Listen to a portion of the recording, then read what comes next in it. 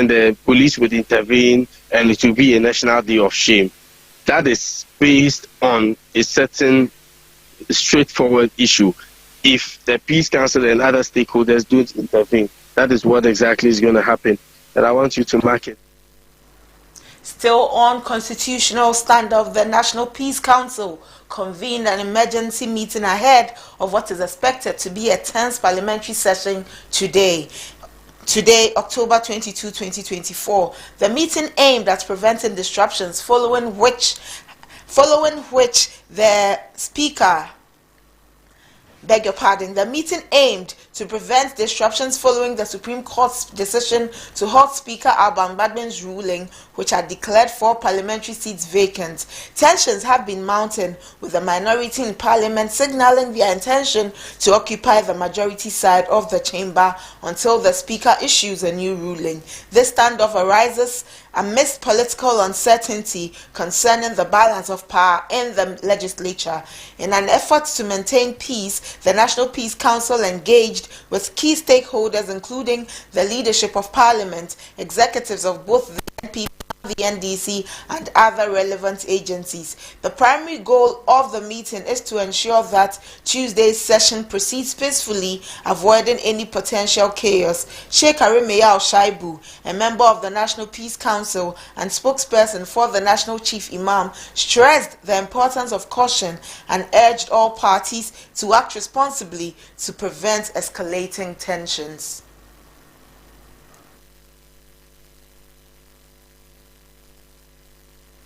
The Speaker of Parliament, BAGBIN, has broken his silence on the raging controversy over the Supreme Court's ruling that set aside his declaration of 4 seats in Parliament vacant. In a post on Facebook, Mr. BAGBIN wrote, "God bless our homeland Ghana and make it great and strong beyond any single individual or constitution."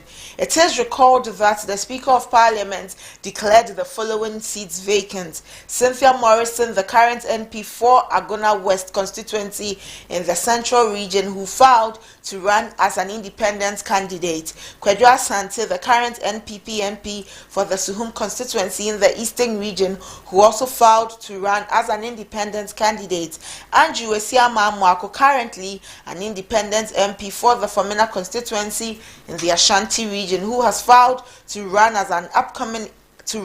the upcoming election as a candidate for the ruling New Patriotic Party; and Peter Kwache Aka of the Amenfi Central constituency, who has filed to run as an independent candidate away from his party, the NDC. However, the Supreme Court on Friday, October 18, directed the Speaker of Parliament, BAGBIN, to suspend the implementation of his ruling that declared the 4 seats in the House empty or vacant.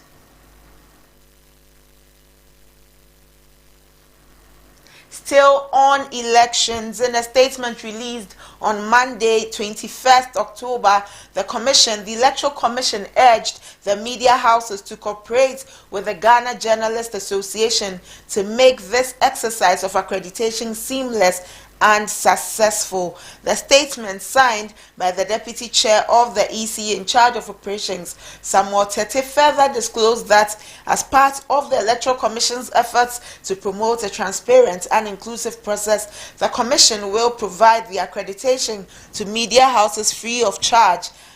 The deadline for submission of the list and photographs is 31st October 2024.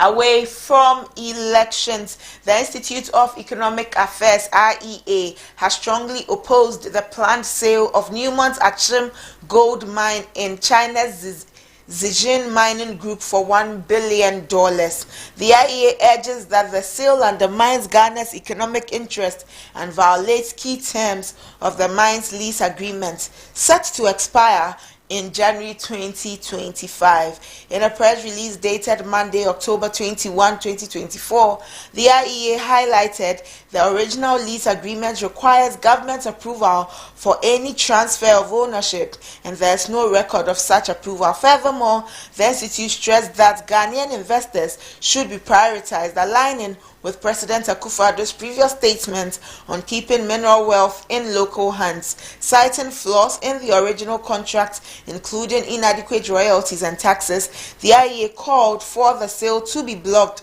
and for Parliament to reject it. They emphasized the importance of national ownership in the mining sector to ensure long-term economic benefits for Ghana.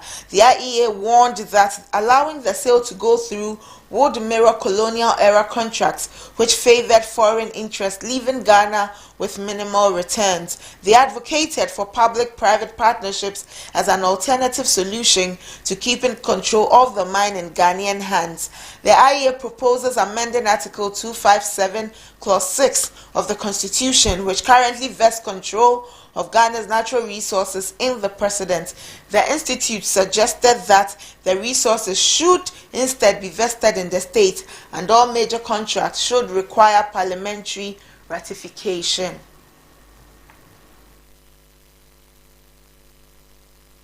That's all for the headlines this morning. ABC in the Morning comes up shortly. Stay with us.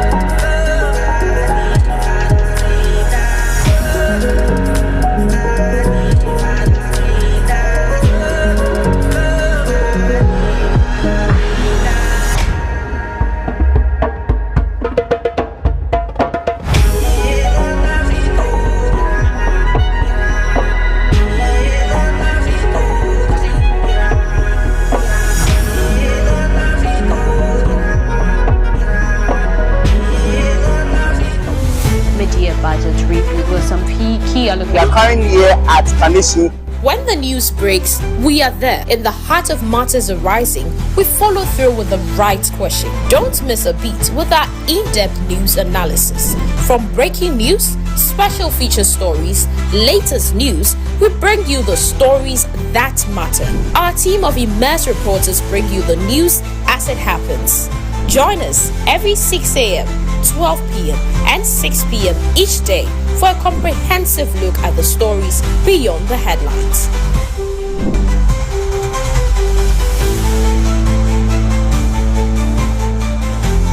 2 to 1. You're watching ABC News GH. ABC News GH, your trusted source for news.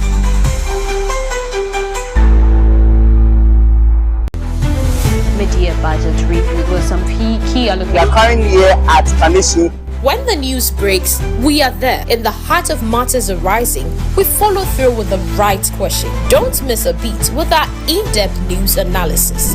From breaking news, special feature stories, latest news, we bring you the stories that matter. Our team of immersed reporters bring you the news as it happens.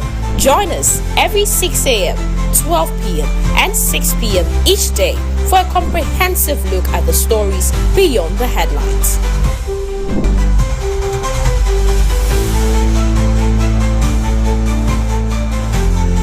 2-1. You're watching ABC News GH. ABC News GH, your trusted source for news.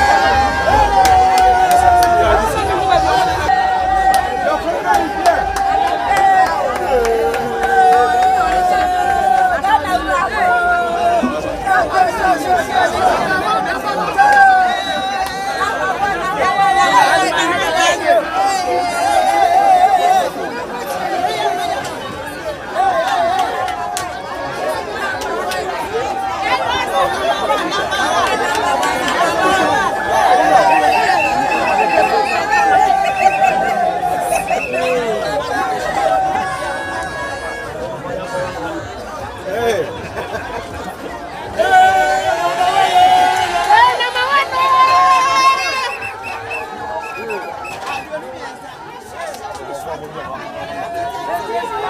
is possible. Highly possible. Possible.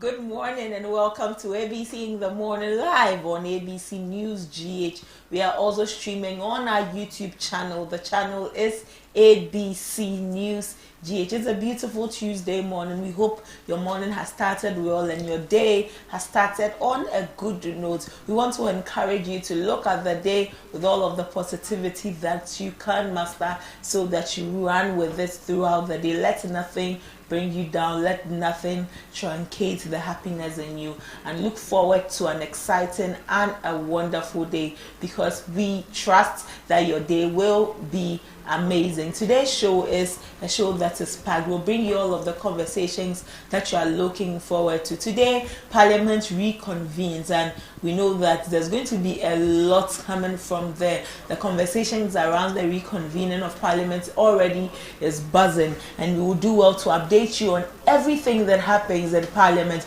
So you want to be glued to ABC News GH. Don't go anywhere. Keep watching ABC News GH. Visit our website so that you're updated with everything happening in Ghana at the moment. So much has happened between yesterday and today, and we'll do well to unpack it all for you, for the viewers, for you, and for you to also tell your friends about it. I know that there are people who depend on you for news, and you also depend on ABC News GH for news, so we'll do well not to disappoint you at all. Let's ABC in the morning. I am Abuna Mante, and I am so excited to come your way this morning. Stay with us, we will be back.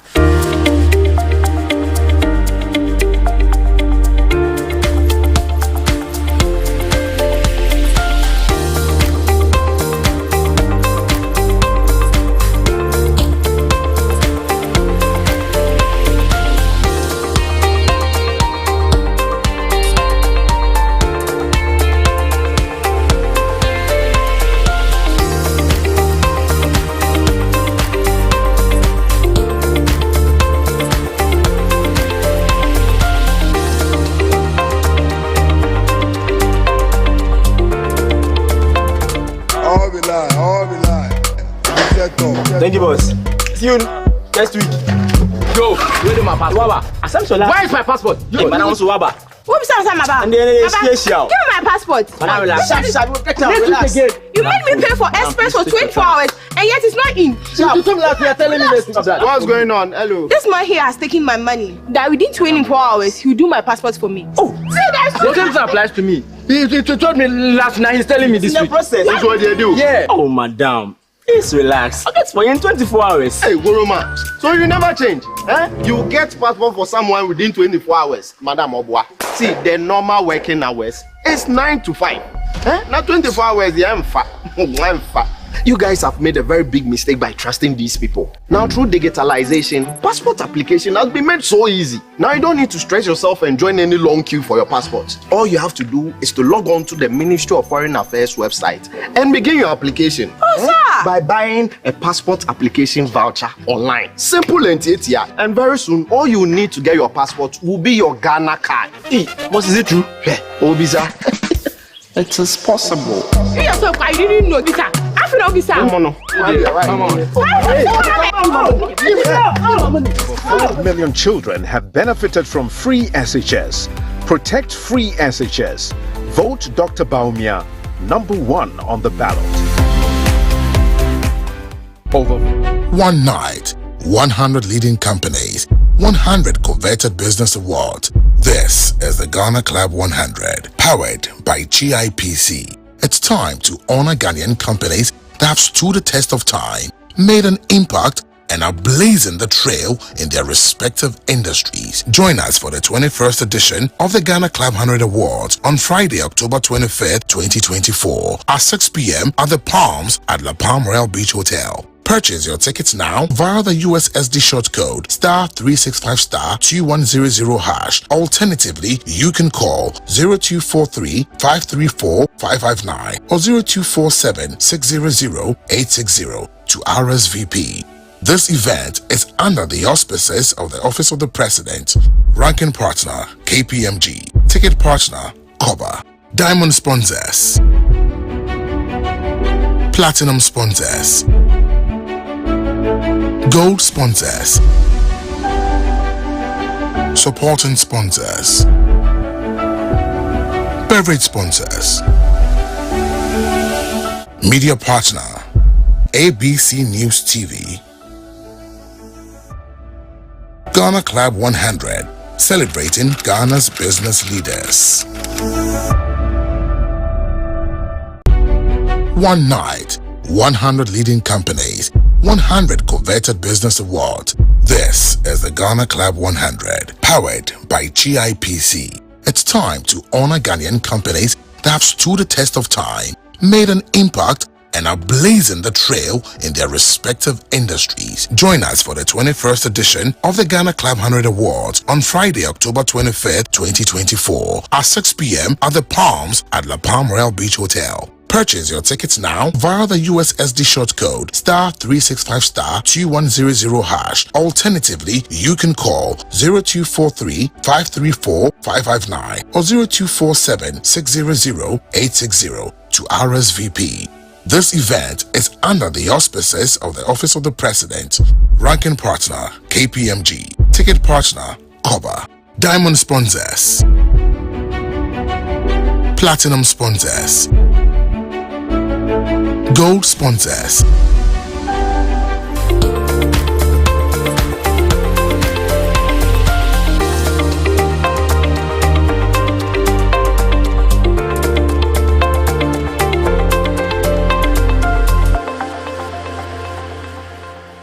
watching ABC in the morning. Before we get straight into the conversations for today, let's see the news on the various news portals. These are some of the things that will be leading the day as we go on. The news on the various news portals. Let's get to ABC News GH. On ABC News GH, MPs, staff, press will undergo strict security screening before Parliament sits today, and the Peace Council reconvenes. The Peace Council convenes emergency meeting ahead of parliamentary sitting tomorrow. And MP Peter Nochukotoe says that the 2024-2025 academic calendar is a disorganized educational system. And Eco-Conscious says that deployed military retreating as illegal miners outgun them. This is what is on ABC News GH. Let's get to My Joy Online. On My Joy Online, security tightened ahead of Parliament sitting today amidst constitutional standoff. An 82% support for Mahama's call for change, Imani Pauls says. And Asepa says that Akufo-Addo, Chief Justice and Speaker, must have a conversation. Asepa is saying that on the back of all of the Parliament saga or brouhaha. And CDD Ghana warns against escalating parliamentary tensions. CDD wants Parliament to avoid a political turmoil. And 3 have been arrested over an assault of Joy News crew at a Galamsey site. All of these on the news portals. Let's get to City News Room. Parliament tightens security ahead of Tuesday's sitting. This is on City. And CDD tells Speaker BAGBIN to comply with Supreme Court ruling to avert any chaos. And Baumia says that he will establish mechanization centers in every district to boost agriculture. And the Peki Paramount Chief has said that NPP government has done a lot for Ghana. And finally, in Kumasi, a man has been found dead inside a truck at Nyentre Niase. A man has been found dead in a truck. These are some of the conversations happening on the various news portals. For more news, you should visit our website www.abcnewsgh.com. There's conversation happening on Twitter, and the Peace Council posted something on X, formerly known as Twitter. The National Peace Council says that the National Peace Council is aware of the current development in Parliament of Ghana and wishes to assure the public that we are working and engaging the relevant stakeholders for peace to prevail. We urge all to remain calm. Thank you. They posted this at 4:38 yesterday on X, formerly known as Twitter. So in the trends, you see Peace Council. Many people are tweeting or posting, and you find Peace Council in their posts. There's also conversation happening around North Tongu, Salifuamako, all of these happening on X. As we go on, we will bring you more and more from there. So you want to be watching us on ABC News GH and follow ABC in the morning, because we have a lot for you this morning. We'll be getting straight into our front story for today, and stay with us. We will be back.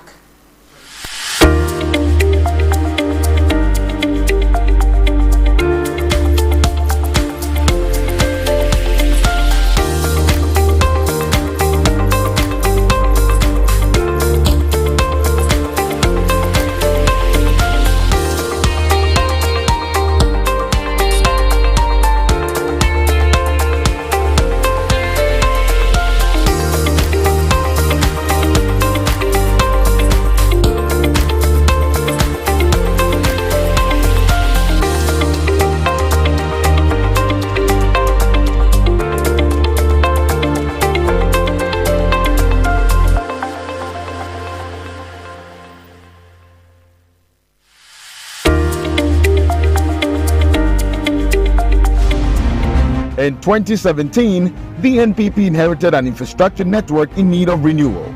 We've since focused on building modern, resilient infrastructure, expanding roads, railways, and housing through strong partnerships with the private sector.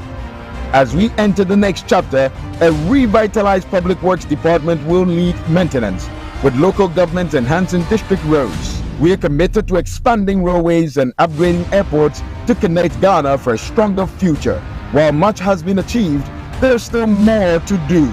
Vote for Bawumia. Bawumia means business. In 2017, the NPP inherited a fragmented digital infrastructure that limited public service efficiency. Since then, we've revolutionized how services are delivered with the Ghana card and mobile money interoperability, enhancing speed and accessibility. Our efforts have greatly improved government interactions, making life easier for every Ghanaian. However, our vision doesn't stop here. We aim to further expand and modernize Ghana's digital landscape. The journey towards a fully integrated digital society continues. Stand with us. Vote for innovation. Vote for Bawumia. Bawumia means business.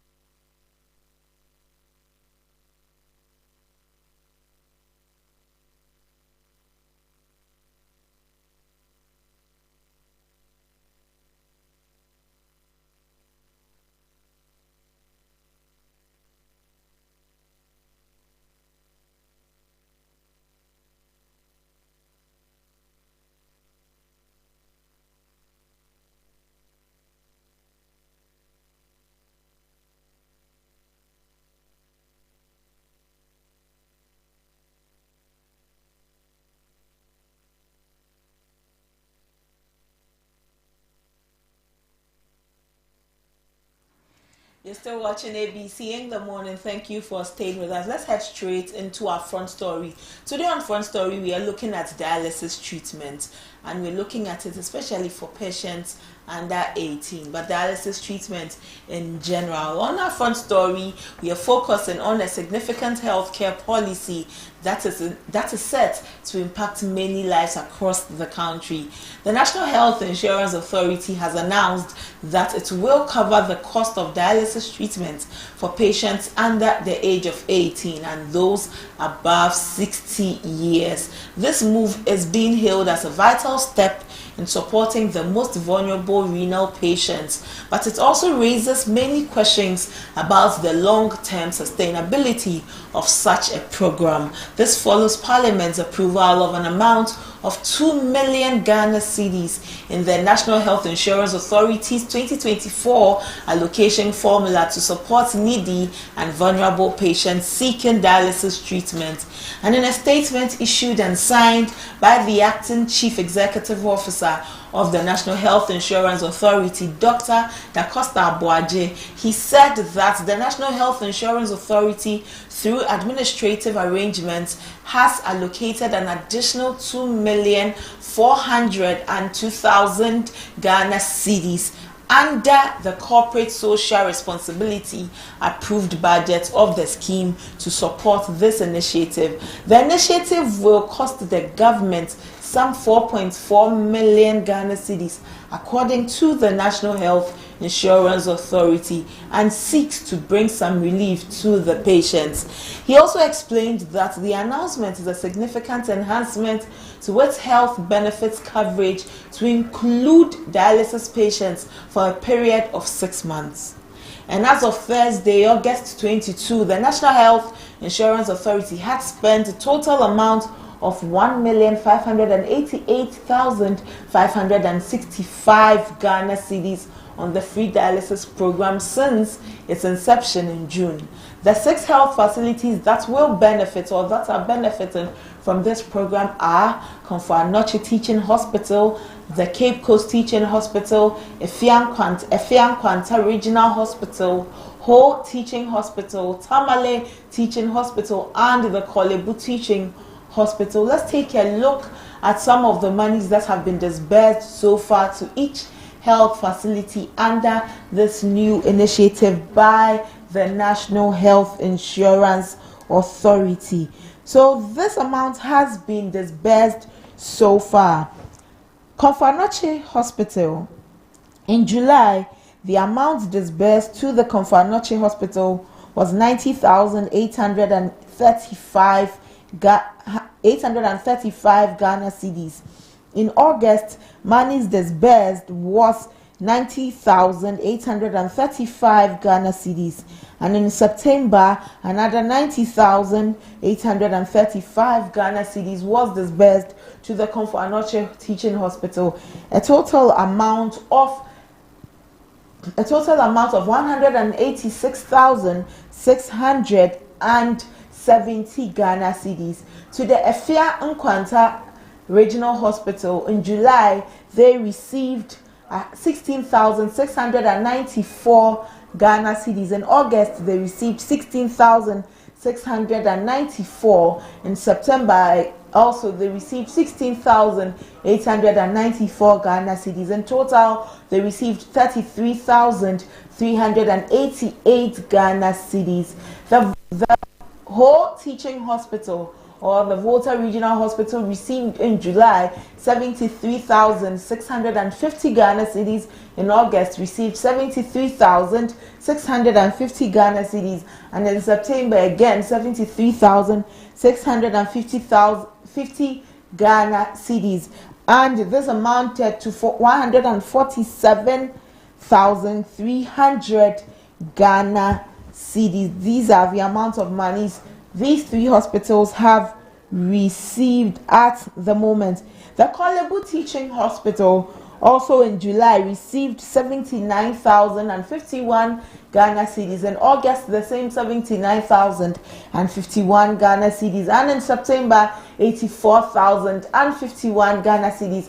A total amount of 163,102 Ghana cedis. The Tamale Teaching Hospital received 28,478 Ghana cedis in July. In August, they received the same 28,478 Ghana cedis, and in September received 28,478 Ghana cedis. A total amount of 56,956 Ghana cedis. The Cape Coast Teaching Hospital also received in July 41,753 Ghana cedis.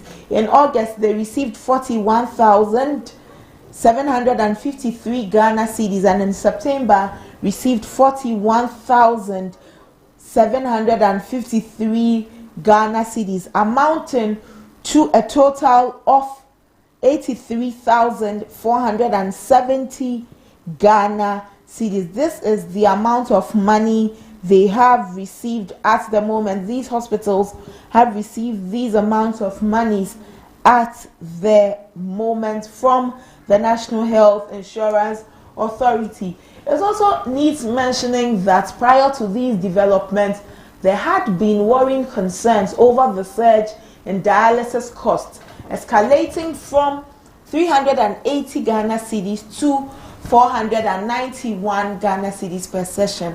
This increment triggered calls from Renal Patients Association for government support as this exacerbated the financial strain on patients already struggling to manage previous bills until Parliament took it up for consideration. While this initiative is a laudable one, the pressing question still remains: is this a sustainable intervention? Can we sustain this in the long term? Is it going to be sustainable in the long run? Or could it become a burden on government resources in the foreseeable future. Could it also even be a subtle political incentive to sway voter decisions ahead of the impending 2024 elections? These are some questions that need answers to. But let's speak with stakeholders of this issue. There are persons who play a vital role in this issue, and we will have to speak with them to understand the issue. Let's find out if they receive this news as a good news. Let's find out if they believe it's going to be sustainable. Let's also find out if they were consulted before this came up. However, initiatives have been taken, and we see that the National Health Insurance Authority will be covering the cost of dialysis treatment for patients under the ages of 18 and under the age of 18 and 60 and above. We know that the dialysis patients have raised various concerns. We at ABC News GH have highlighted some of their concerns. We've spoken to them on a number of occasions, finding out what really is the issue they are facing. Let's take a look at the beneficiaries of the National Health Insurance's free dialysis program. The free dialysis program is for patients, is for patients aged 18 and below and 60 years and above. They will receive all 8 free dialysis sessions per month. So patients who are aged 18 and below and 60 years and above, every month will receive 8 free dialysis sessions. So every month they will receive 8 free dialysis sessions. And patients between the ages of 19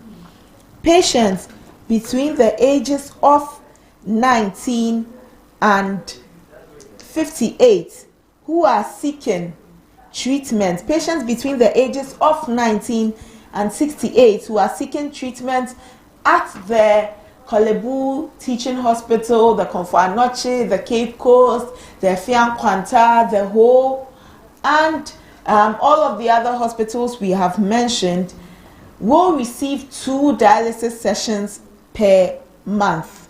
Patients who are between the ages of 19 and 59 years who seek treatment at the hospitals, the 6 hospitals that we had mentioned earlier,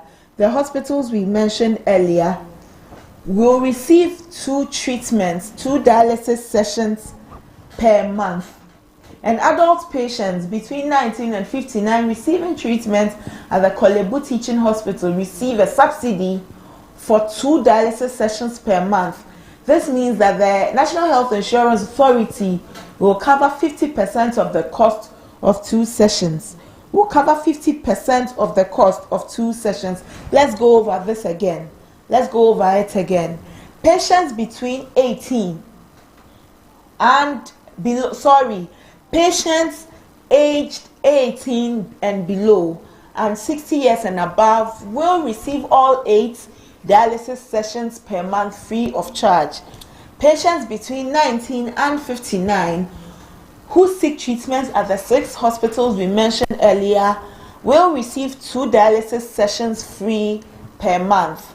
And adult patients between 19 and 59 will receive treatment at the Kolebu Teaching Hospital will receive a subsidy of 50% of the cost of 2 dialysis sessions. We'll come back with more of these beneficiaries, but we spoke to some of the patients who are on dialysis, and this is what they had to say.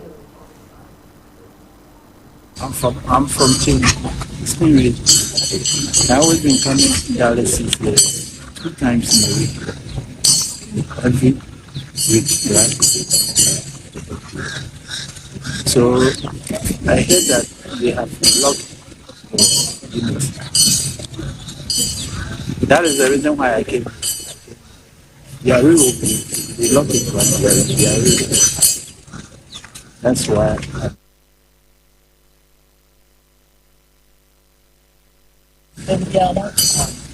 Patients Annan and Gladys Ahiakpo, both kidney patients, sorrowfully recount the intense pain they have to endure at each session, which they still subscribe to. Because we are suffering, as a kidney patient here myself, I'm suffering. It's not easy to be there and you've not got dialysis to the stress, the pain alone, I can't say it. So what we are pleading from the government and the ministry is that they should prioritize our health. It's not easy being a kidney patient. For the past 4 years since I became diabetic, I've not urinated before. And that goes for many other people. So the dialysis is our only source of excretion. So if you deprive us from it, it's like indirectly you are telling us we should go and die. Now we can't even buy our blood pressure medication because it has increased. Yes,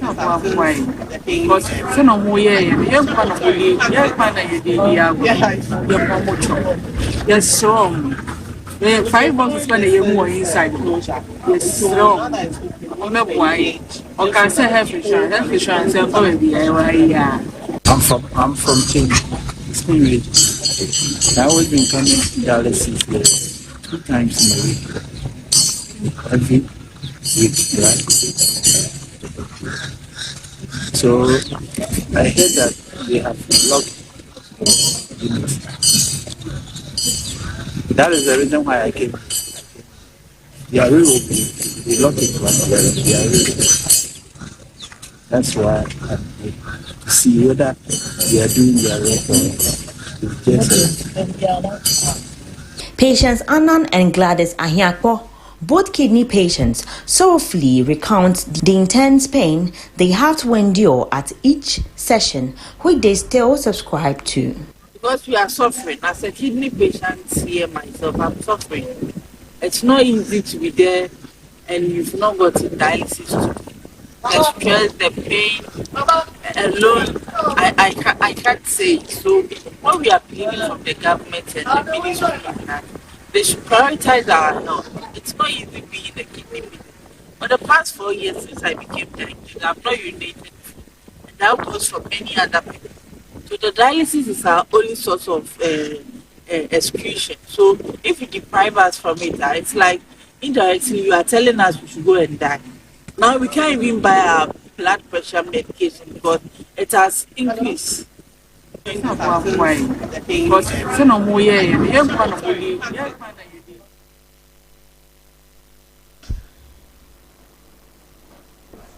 Well, you're welcome back to ABC in the morning. You heard from some of the patients on dialysis. This was from a report we filed a few months ago. They bemoaned their issues and how they were suffering because of some of the issues at the dialysis center. Now, NHIA says that it will be covering some of the costs for dialysis for the patients who are on dialysis. Let's speak with Kojo Bafo Ahinkora. He is the president for the Renal Patients Association. Good morning, Kojo. Thank you for joining us this morning. Good morning, but I can your voice is a bit down. Can you raise your voice up? I can hardly hear you. I'll do that, Kojo. Can you hear me? Is it better? Yeah, I can hear you. Kojo, the NHIA's decision to cover free dialysis for patients under 18 and adults under over 60 has been hailed as a positive step. From the perspective of your association, how significant is this policy in addressing the challenges faced by renal patients? Thank you very much. It's a welcoming news, but I always keep saying we really appreciate what the National Health Insurance is trying to do. It's something we've been fighting for some time now. So if now they want to cover it for us, it's good. But the point is, this covering that they are covering, then when you look at the statistics, it doesn't make, it's not meaningful. Let me use the word, that's all. Because they are just doing 60 and above free, and then children below 18 years free. That is, they are covering all their sessions in a month for them. That place, the numbers are not there. What I mean by the numbers is that there are not many. I mean, it's just a few of them. The above 60, very few. The children below 18, very few. The large number is between the children above 18 to, let's say, 50 years. That is where the problem is. And that place, they say they are just giving us 2 sessions out of the 8 sessions that we do in a month. And it's very insignificant. So if the National Health Insurance is saying is covering up, not that we don't appreciate, we really appreciate what they are doing. It's very good. At least we are making a way, somehow we are making a headway. But the point is, they should come back again and look at where I'm stressing. The ages between 19 and 50. That place, that is where we are the youth, we can work and pay taxes. But here we are the people, they are giving us 2 sessions out of the 8. We are supposed to cover for 6. 1 session is now almost 5 million. And you are supposed to do twice a week. Twice a week in a month is supposed to be 8 sessions in a week. So if the government take maybe 1 week for you, then you are going to cater for the 6.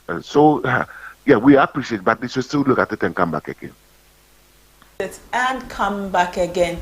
According to the available data, there are vast disparities in access of dialysis across the regions. Some of the regions lack dialysis centers altogether. You've already said that it would be better if the policy was looking at persons between 19 and 50. However, beyond that, with the lack of dialysis centers, how do you think their policy will address these disparities, especially for patients in regions that are underserved? Could you? Once again, thank you again. Yes, like you just rightly said. I mean, we have about 16 regions. And I'm not even sure all the 16 regions have got a regional hospital. So this come back to the point is, if not the regional hospital, the district hospitals are supposed to have dialysis centers, because I can tell you on authority that I have people traveling all the way from Eastern region to Accra to come and do dialysis. That should tell you there's not even one in Kofodia. If there's one in Kofodia, then probably maybe it's not functioning or it's not up to its capacity. So, like you said, it's true. They are lacking. Most of the 16 regions, maybe the district hospitals, the regional hospitals, they don't have. So all boils down to that we don't have the hospitals to cater for them. So they should, even though National Health Insurance is doing their best, because as at now, then probably what they have to do is that I think most of the private facilities are now trying to open some in the regions. Then they have to extend this facility to the private hospitals so that those who have the issue can go to the private hospitals to have their sessions, because since the government don't have the facilities in their hospitals, they should extend it to the private hospitals. Kojo, before the NHIA came out with this policy, did they meet with stakeholders? Did they engage the Renal Patients Association before arriving at this conclusion? Yes, this year, I think I've forgotten the month, but I think around before June, a committee was set up, which I was part of the committee. The government was going to give us some 2 million Ghana cedis to have. So we sat down, I think we met about six times or so, and we had a deliberation on all these things. So we came into it because we realized that the money was not enough to cater for all of us. That is whereby they decided that if that would be the case, then we should look at the aged and then the children, because they were more vulnerable. Because the children, when they come, because money was not there for them, and they were not getting regular, they were losing them quickly. And then the aged too, because they were pensioners, the money was not there. We were losing them quickly. So when we sat down, we had the meeting, the committee was set up, we discussed, we came back. But at that time, the National Health Insurance has not taken up the responsibility that they are taking it. If, as at that time, they could have taken the responsibility, they were going to cater for it, we could have known how to and move about it. As at that time, this decision hasn't come. It was a money from government, 2 million Ghana. That is why we took that decision that the children and the aged should be catered for free. And then we and the working class, maybe we'll manage ourselves, which is very difficult for us. So yes, we had a deliberation with the National Health Insurance. But like I'm saying, as at that time, a decision has not been made that the National Health Insurance was going to take it. So now that the National Health Insurance said they are going to take it up, then maybe we need to go back to the drawing board and have maybe a proper deliberation and know how these things can be done. Kojo, what would you be sending there to the table to discuss? Because I said if you are going back to the table to speak with the National Health Insurance Authority or with other stakeholders, what are some of the key issues you'll be tabling? You've mentioned that they should expand the access to the private institutions. You've also mentioned that they should include the vast majority that is between 19 and 50. However, what are the other matters that are of significant importance to the Renal Patients Association that if you went to the table to meet the Health Insurance Authority, you would be tabling to them? They should look at our medications, because the kidney failure is not all about dialysis. It's not all about dialysis. Because we always talk about dialysis, it's not all about dialysis. I mean, we have an injection that we take, the erythropoietin we take. They should be looking at that one, because before one can die from kidney failure, then he's lacking a lot of things. Well, you can go for dialysis, but you can die because maybe his HB might be very low. And this erythropoietin is also very expensive. It's about 2.5. You need to take that injection after any time you go for a dialysis session. So like I'm saying, at this time, we need to sit down back on the table with the National Health Insurance. They should let us know their budget, that we can also put our problems and our needs to them. And then they will let us know which one they can take good care of it for us. And maybe we can also take part of the cost so that maybe we can move smoothly on this line. Because now that they say they want to take it, they want to put it on the National Health Insurance, I mean, like I'm saying, the aged, the numbers are not there. The children, the numbers are not there. We, the majority, we are there. So maybe there might be some money back they can use to look at it. And then they should try and also have a lot of dialysis centers in the district or in the region. Very important. We need that is what we need to tell the National Health Insurance. For them to do this thing successfully so that we can all have our sessions clear and live a bit longer with our families, they need to get the dialysis machines into the regional hospitals or the district hospitals so that the accessibility can be very easy for everyone. Accessibility can be very easy for everybody, but let's look at sustainability. You are the ones who are stakeholders. You are the ones directly affected by the decisions that the NHIA takes. Do you believe that this decision they've taken to absorb some of the cost and also to cut down on some of the cost for other patients will be sustainable? Will it be something that we can look forward to in a long run, in 10 years, in 20 years? Or from where you stand as the Renal Patients Association, you do not foresee it going beyond just a few months? My dear, it is sustainable. Per my own checks and my one or two, if they will stop capping the National Health Insurance Fund, it's being capped. The money is being paid to the National Consolidated Fund, and then government gives the National Health Insurance some part of the money. Kenya is doing this dialysis for free, the whole country. There are other countries that are doing it for free, and they are using National Health Insurance. They even came to Ghana to learn how the National Insurance works. If the Kenya says, why can't we do it? We can do it. If only the National Health Insurance is not being capped. It's being capped. As of now, it's being capped. And then it's go to the Consolidated Fund. What the government wants is what they give to the National Health Insurance for disbursement. So if they are allowing them to do their own thing, they are managing their own affairs, my dear, it's sustainable. We can do it because the dialysis, the numbers are not that scary. The numbers are not that scary. The whole country, the numbers are not that scary. So if we can get the machines into the regional hospital or district hospitals, and then the money is not being capped, and they are allowing them to do their own thing, it's sustainable. It can be done. And the political will is that they can do it, like they are doing free HS. They can do it. Kojo, you said that the number of dialysis patients in the country are not many. How many are you at the moment? Currently, I don't have my thing with me, but I think we will be less than 2 million. Less than 2 million. Yeah. Thank you for speaking with us, Kojo. You're welcome. Kojo Bafo Ahenkra is the president of the Renal Patients Association. This conversation on the NHIS dialysis treatment. The NHIS says that says that for patients 18 years and below and patients 60 years and above, they will have their dialysis treatments for free, and those in the brackets of 19 and 60 will be paying a subsidy. They will not pay fully what they normally would pay, and they would also receive 2 free dialysis sessions per month. We've spoken to the president of the Renal Patients Association. He says that it is a welcoming news. However, the policy is not too meaningful, because if you look at the number of people or the number of persons who fall within the 18 years and below and 60 years and above bracket, there are not so many. The number, the chunk or the number of people, the majority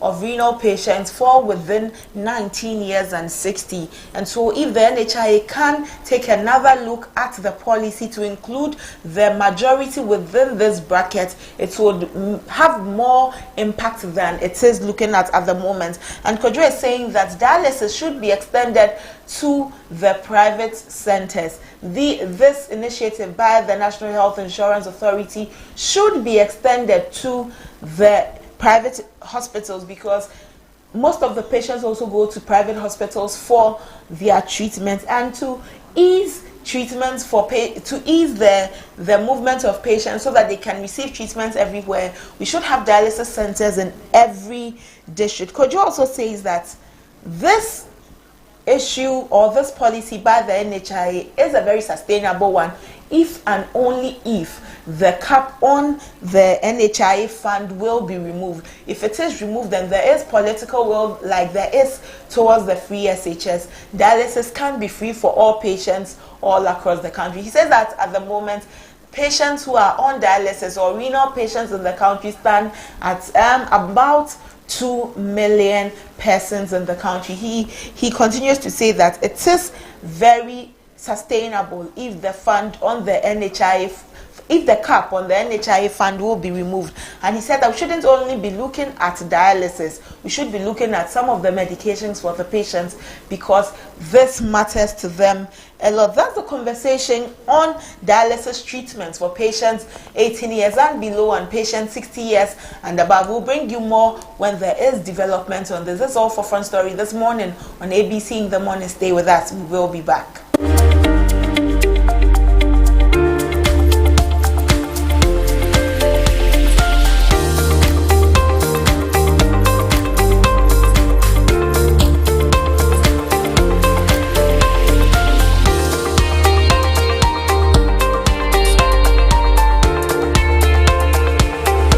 5 million children have benefited from free SHS.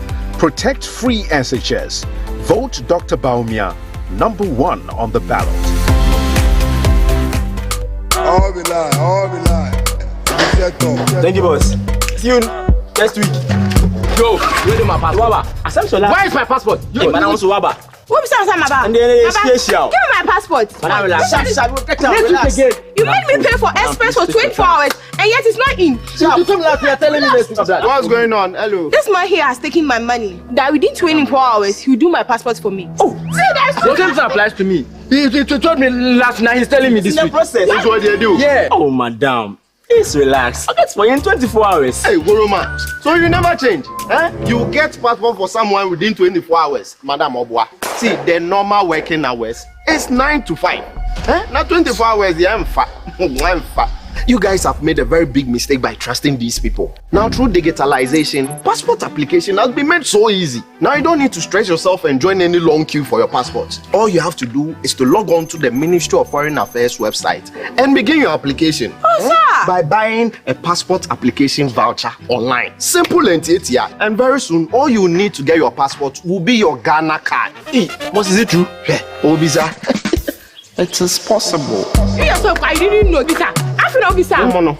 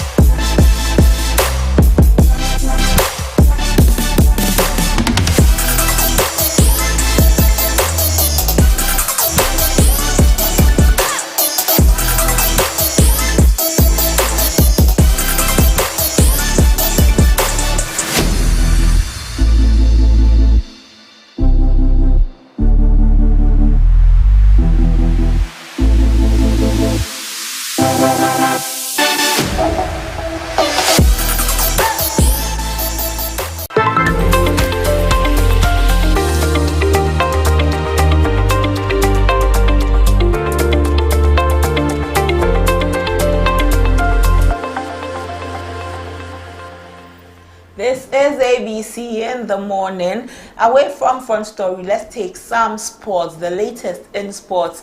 And Derek Komikisi is on hand to give us all of the latest you need.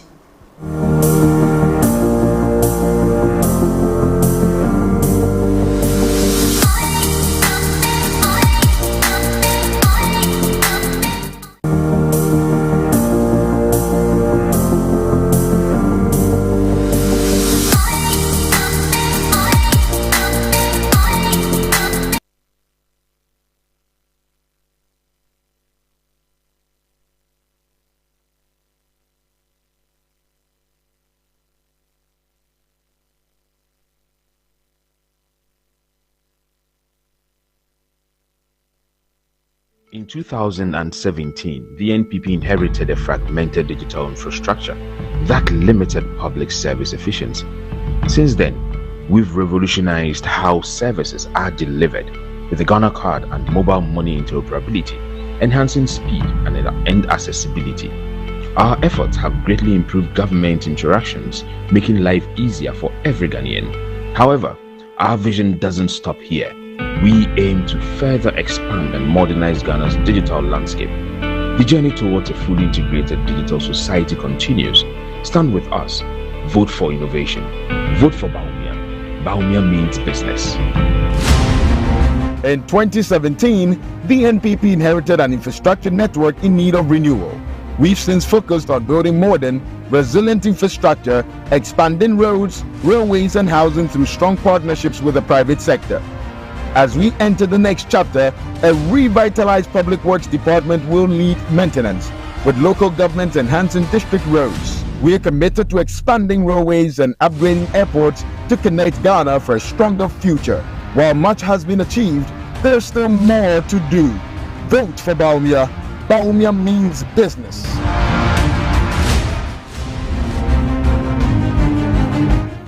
Over the past 8 years, the NPP has significantly improved support for our most vulnerable citizens. From expanding school meal programs, enrolling 300,000 more people in the LEAP initiative, enhancing healthcare for expectant mothers, we've strengthened the fabric of our society.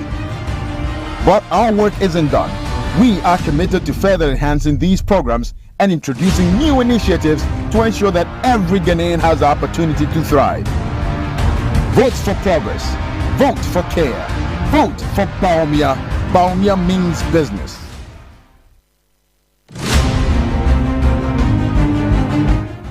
Over the past 8 years,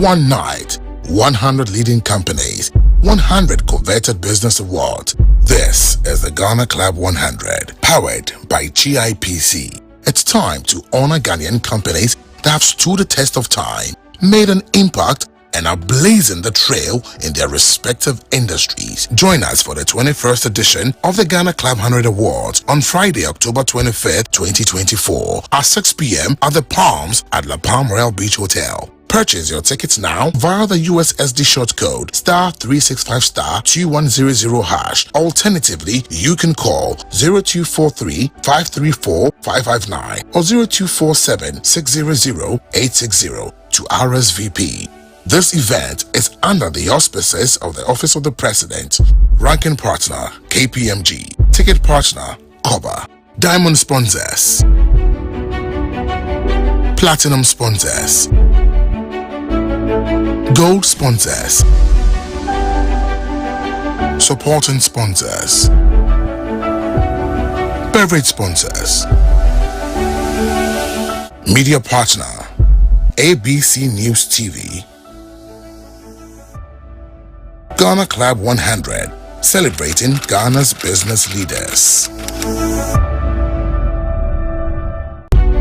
One night, 100 leading companies, 100 coveted business awards. This is the Ghana Club 100, powered by GIPC. It's time to honor Ghanaian companies that have stood the test of time, made an impact, and are blazing the trail in their respective industries. Join us for the 21st edition of the Ghana Club 100 Awards on Friday, October 25th, 2024 at 6 p.m. at the Palms at La Palm Royal Beach Hotel. Purchase your tickets now via the USSD short code *365*2100#. Alternatively, you can call 0243-534-559 or 0247-600-860 to RSVP.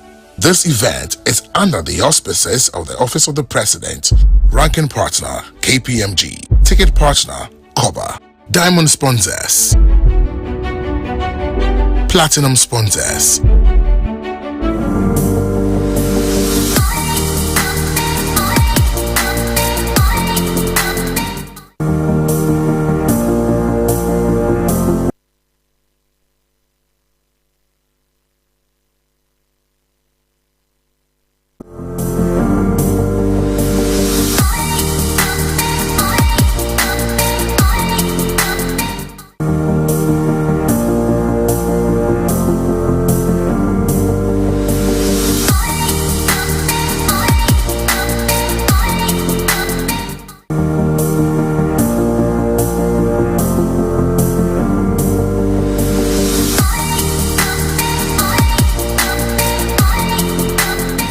Good morning and welcome to the sports segment here on ABC in the morning. My name is Derek Kumikisiedu. Now let's do some sports now. As Ghana Black Sharks are out of the ongoing beach soccer African Cup of Nations after enduring another setback, losing 5-2 to Morocco in Group A on Monday at the beach soccer African Cup of Nations in Hurghada. Ghana's campaign began with a disappointing 6-3 loss to host Egypt in the opening match on Saturday. The second defeat leaves the Black Sharks at the bottom of Group A, struggling to find their form. Morocco had earlier secured a narrow 4-3 win against Tanzania in their opening fixture, a closed contested match that eventually went in favor of the North Africans. Ghana exit was confirmed after Egypt's 9th week thrashing of Tanzania later.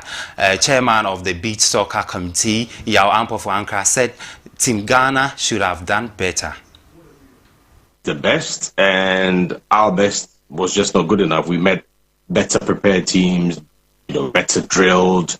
But I think in that respect, we've, to be honest, go back to the drawing board and improve. At least we know the level, we know our level, as it were, and we need to really improve to catch up.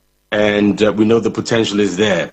There's no argument. There's no doubt about that. We have the potential. It's just that we were not good enough at this tournament. The new crop of players making their debut here really found it going tough against very experienced, as I said, well-drilled teams. The North Africans have closed the gap on Senegal, but the team is relatively new, and I'm sure we've learned a lot of. Now Ghana under 20 will face host Togo in their final Group A match of the 2024 WAFU Zone B AFCON Championship on Wednesday, 23rd October 2024, having secured a vital 2-0 victory over Niger, powered by a brace from striker Aziz Mozibao. Ghana currently tops Group A with 4 points after 2 matches. The victory against Niger not only boosted their confidence but also reignited their hopes of qualifying for next year Under-20 African Cup of Nations. The match against Togo is set to be a thrilling showdown as both teams vie for a spot in the semi-finals. Ghana's solid performance in their last outing showcased their defensive resilience and attacking prowess, with Mozibao emerging as a standout player with the stake high. The Black Satellites are determined to deliver a strong performance to ensure their progress in the competition. A win against Togo would solidify their position and enhance their chances of qualifying for the 2025 AFCON.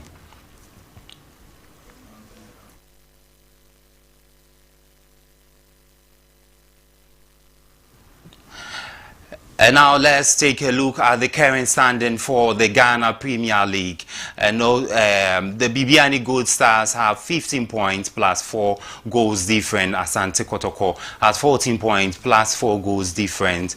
Mediama is having 14 points plus 2 goals different. Berekum Chelsea has 13 points plus 4 goals different. Samatex is having 10 points plus 2 goals difference. Vision FC is having 10 points plus 2 goals different. Nations FC 10 points plus 1 goal different. And so Tramani FC is having 10 points plus 1 goal difference. Hearts of Oak is having 9 points without any goal difference. Bichem United is having 9 points, also 0 goal difference. Hearts of Oak is having 8 points plus 1 goal difference. Karela FC is having 8 points with no goal difference. Holy Stars is having 7 points minus 3 goal difference. Accra Lions is having 6 points minus 2 goal difference. Ediana Stars is having 6 points minus 1 goal difference. Young Apostles is having 6 points minus 3 goal difference. Dreams FC is having 4 points minus 4 goal difference. And Legon City having 1 point minus 8 goal difference.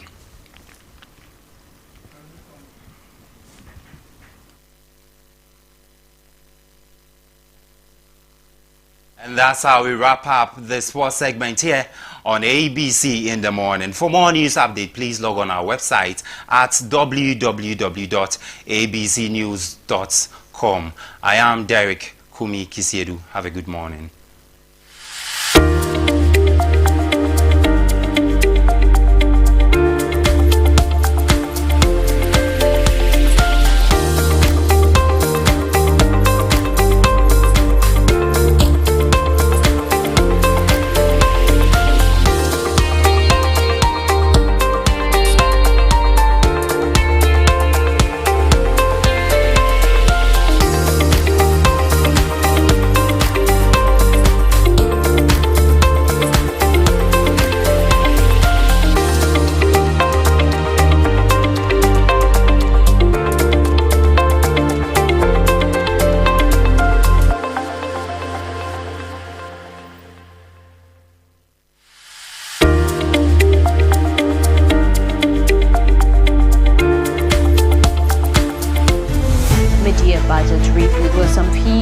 We are currently here at Kanisu.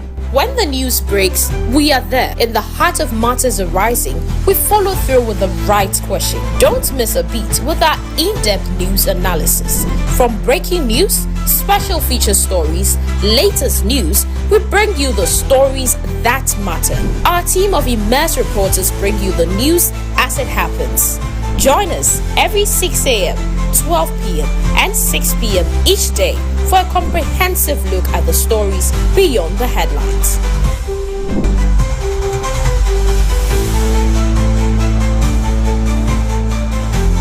3 to 1. You're watching ABC News GH. ABC News GH, your trusted source for news.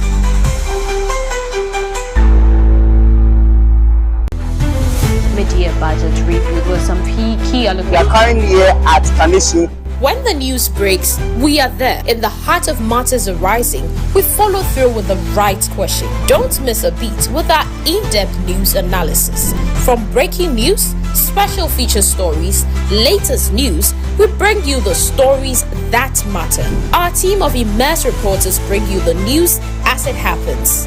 Join us every 6 a.m., 12 p.m.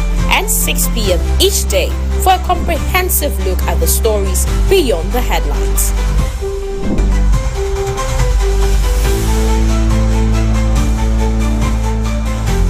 2 to 1. You're watching ABC News GH. ABC News GH, your trusted source for news.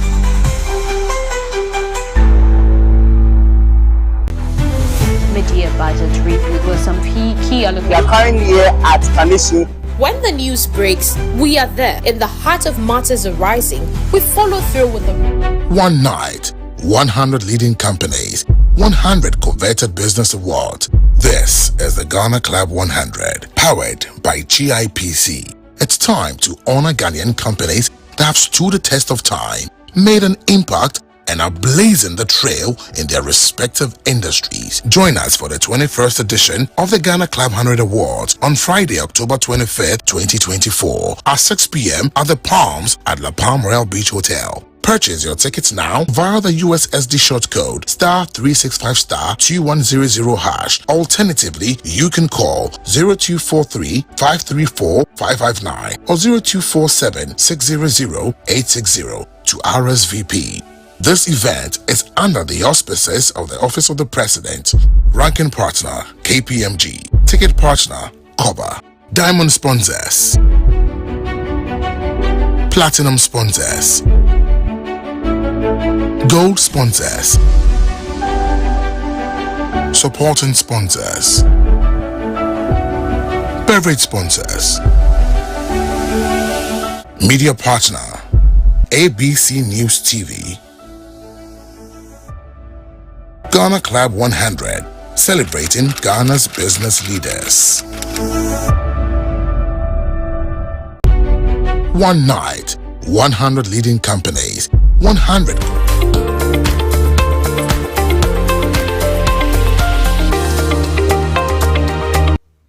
Hello there, good morning. Welcome to the health segment here on ABC in the morning. And as you know, we are still in the month of breast cancer. So this whole month is dedicated to sending awareness across for people and persons with breast cancer and also people that do not know about breast cancer. But today we're talking or tackling about men breast cancer. A lot of you also think that breast cancer is just something that occurs in women. So today we're paying the focus on how to know or what to know about breast cancer in men. So the bigger question most of you do ask is, can men have breast cancer? Well, the question is yes.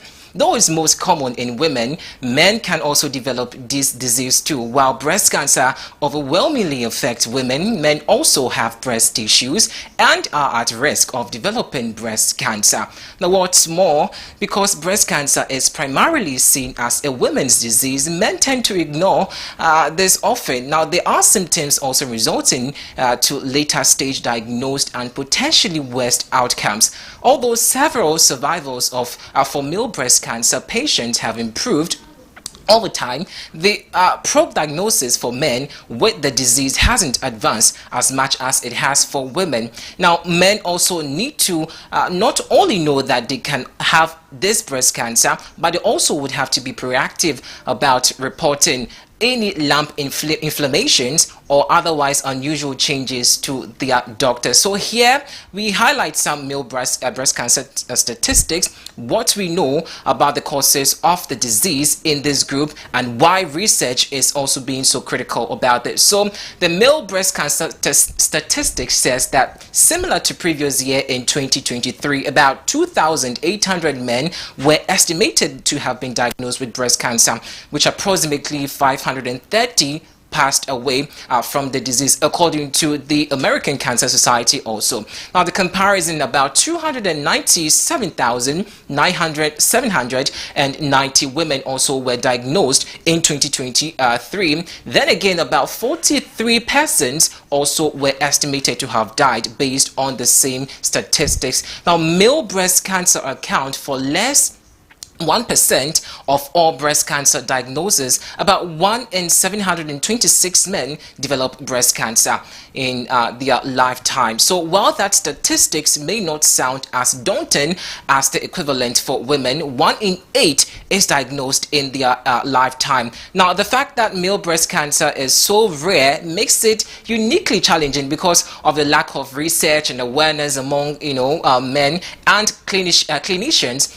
Some departments in the breast cancer facility, and the outcomes in men compared to women have been noted in recent studies. Now, on 2019 study from the Verbidet University research, also based on mortality data from 1.8 million women and 16,205, found that male breast cancer patients have also increased about 19% higher mortality rate than women. Now, in the 2023 study published in the Journal of the National Cancer Institution, it says that several breast cancer patients and other have been found in this uncertain situation. Unlike breast cancer in women, survival rates for male breast cancer have not also significantly improved in the last 30 years. So fast forward, let's move at the causes of breast cancer. So if you're a guy watching me, and you think that breast cancer is just about women stuff, you don't pay attention, you just wake up and you're okay, you feel like, no, it's okay. So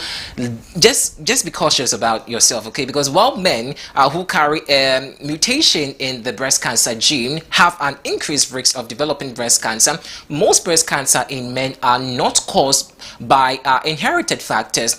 Nonetheless, knowing a man's family history can also be informative and help guide decisions regarding the need for genetic testing. So exposure to radiation treatment to the chest, as well as conditions that increase levels of estrogens, such as obesity, are also factors that also influence the risk of breast cancer in men. Now, the signs and symptoms of breast cancer in men are what I'm about to tell you. So you also would have to pay attention to these following. So the first sign and symptoms you would see if you're a guy watching me and you're not so sure whether or not you classify to be, I know it's not a good thing, but just in case you find any of this, so you will be seeing a painless lump or thickening in your breast tissues. So that's the first sign that you should take note about. Okay, then again, changes to the skin covering your breast, such as dimpling, puckering, redness, and scaling. Okay, so if you're a guy, sometimes most often we the guys or the males, we don't really pay attention to our health like that. It's like, oh, it's only women that should be paranoid about their health. But hey, take very good care of yourself. So you also would see some changes to your nipples, such as redness and scaling, or a nipple that begins to turn inward. Yes. And this one is quite relative, but not everybody sees this, but it also some signs and symptoms over there. Then you also see discharge from your nipple. So if you're a guy and you start to see some watery fluid being yellowish or whitish, until your doctor confirms that nothing is wrong with you, you just would have to be careful. Now, unfortunately, there have been little research in male breast cancer, especially in how best to treat it, in part because of the disease rarity and lack of surveillance. Yes, so men are often excluded from, or at least not actively recruited to, breast cancer clinical trials. Now, as a result, treatment in men is such the same as treatment in women, with anti-hormone drugs such as tamoxifen and chemotherapy. These are the measures that at least could curtail the spread of breast cancer. So while this trend is changing and more clinical trial protocols are including men, the sheer lack of men with breast cancer also makes the disease quite difficult to study. Now, in 2019, researchers at the Mayo Clinic analyzed data from more than 10,000 men in the National Cancer Database, and this is what they found. Now, they're saying that their study found that factors such as higher age and diagnosis, being an African American thing, having a high grade or stage tumor at diagnosis, and then receiving total mastectomy, all negatively affected these people breast cancer outcome. Now, those men with a higher economic status also were reported to be passed. Now, positive breast cancer were also passed, and we received radiations, chemotherapy, and endocrine therapy and all. So in conclusion, we are saying that there's different types of treatment for men with breast cancer, but 5 types of standard treatments are used, which are used to treat men breast cancer. Include you can sort for surgery, which is the most sought after thing to do. Then again, we have chemotherapy. So the earliest you detect, then you can go on chemotherapy to curtail the situation for a bit. Then of course, hormone therapy is also prescribed. Radiation therapy is also suggested. Targeted therapy is suggested as well. So there are a number of charities and support organizations that can help you cope with breast cancer. So don't wait before it's too late, and don't also assume that breast cancer just happens in women. So get screened now. And that's how we wrap up on today's health segment. My name is Eric Melo. Catch us up on the next episode of Health Tips. Thanks for watching.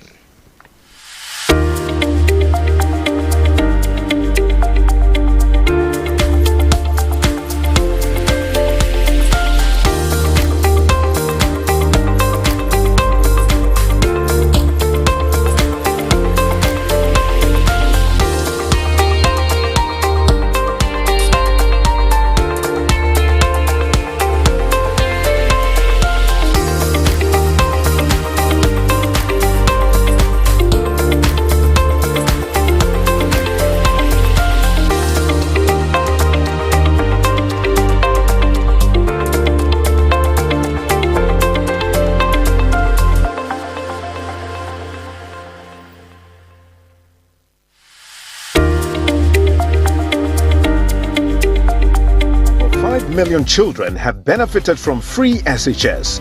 Protect free SHS. Vote Dr. Baumia #1 on the ballot. Over 5 million children have benefited from free SHS. Protect free SHS. Vote Dr. Baumia #1 on the ballot. Over 5 million children have benefited from free. One night, 100 leading companies, 100 coveted business awards. This is the Ghana Club 100, powered by GIPC. It's time to honor Ghanaian companies that have stood the test of time, made an impact, and are blazing the trail in their respective industries. Join us for the 21st edition of the Ghana Club 100 Awards on Friday, October 25th, 2024 at 6 p.m. at the Palms at La Palm Royal Beach Hotel. Purchase your tickets now via the USSD short code *365*2100#. Alternatively, you can call 0243-534-559 or 0247-600-860 to RSVP. This event is under the auspices of the Office of the President, Ranking Partner, KPMG, Ticket Partner, COBA, Diamond Sponsors, Platinum Sponsors, Gold Sponsors, Supporting Sponsors, Beverage Sponsors, Media Partner, ABC News TV, Ghana Club 100, celebrating Ghana's business leaders. One night, 100.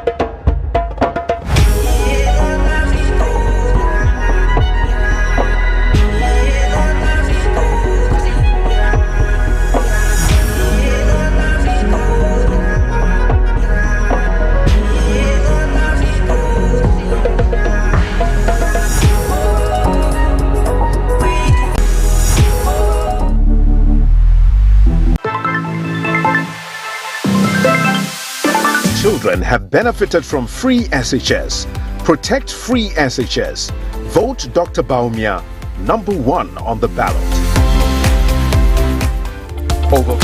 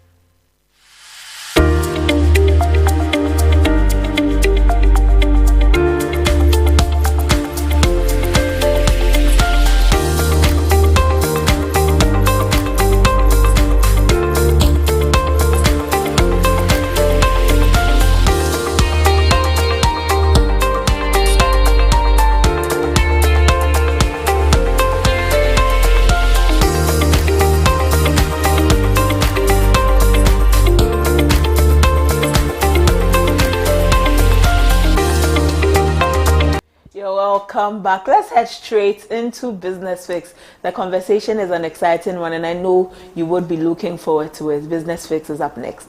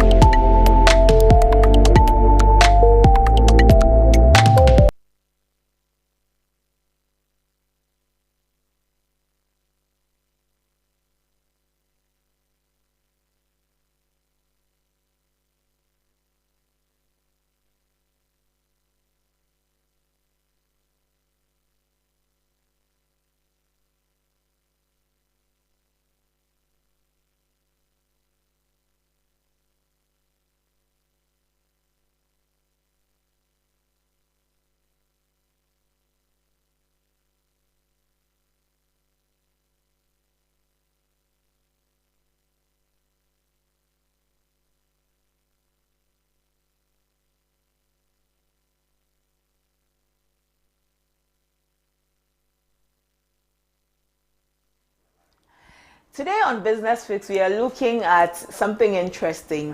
The Vice President and flag bearer of the NPP, when he met creatives a few days ago, said that we're going to have a new streaming platform, a Ghanaian one. Government was set to unveil a new streaming platform, and this streaming platform will be for creatives to aid in the work that creatives are doing. And the question we are asking today is it something that the creatives want? Is it something they like? And is it a step in the right direction for the creative industry? He had an extensive conversation with them.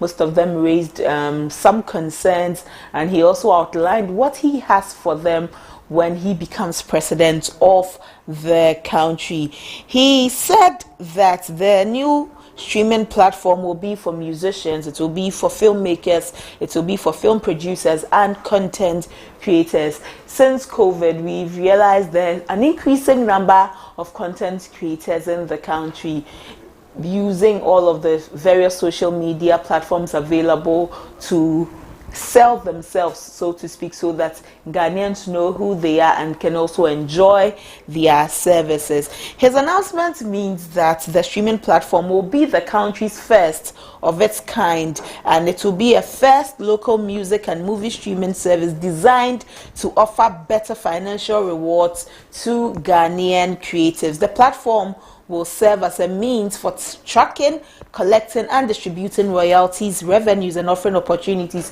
to creatives in Ghana. Let's speak with George Bright Abu. He is a marketing strategist. Let's find out what this means from the marketing point of view, especially for our creatives, and if this will generate enough income for our creatives. At the moment, most of the creatives have monies that have been locked up in certain accounts like like PayPal and all, because we have been blacklisted as Ghana.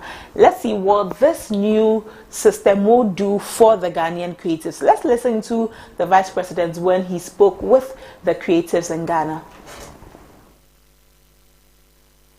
The payments that are made to our musicians are very little.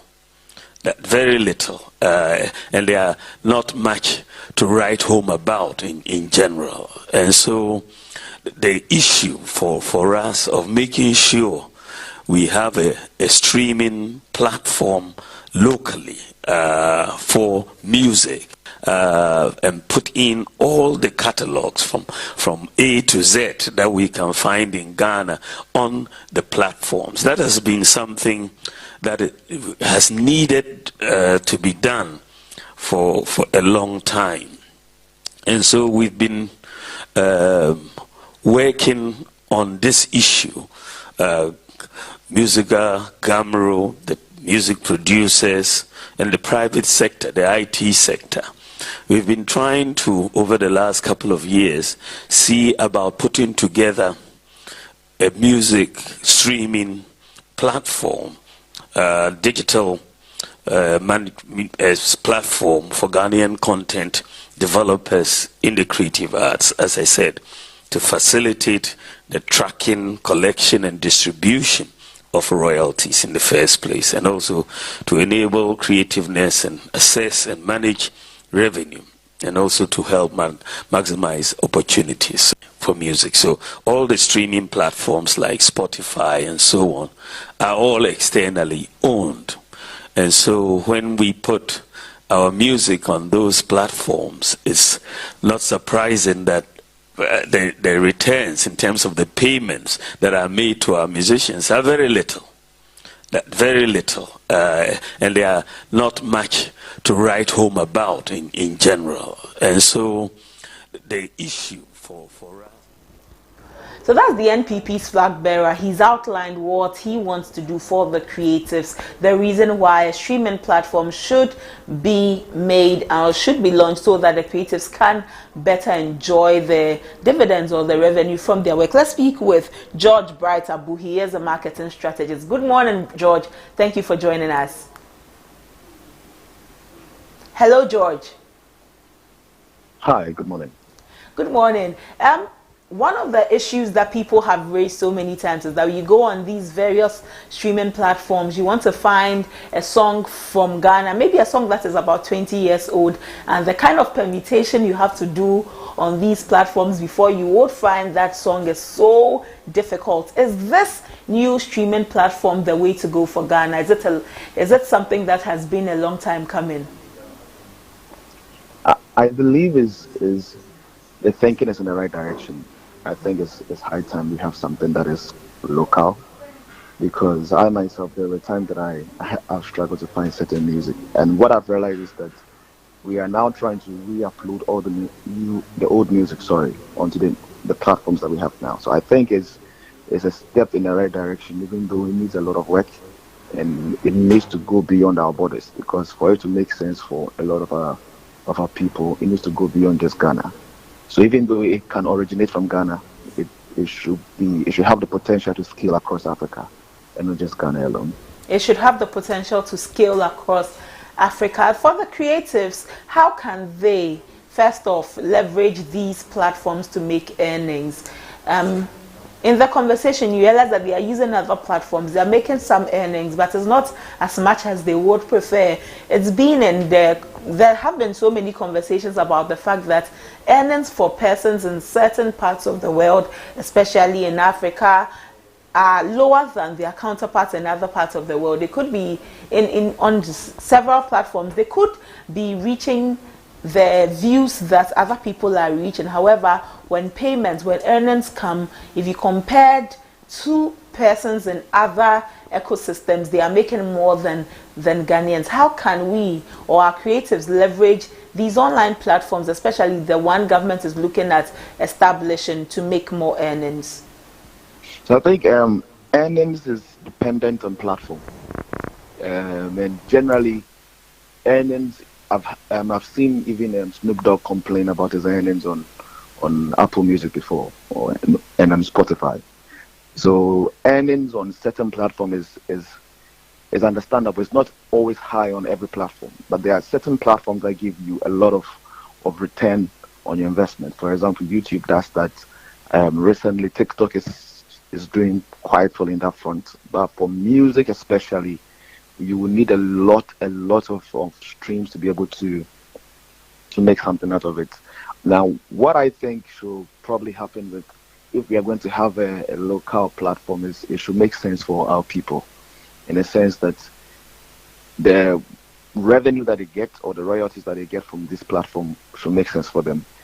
And maybe it should be able to be pegged against the dollar as well, because if the cedi keeps falling, then it wouldn't make sense for them in the long run as well.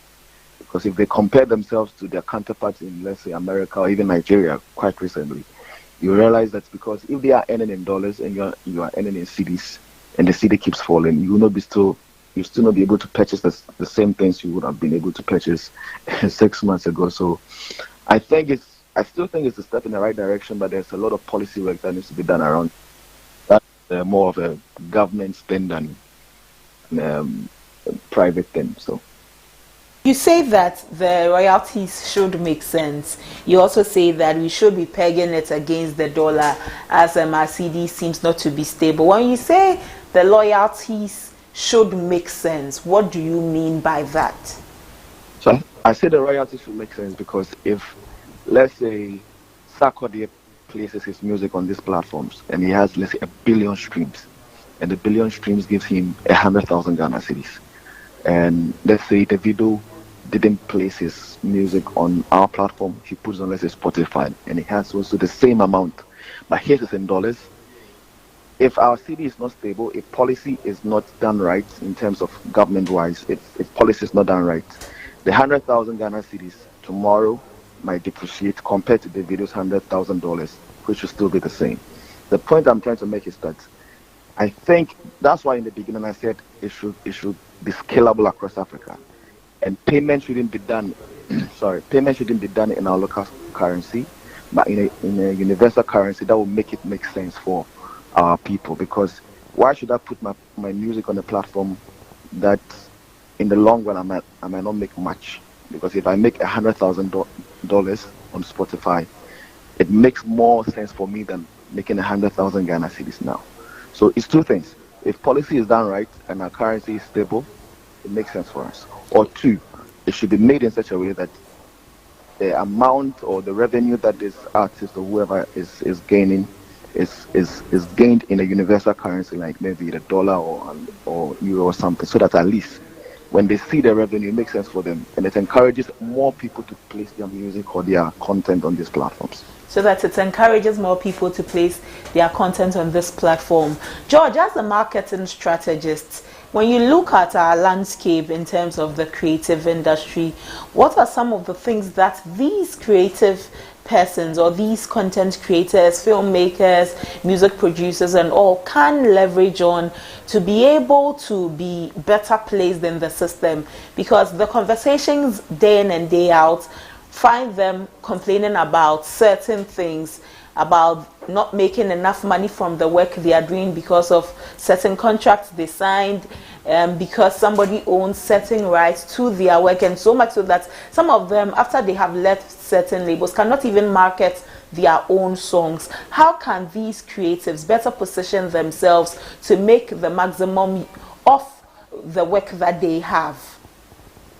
So I think one of the key things I would say is it's high time we start, aside what the Vice President said, it's high time we start taking advantage of local platforms as well, like Boomplay, Audiomack, and etc. Because they understand our market better. The reason some of these platforms don't really pay as much, or they don't give as much, is because they don't understand the African market yet.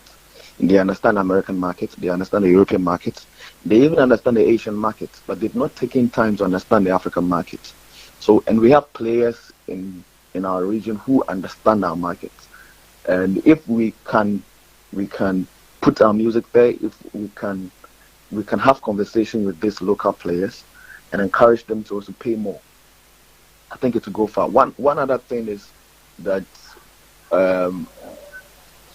creators can also take advantage of some of the things that this platform do, because, for example, Spotify podcast does not pay you when you're in Ghana.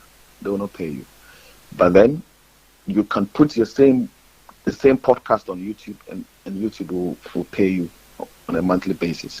And then you can do the same thing on TikTok, and TikTok will pay you on a monthly basis. All these things come when you are able to build your brand to a certain level. You are able to build your if your music is good or your content is good, people will listen regardless of where they are. People don't care who you are, so long as the content is good and you brand it properly, people will definitely listen or want to see it. So the key things I would say is, first, we should try and take advantage of the local players that we have, because they also pay. And then number two, maybe we should explore the platforms that actually pay more and not focus on the just because the platform is big.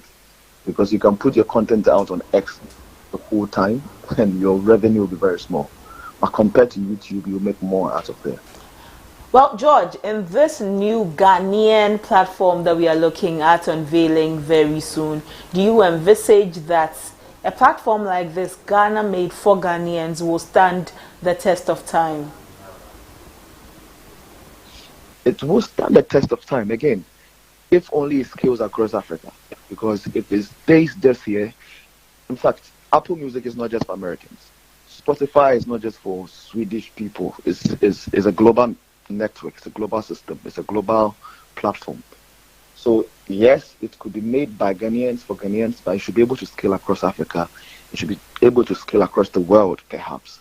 That is what will make it make sense. Again, I like using the word make sense. It will make sense for our people to be on these platforms. George, I know this conversation will not end here. We'll have more to speak on this platform, especially for our creatives and how they can leverage it to make more money, especially as we're speaking to you from a strategist, a marketing strategist point of view. Thank you for joining us this morning, George. Thank you, too, for having me. George Bright Abu is a marketing strategist. We're looking at the government's intention to launch or unveil a streaming platform for Ghanaians. It is by Ghana for Ghana. And George, the marketing strategist, says that it actually is a step in the right direction, but to make more out of this platform, it will have to scale across Africa. It won't have to be a platform that is just localized to Ghana and it's only Ghanaians who can take advantage of it. If it scales across Africa, it will stand the test of time and we'll be able to see the impact of the platform. And he says that in all of this, the royalties that the creatives are making should make sense. Make sense in that it should be royalties that on any currency you can see the worth of it. It shouldn't be money that cannot really do much, and all of these things will go a long way to helping our creatives and making sure that they find a lot of expression in this new platform, so that in the next few years you don't see us saying that we don't really like this platform, much isn't happening there. This is something that if we determine to do it right, we will get the most out of it. The Vice President says that government will unveil a new streaming platform for creatives, and this is to ensure so many things for the creatives, for their royalties, a place where their music can be played, their movies can be shown, and then because it is Ghanaian, we can better enjoy it. More on this conversation will happen, and in our subsequent conversations we will look at delving deeper into it. That is all for Business Fix this morning on ABC in the morning. We will be back shortly.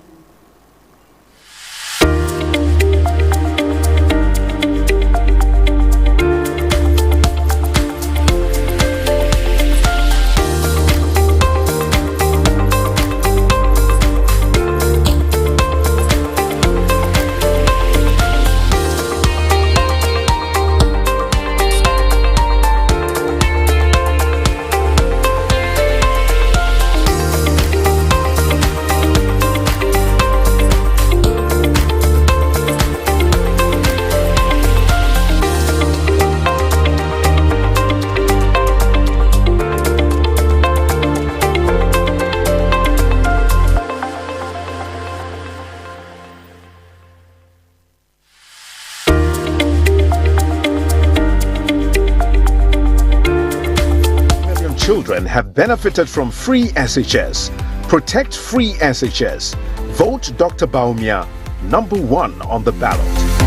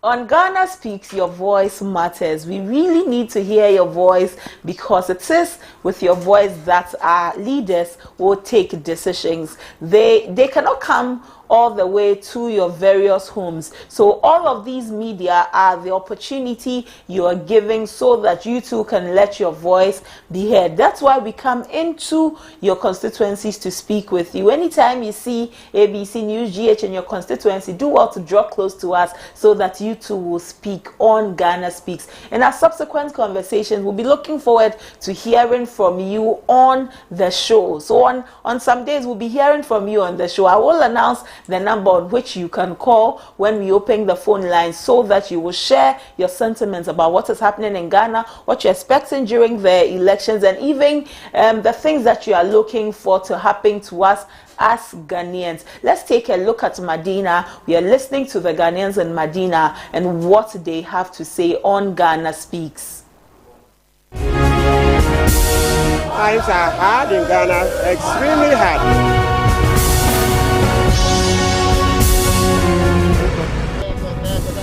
As we gear towards the 2024 general elections, there have been conversations around having a presidential debate. Will it happen or not? This is Ghana Speaks.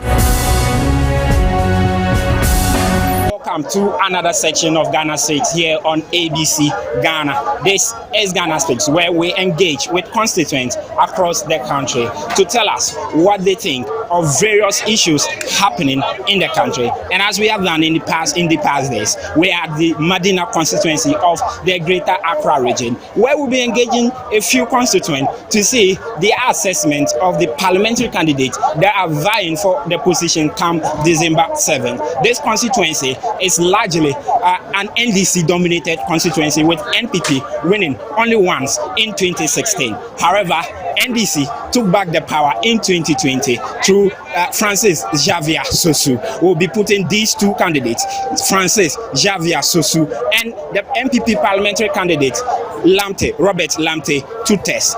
These gentlemen here will be giving us their assessment of these two candidates come December 7th. I am Samuel Nimabo from the Medina constituency in the Greater Accra region. Sir, you are welcome, Pacho. Ubebo Dina, Watchley. Pacho, you're frozen. You're very Kwajosu. Pacho, Oshe constituency, Medina constituency, what two key contenders, Francis Xavier Sosu and Robert Lamte. Yes, I was another independent candidate to be also person or be winning MP new area more. Osha San Crofuya, wine pan, ebet me aboa independent in the events. Pacho me refini din kakra me kai say office. Yes or no. Nti Osha San Crofu 3 year. Wine ebet me aboa Medina constituency. Moniface here. Moniface here pa because Moniface also no. One na we Medina street road road no. But office wa ai buy sesuba am say ni fie kwa won timi kwa enwi so ni fie kwan ni obedie no ohwe ba Ghana fangasa na de o meminim ade ye problem pa iwo mu because asu kwa de mo nyina kura mo ma ke Moniface mumla yes say Sosu ni parliamentary candidates no or MP all right but ni president ente abamunti na maybe onti mi nye development and your problem no but obaya no a Moniface or ye street road no only get mo na nti onyi pay Sasu wanye aggressor obaya card ye man bi lem ndi do be na odwen omuntu kwa ngwa brochi David abrochi no independence no and on omuntu momode and there be Ghana for the admin so say my ban here and on resign or what ban here be mo Contempt fie ne de aba o boy 100 years no aba ma be mo oh Boniface buy what pack no youth nya omutimbobo and I said that me say Malcolm our year street be road but office no aka oh but there won here but and be your problem no Africa your problem o just say yes ban ono onye bad o mini fiso Pacho na Pacho o de gina o me ebe kakra me ba oso kakra o hwe two candidates na Sosu and Robert Lamte. Robert me say the first time urban here on bar high the first time in here nti o hwe sa two na Robert ni Sosu a wa ba pen why na obetimi aboa Medina for pa oh here mo dia we dey Kwame Usu o here mo dia okumkom obetimi aboa na we kra on my kra nyuma o ye no enye ize this asuje opa fan sense ni bo say we ni ono ye wo Medina ebie ni ho a obetimi dey sense ni bo nto ono no kra dey empe no Medina okay eso okokra ye hu ade papa bia o ye oba na Joseph a to aso as we say dey no aye dey no pa no obetimi da kwa kire say ba ye bibi ewo Medina ne abokobi okay anyway ya refa na mo no time yeah oh no ntimi nya hwe okay what is also time na oti ekwan nye ntimi hwe na wonye mae bi se okumkom no ese Boniface edense na nyuma ono kura ye kura no na o de so ohunu kura na akọ no office a de we oje wa tu no what is nti na ukọ ya refa abokobi time no a de we damfa no mo no de we o ye no nti ono na ye se ye to aba no ma no na oba no obebo na ono de sesu de what o ya before what tema so kwa na so enye o hwe Sosu a oko parliament or kamo am kasa or parliament shembra magana se mu yi sa nipa ne bi sa nipa ne say free parliamental se be ha Ghana nyina enye me ne bi ada no dia ono di kura won kan ho na kasa ska ba du to ma o kasa na ska ngwa na du to ma anya no yiri ma ne didi o kasa parliament agresafo a ko banya no de wo yo kore so wa kasa kwanta wa di bo du mu a eye na o kasa na o fie nye it was wakasa kasa wa no to ayampia no betra David okay aja me ba so kira wa dwen abato aye ba beto yi two candidates amu Madina mu ha no o hwa mu modern bon why na o hwa mu a why na o hwa obetimi aye ade ama Madina constituency yeah from Abraham Edward ya minu no e ka no efem no me ne won enya dwen me de won e kai won ya ma bi ye ka iputuduma MC ya owo ohonum no sa adwuma no ye na adwuma MC MP ni de okwashembra e di aba oko no ne president na akwai de akwashembra na MC no ti wo no imputuduma ye na sede MC no han e president nso na ego so president nso na eputu MC nti MP de bia akọ say we no but it's a president no enye the president nti o to me meye ma oni fa ni din enje say me na maye na ni sika na mo ka ho asem ni sika e yampa etua nika oni ne ye na djuma na oye no mo tua nika na ho din nyina le so say omfa say sika no meye imputu djuma ni sika na bi pe ne de ye buduma na mo onu say yes say oh so si ye ida ono so ye president MPP ni a tie ono so ye MPP ni a anko ni MC ni ba be ye one idi na edu be bia say sketch and blast enye edu be bia na ye kase sketch and blast ni nje because yes o ye MPP ni anko ono so ni MC ni ba be de e ba be one e fi o ma ye mputuduma atonu se ko NDC ni indi se owo adwuma bi kura o ba be ya president ni man kwan se ye na fa ji udin empo a wo party no e ho na me pese me twi o ma dwen esi bibi so inji nyame kan say so onu yew say ye to e de ma we president a ye to man na MP na wonyina wo me den wo me nti so o ma tuma ya na sa tu we ni ya ne ye say o ma ye de o ma mwa ye to sketch em last dia ene de sa o ha na ye team no ye be kom sa I say mumpe skete and blast. I say man to ama so president intina Medina Muhano manye development. Osha ena osa can be say MP no enye na said yes or dey development beba mbom dey also timi lobby edibiba but MC no asede enti muntimi blame so to that extent yes every no kodamboche okre kokofе o MP no ni na normal buy ni so o ma ban ba kokofe de wa ye ho ono ade ni sika akola obesua djuma obedu obesua obeko school odo obeko asedi na ono ana ye ono no nya MP ni bia enso na buy ni so bra ya o ka se o la ofiri musa no se me boa kokofe kwan wa ye ho so menya tu edukuro so menya tu kofodua asphalt anonzo oye MPO sate no oni sukura no oye bibiri oye odi kofo susu aduma fita na abesua odo beko obeto wasede ama ade pam na abeya odo beko obeto machine ama school na abeko a obeko go to school fees ama anonzo no oye MP na ba ni so oye ni na dibisa no ono na free that's what make me boa eh bi wo ha free MC no una obenya no oni se na be ni so na so pe no man no pressure and don't carry the any MC no me feel go pressure una no combine MC say wonya fa to abontemi hu say MC no mo modern ni hu say na ekọ na wo nka say the blame ma o just say okay na o hwe area ye go school ye wo SP ni wo company overseer na duma kra no SP ni wo post but na duma ni e desin SP company nyina no no hwe ho nti SP beko go bibi kra beko company overseer chen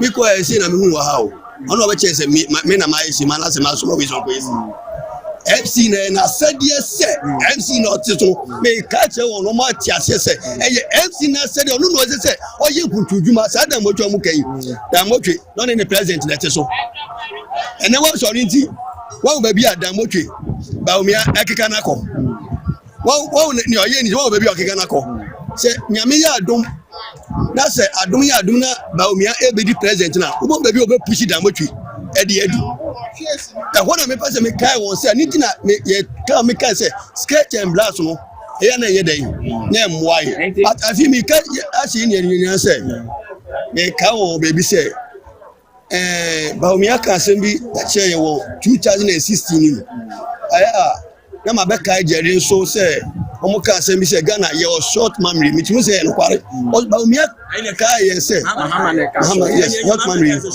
me ka wo baby say tama ba umia ene na president akufado eba abemu o ka che mahama say amen udumi kan che ye say ni atamesi ye no unu hwe da atamesi aduma bi o ye unu mu bi it is a wonderful president na ba ye bia tranchen no be no be so me dey bi okay for presidential elections in the parliamentary candidate ewa area mo parliamentary candidate me dey had make a one say ye beto pa dia omoma yentuma ni anaban ewuma obetumi na ban be yes betuma be no to schedule them last year ye be ko ha na yetimi na okay me pa be saw area mu ha e den ni mu ha pa e ha ben ene wo mu ha area mu ha wono onte area mu ha ye ne tia ene enim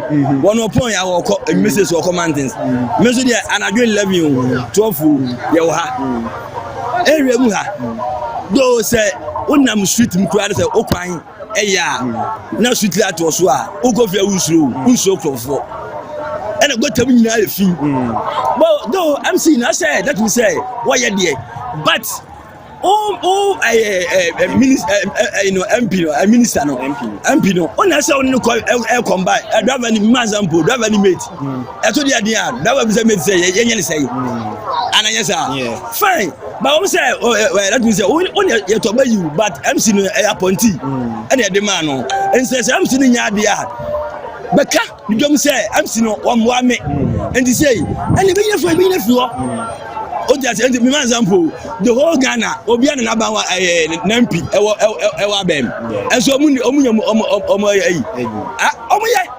Ojas say though you come on fa ho you ho but sesu okay oba okay wanya hwekrampa wo de akra wo yi ato adwumam sesu okay oba anya hwekrampa na that means sesu why say though after me kwampa me me to krampa me di me ya hwekrampa no me timi miska be say me di yesi abo obi then say the whole MP Otia say oba no uru say wa ban ni abem mu anka so ba be we entuma after ba we asa no ban ni abem oba no na stand there it be information people ni no ngon baby because one day who say Omada and also Abada. Say Mudface about 4 years no. Yes, so yadi one co and I'll buy also baby we also yadi and that was also reside. Then there's so about go remember for the okay. And then I how cutting one pity more. But I say or your driver but all boy one more than for quine. But I am a boss.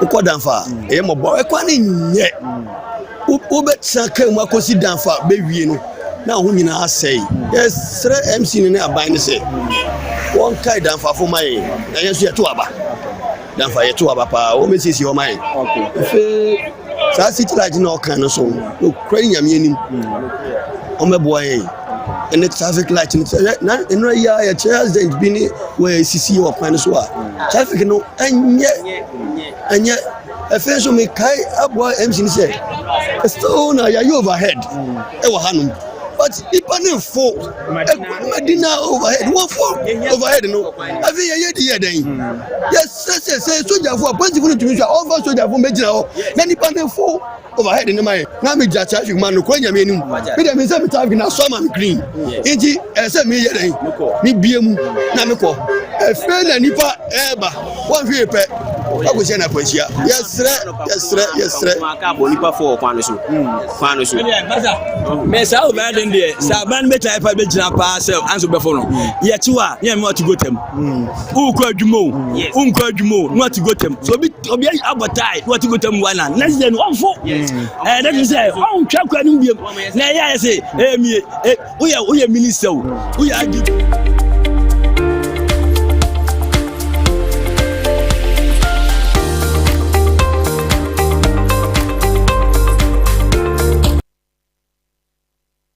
Say when you also get your opportunity, do well to also have your say. Let's get straight into our discussion for today.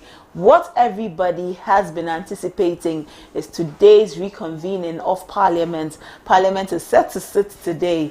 Parliament resumes sitting today after last Thursday, and so much. A lot of people are expecting so much. The conversations leading up to today have been many. The NDC have had their say. The MPP have had their say. My colleague Samuel is at Parliament. He'll be bringing us live updates from what is happening at Parliament. But at the moment, it's our understanding that the parliamentarians are around, and both sides of the caucus have occupied the majority side of Parliament. It's going to be a long and interesting day. We'll see how things unfold. But both sides of the caucuses have occupied the majority side of Parliament. And outside Parliament, you see some military presence. You see military presence outside of Parliament. We'll find out why there is military presence there. Is it needed? The NPP had already said that. The NDC's indication that the NPP was going to implore the military to come into the affairs of Parliament was not true. We'll find out why there's military outside already. There was a lot. There's been some security measures that were put out for the parliamentarians to follow. Key amongst them was that no parliamentarian's bodyguard was going to be allowed into the chamber today. Kwame Agbeja, the majority, he says he is the majority chief whip at the moment. Right now, you don't even know whom to address as whom. Kwame Agbeja of the NDC caucus said that security in Parliament issued a circular saying the doors of the chamber opens at 8 a.m. But they allowed Honorable Anodompre to enter the chamber at dawn. This is how the security apparatus in Ghana has been skewed against the people in favor of NPP. So Kwame Agbeja posted this on his X platform. So many things happening and coming up since the Speaker declared some seats vacant. The Supreme Court stayed the execution of Speaker's ruling, and all the matters that have arisen are many. The conversations have been extensive, and today we will see how it will come to a conclusion in Parliament. But my colleague Samuel Yimagbo joins us from Parliament. Good morning, Sammy. How is it going there? Yeah, good morning, Abna. Sammy, how is it going Hello, at Parliament this morning? Yes, I'm currently at Parliament, where the House has relocated to the Accra International Conference Center. You know, Parliament, because of renovation works, they are not more using the chamber in which they were. They've moved to the Accra International Conference Center, which is just directly opposite Parliament's house. And here, as you mentioned, there's a lot of security presence here. There's heavy security apparatus here. You can see cars from the Ghana police to the military as well here. Beyond that, if you come to Parliament here also, you can count close to over 2,000 supporters of the New Patriotic Party in their numbers here as well. Most of them are in the colors of most of them are in the colors of the minority chief whip, the Honorable Anodompre, who is also the NP for Nsawam Adwojui. You say that, so it means that these supporters are from that constituency and they have been deployed to come to this area. I try engaging some of them and they were not willing to engage. They said that they have been told not to speak to the media. That you can see that they are in their numbers here. To to support the majority or the NPP caucus, if I may use that. As it stands now, there is still contention as to who is the majority in Parliament when the Speaker ruled and vacated the seat of 4 MPs.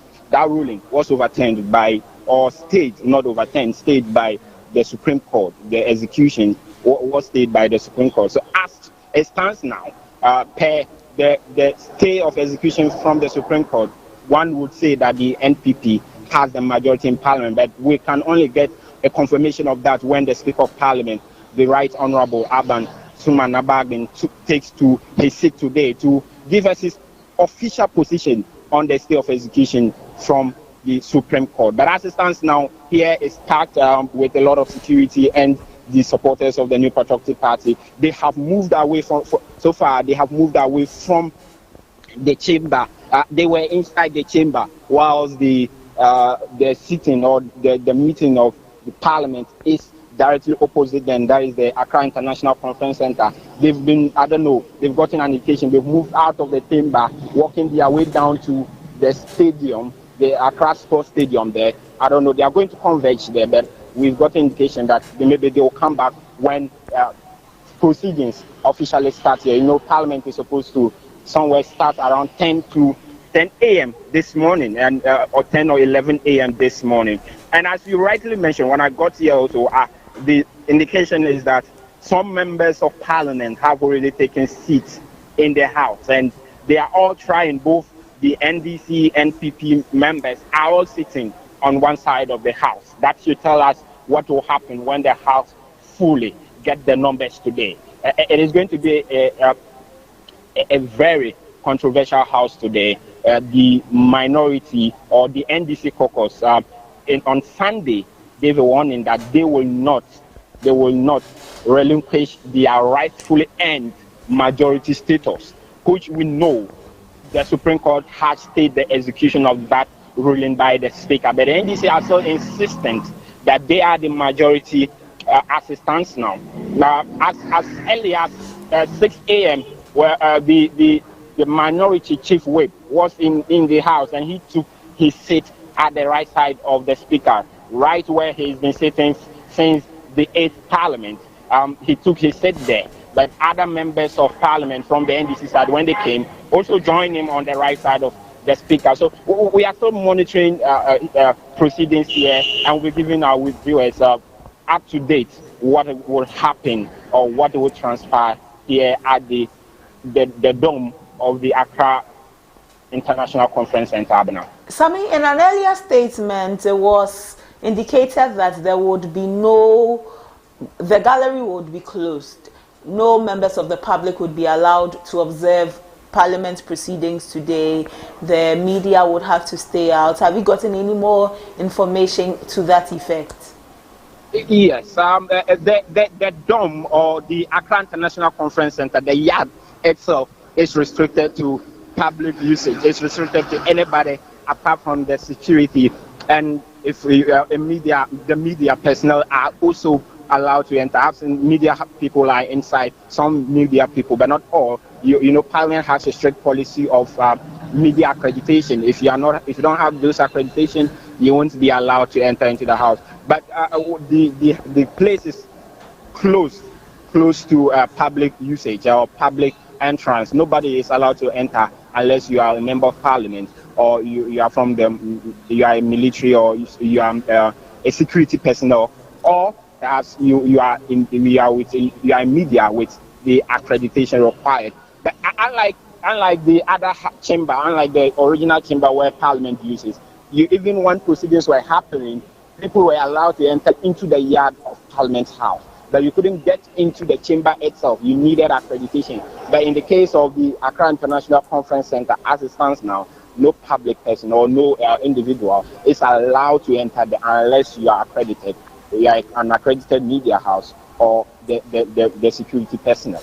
So, I mean, you said that you've seen some of the parliamentarians come in and go out. Have you caught a glimpse of the Speaker yet?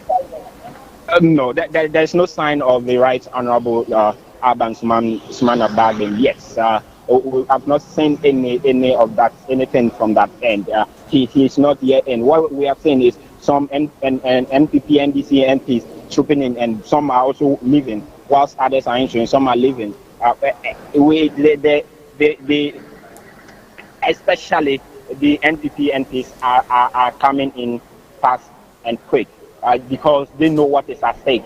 If they don't come in early and they get the right side of Parliament occupied by the NDC, then it will take a bit of a controversial turn for them. So they are coming in their numbers to sit on the right side of the speaker as it stands now. Sammy, you say that there are some constituents from the Nsawam-Adoadri constituency, obviously there in support of their MP Frank Anodompre.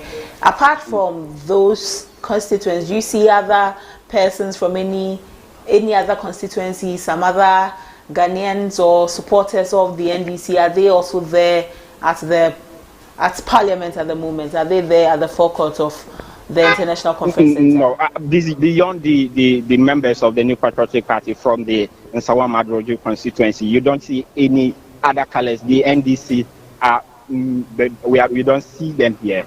We can see even a bus just passed by me, registered GV482022, which is a government registration carrying some supporters of the New Patriotic Party with colors of the majority or the chief whip for the NPP caucus. So it tells you that the NPP are taking things quite seriously here. They are deploying their supporters onto grounds. But we have not cited any person in NDC colors here at Parliament House. There was a circular, or there was some alleged leaked information or group chats circulating on social media purported to be that of the NDC caucus in Parliament. And if you follow that, you'll see that that chat said that the NDC were planning to deploy their supporters to this place this morning, but it is not the situation. However, it is the NPP that have deployed their supporters here, and primarily they are from Nsawam-Adoadri. They are all in the colors of either Baumia or the MP for the area, Frank Anodompre. Okay. Thank you, Sammy. We'll be looking forward for more reports from you, for more updates. Like you said, Parliament is set to sit around 10 a.m. and we'll be looking forward to hearing from you on all of what will ensue at Parliament today. Thank you. So my colleague Samoni Madlu has just reported from the Accra International Conference Center where Parliament will be sitting. But in this conversation, we'll be speaking with some political experts on all of these developments after Parliament. The Speaker made his declaration.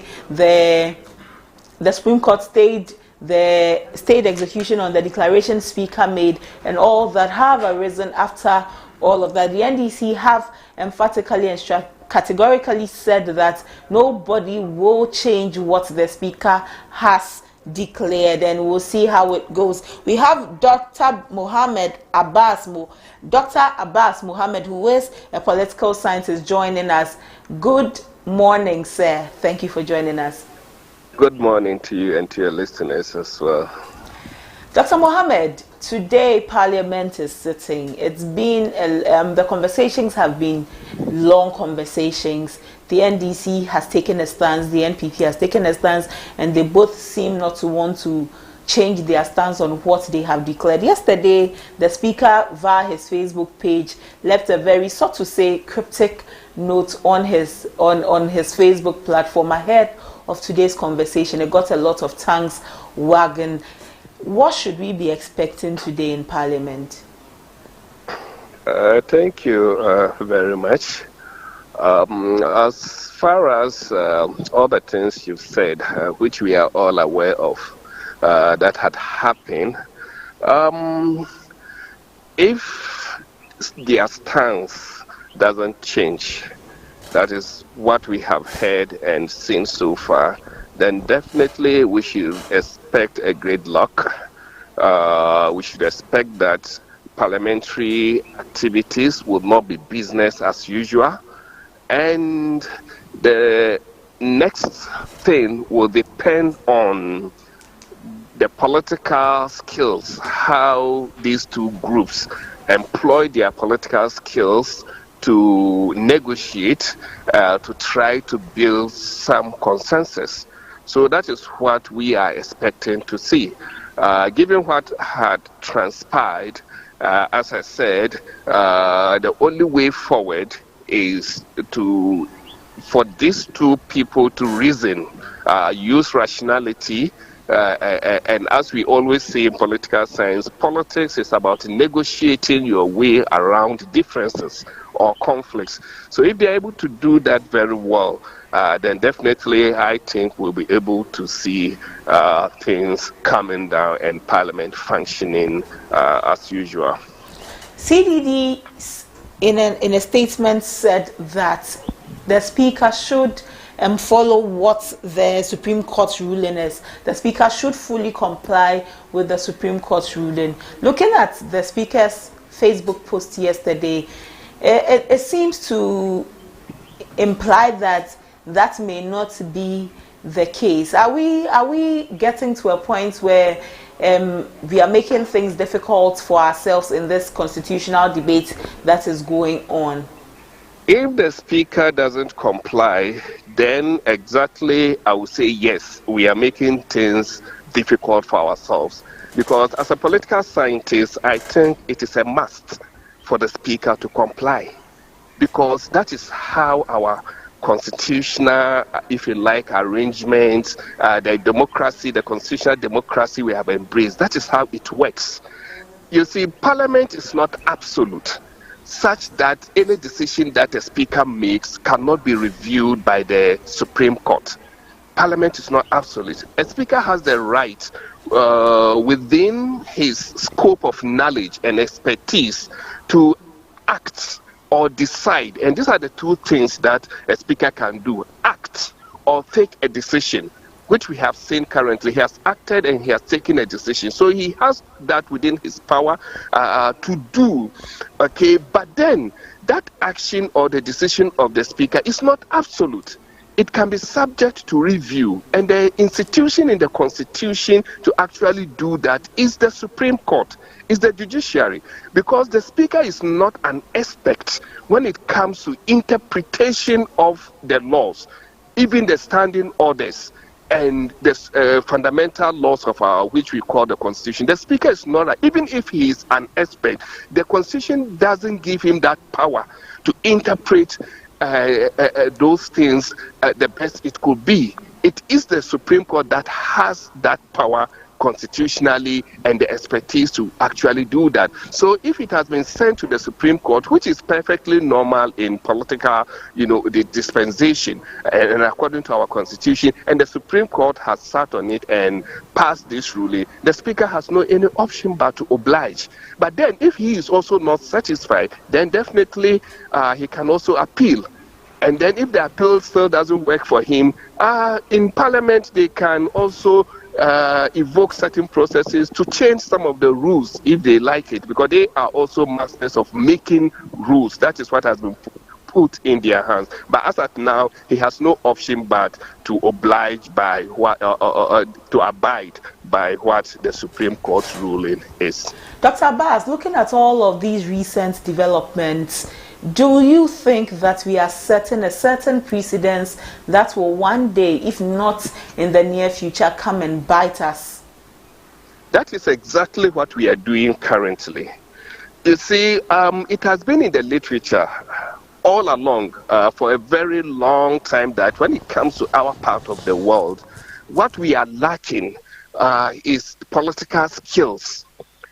Political skills of negotiation, and if you like, dialogue and consensus building. And you and I know very well that if we assess our political dispensation, our political practices since we entered this democracy, 1992, how many years now? You will realize that still, when it comes to Parliament, when it comes to the two major parties, all the time they are unable to agree, okay, and disagree. Always is about disagreement and more of disagreement. And people have always said the only time they agree is when it has to do with their own internal welfare. financial, their conditions. That is the only time you see the two parties agreeing. But anytime it has to do with the nation at large, something outside of parliament, we have never seen them agreeing. All the time they are at loggerhead and they are at each other's throat, and I don't think that is good for us. So it means we haven't even progressed. We haven't improved. We haven't made any progress whatsoever. And that is dangerous for us. That way we can't move forward. We haven't made any progress whatsoever. Today, the members will be going to Parliament. Some already there.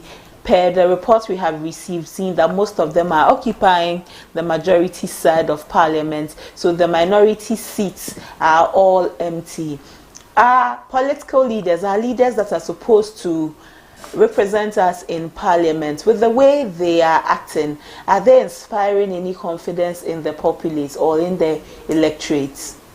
If actually what you are saying has started or is happening, then I would say that is a very big shame. I'm not shaming them, but I'm shaming the action. To the extent that we have heard the Supreme Court ruling, whether you like it or not, as somebody who even represents constituency in this same system, which has made this arrangement, why wouldn't you abide by it even if you don't like it? Because it is imposed on you. We talk about limited government. The dispensation we are having is limited government, such that whether you like it or not, you are all under the rule. Nobody is above the law. So this is what the law has says. And we see represented people who actually make the law. Okay, the fact that you make the law doesn't make you somebody who is above the law. You have to abide by the law. And the law that we have made is the same law that has been used, interpreted by the Supreme Court, because as I said earlier, it is within their jurisdiction and mandate to do that. And they have said it. So whether you like it or not, you have to exhibit maturity. That yes, we don't like it, but we will abide by it so that we will take further action, either going through the same law or any other available room within the same constitution that has been given to us. But to go against it, this is a very bad precedent, because you and I speaking today, if a law court pass a ruling on us regarding an issue and we refuse to abide by it, how would that sound? And these are people who are rather leaders, who are leading us, and decide to go against this. So that will be very, very shameful and very terrible for our constitution, and it will really not portray these politicians as worthy of actually leading us. Not portray the politicians as worthy of actually leading us. Dr. Baz, how are we setting ourselves up in front of the world? How are we showing our democracy to the world, especially to sub-Saharan Africa? We say that we are a beacon of democracy in Africa, and everybody looks to us. In the past few weeks, with all of what has happened in Parliament, also even drawing on what happened when this same Parliament, the first day they were constituted, are we pegging ourselves lower and lower in the eyes of the world? That is exactly what we are portraying, because we are told clearly that democracy is for a matured people, educated and matured people. And when we talk of educated people, we don't mean people with degree, people who are enlightened enough and disciplined enough to abide by principles, because democracy is also about principles, about rules, and about regulations. Because if we want to do things our own way, then why do we go this way? Then we could have just pushed away this democracy and manage the country the way we like it. Okay, so clearly, as I said, democracy is for the matured, is for the educated, and then in a mature democracy, we expect to see rationality all the time over emotions. We expect to see seriousness, because this also doesn't portray us as people who are serious at all, because your seriousness will have to make you humble, okay, to a higher ideal, to a higher goal, something that will benefit your entire people. So it portrays us as people who are also not too rational. We are always emotional and feeling driven. People who are not that serious, and we are always throwing tantrum. Yesterday I said somewhere, what we are seeing is not political skills, it's rather political tantrum, and that is not what the nation actually needs. So I'm very sorry and afraid we are not portraying a very good image of us as people who are capable of navigating, challenges and difficulties, of managing our own affairs. As Kwame Nkrumah said, the black man is capable of managing his own affair. I'm very sorry, this is not what we are portraying to the world. Dr. Abbas, yesterday we spoke with the Anyaso Utom MP, Dr. Dixon Adomaku Hisi, and he mentioned that the decision by Speaker Michael Quay in 2020 was a wrong decision. He didn't take a right decision, and also says that the decision by the current Speaker, Alban BAGBIN, is a decision which he's erred by taking. Do you agree with him? Yeah, now listening to the Supreme Court, even what they said in their ruling, that this has to do with representation, the right of people to be represented, and then also the right of even the MPs to represent their people. So it has to do with representation. The unfortunate thing is that Michael Quay's time, nobody contested it in the court. So we didn't get to know that, no, this wasn't the right thing. And that is the way the court functions. If nobody contests it, nobody send a case to court, then definitely there's no way the court will come in. It's only when it is sent there, then they will also do their work. We have a second instance of the same case, and this time around they have decided to send the whole thing to court, and the court now tells us, which is within their mandate, their knowledge, expertise, and whatever power has been given them, they tell us that it is wrong. So what else do you want?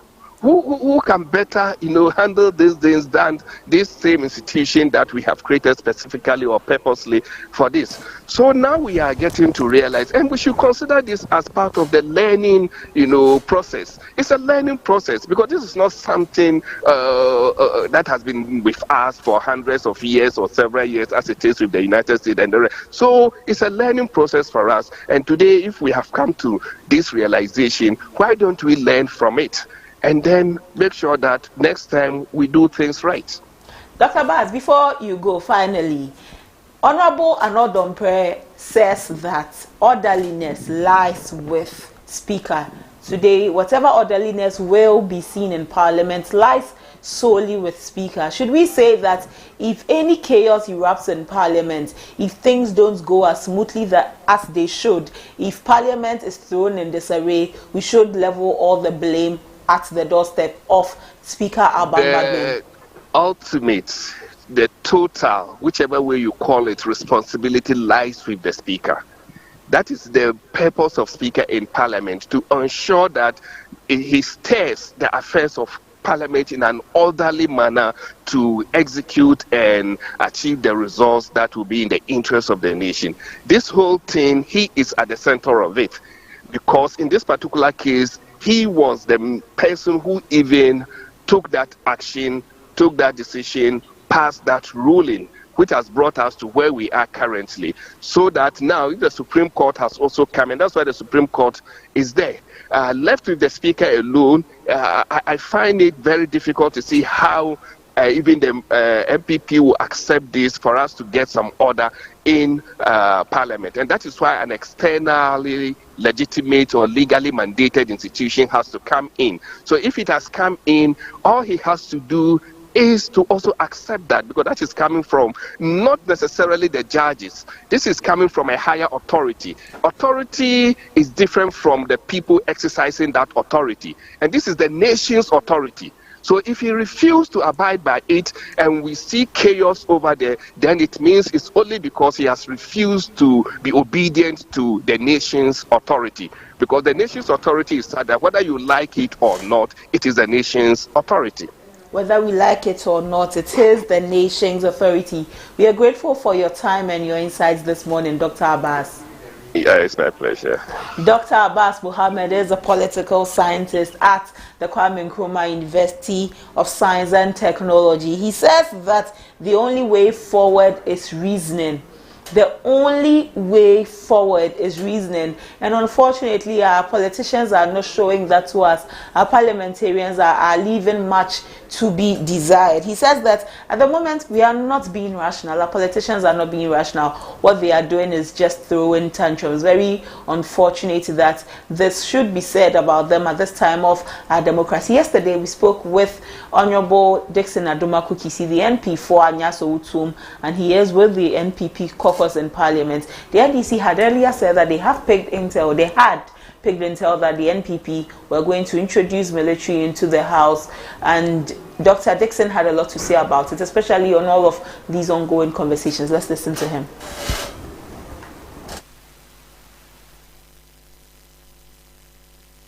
Parliament, the authority for exercising order, is in countless occasions that we believe in the rule of law, and in Parliament, the authority for exercising order is the marshals, not the military. So I don't think that we intend to break that rule. We'll make sure that the marshals will maintain order. They'll protect the lives of both the minority and the majority and the speaker. And that is what we know must happen. If there are police or military around to just maintain order beyond the premises of Parliament or within the premises of Parliament, I don't think there'll be any problem. But I really sincerely know that we intend to ensure that the integrity of Parliament is maintained on countless occasions, that we believe in the rule of law, and in Parliament, the authority for exercising order is the marshals, not the military. So I don't think that we intend to break that rule. We'll make sure that the marshals will maintain order. They'll protect the lives of both the minority and the majority and the speaker. And that is what we know must happen. If there are police or military around to just maintain order beyond the premises of Parliament or within the premises of Parliament, I don't think there'll be any problem. But I really sincerely know that we intend to ensure that the integrity of Parliament is maintained on countless occasions, that we believe in the rule of law, and in Parliament, the authority for exercising order is the marshals, not the military. So I don't think that we intend to break that rule. We'll make sure that the marshals will maintain order. They'll protect the lives of both the minority and the majority and the speaker. And that is what we know must happen. If there are police or military...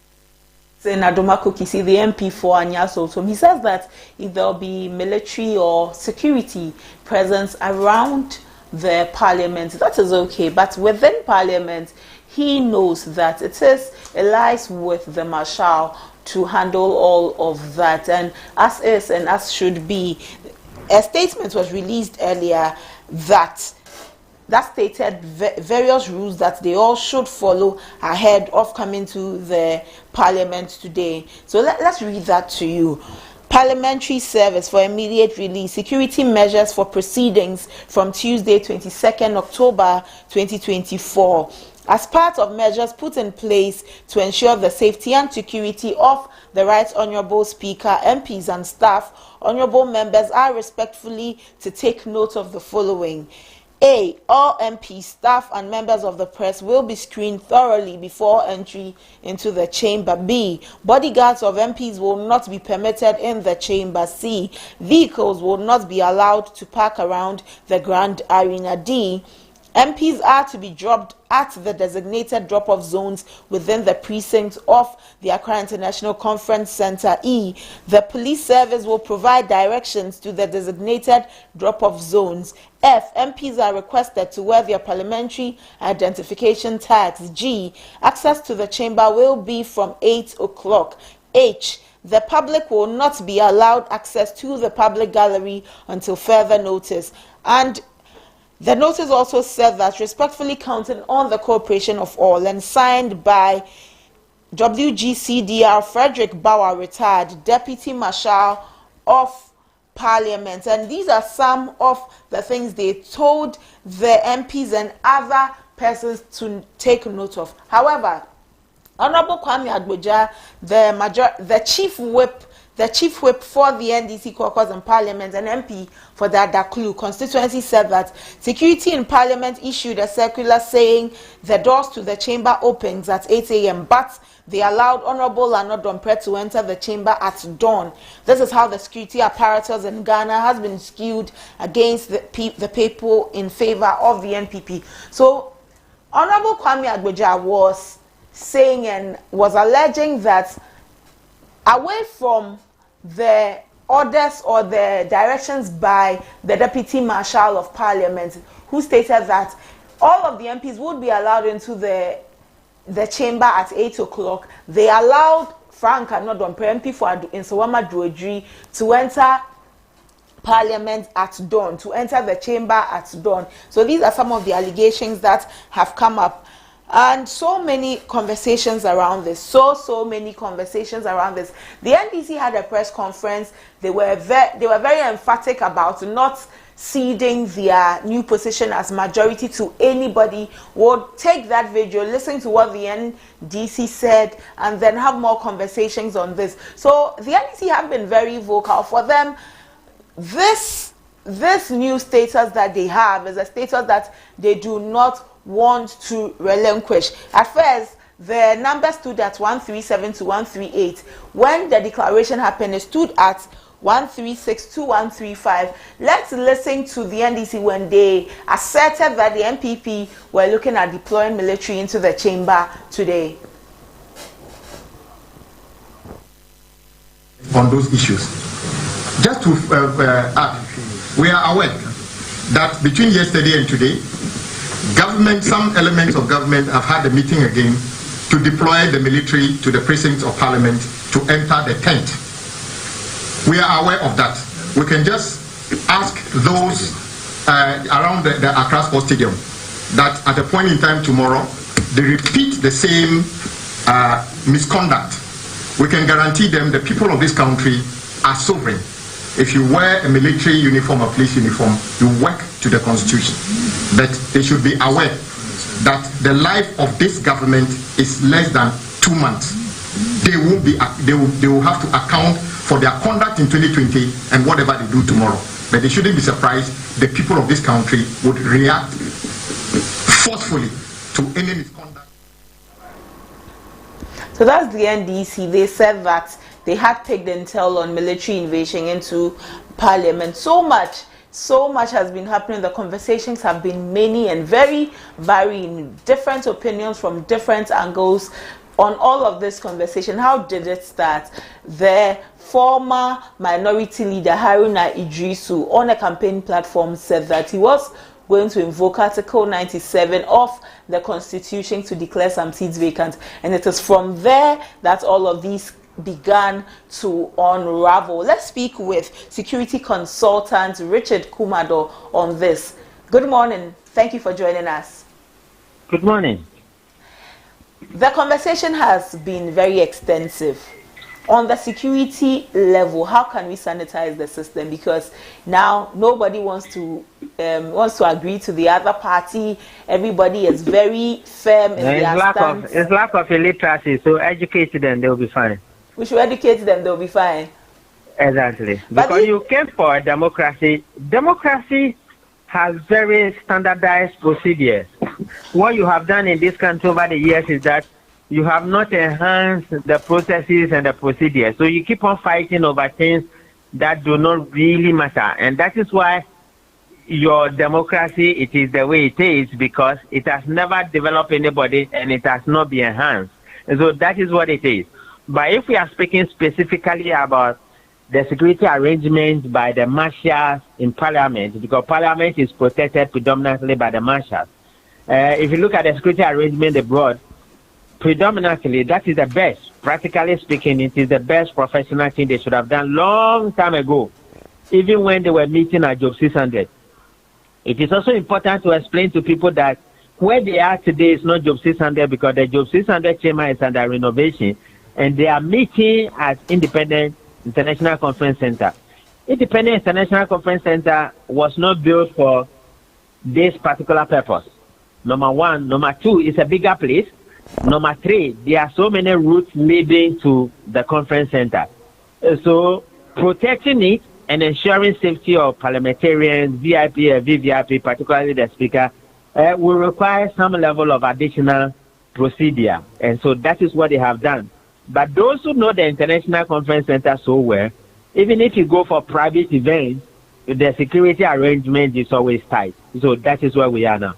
That is where we are now. The NPP says that the NPP says that they want to follow what the Supreme Court has said. The NDC is also sticking with what the Speaker is saying, to the point where the NDC have said emphatically that they will not relinquish. No, I think all those ones should be addressed when the Speaker takes the center stage. Well, we understand that, but we want to come to the security angle of it. With all of these decisions and deciding not to agree to one thing, agree to the other, how are we? Will this brew any political tensions? We have just a few weeks to the elections. Because you guys have trained us for parliamentary and presidential democracy. Don't you know that in parliament people fight? And in some jurisdictions, don't people fight with sticks, they break chairs, and they stab people with chairs, and there's blood everywhere? Is that the right thing to do? It's part of parliamentary proceeding. So when you guys stand out for, what were you thinking? Look at this country. I use a word that they say I shouldn't use, but is it not part of the primitiveness and the hypocrisy and lack of education and unintelligence, woefulness we are running? When you sign up for parliamentary as part of the democracy, don't you know that in parliament people fight? And particularly in Ghana, our parliament has been the coolest so far across the whole world.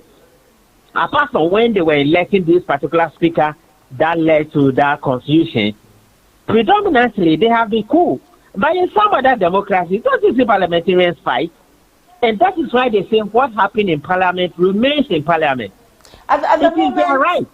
And it is part of what they do. So we should allow them. The speaker will take a stage, make a declaration, and they will follow. In any case, at the point when we said, when you sit in the chair representing the speaker, you shouldn't vote. I thought that case went to Supreme Court, and Supreme Court said they should allow him to vote. Has it not become part of the parliamentary precedence today? Did anybody die? So what is all this thing we are becoming fidgety and we are emotional about almost everything? Didn't you know that this is what is going to happen the day we set up parliament as part of our democracy? Well, Mr. Commodore, if we knew that was going to happen, doesn't mean that anything that happens there, we should accept it as it is. Who are you to judge it? Do you have that power? Do you have that strength? Parliament is a master of their own. What happens there remains there. But Can you go to Supreme Court and go and say, Supreme Court people, 6 people are supposed to sit on the case. Why did you put 5 people? Or 9 people are supposed to sit on the case. Why did you put 7? Is it within your right? But Mr. Commodore, is it not the right of the Supreme Court, the Chief Justice, to determine that? Parliament is a master of their own. The government, the president must appoint. The president must appoint fewer people, and the president appoints 20.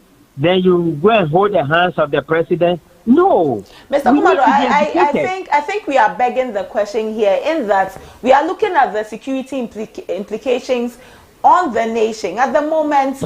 Which nation are you talking about? Ghana. Is parliament not part of what you ask for?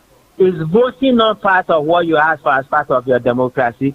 So Mr. Commodore, can't we also have a say when things are happening that no, you do not. Escalate? The only say you have is your representatives in parliament. So we do not have a say? No. There have been people to parliament to go and represent you.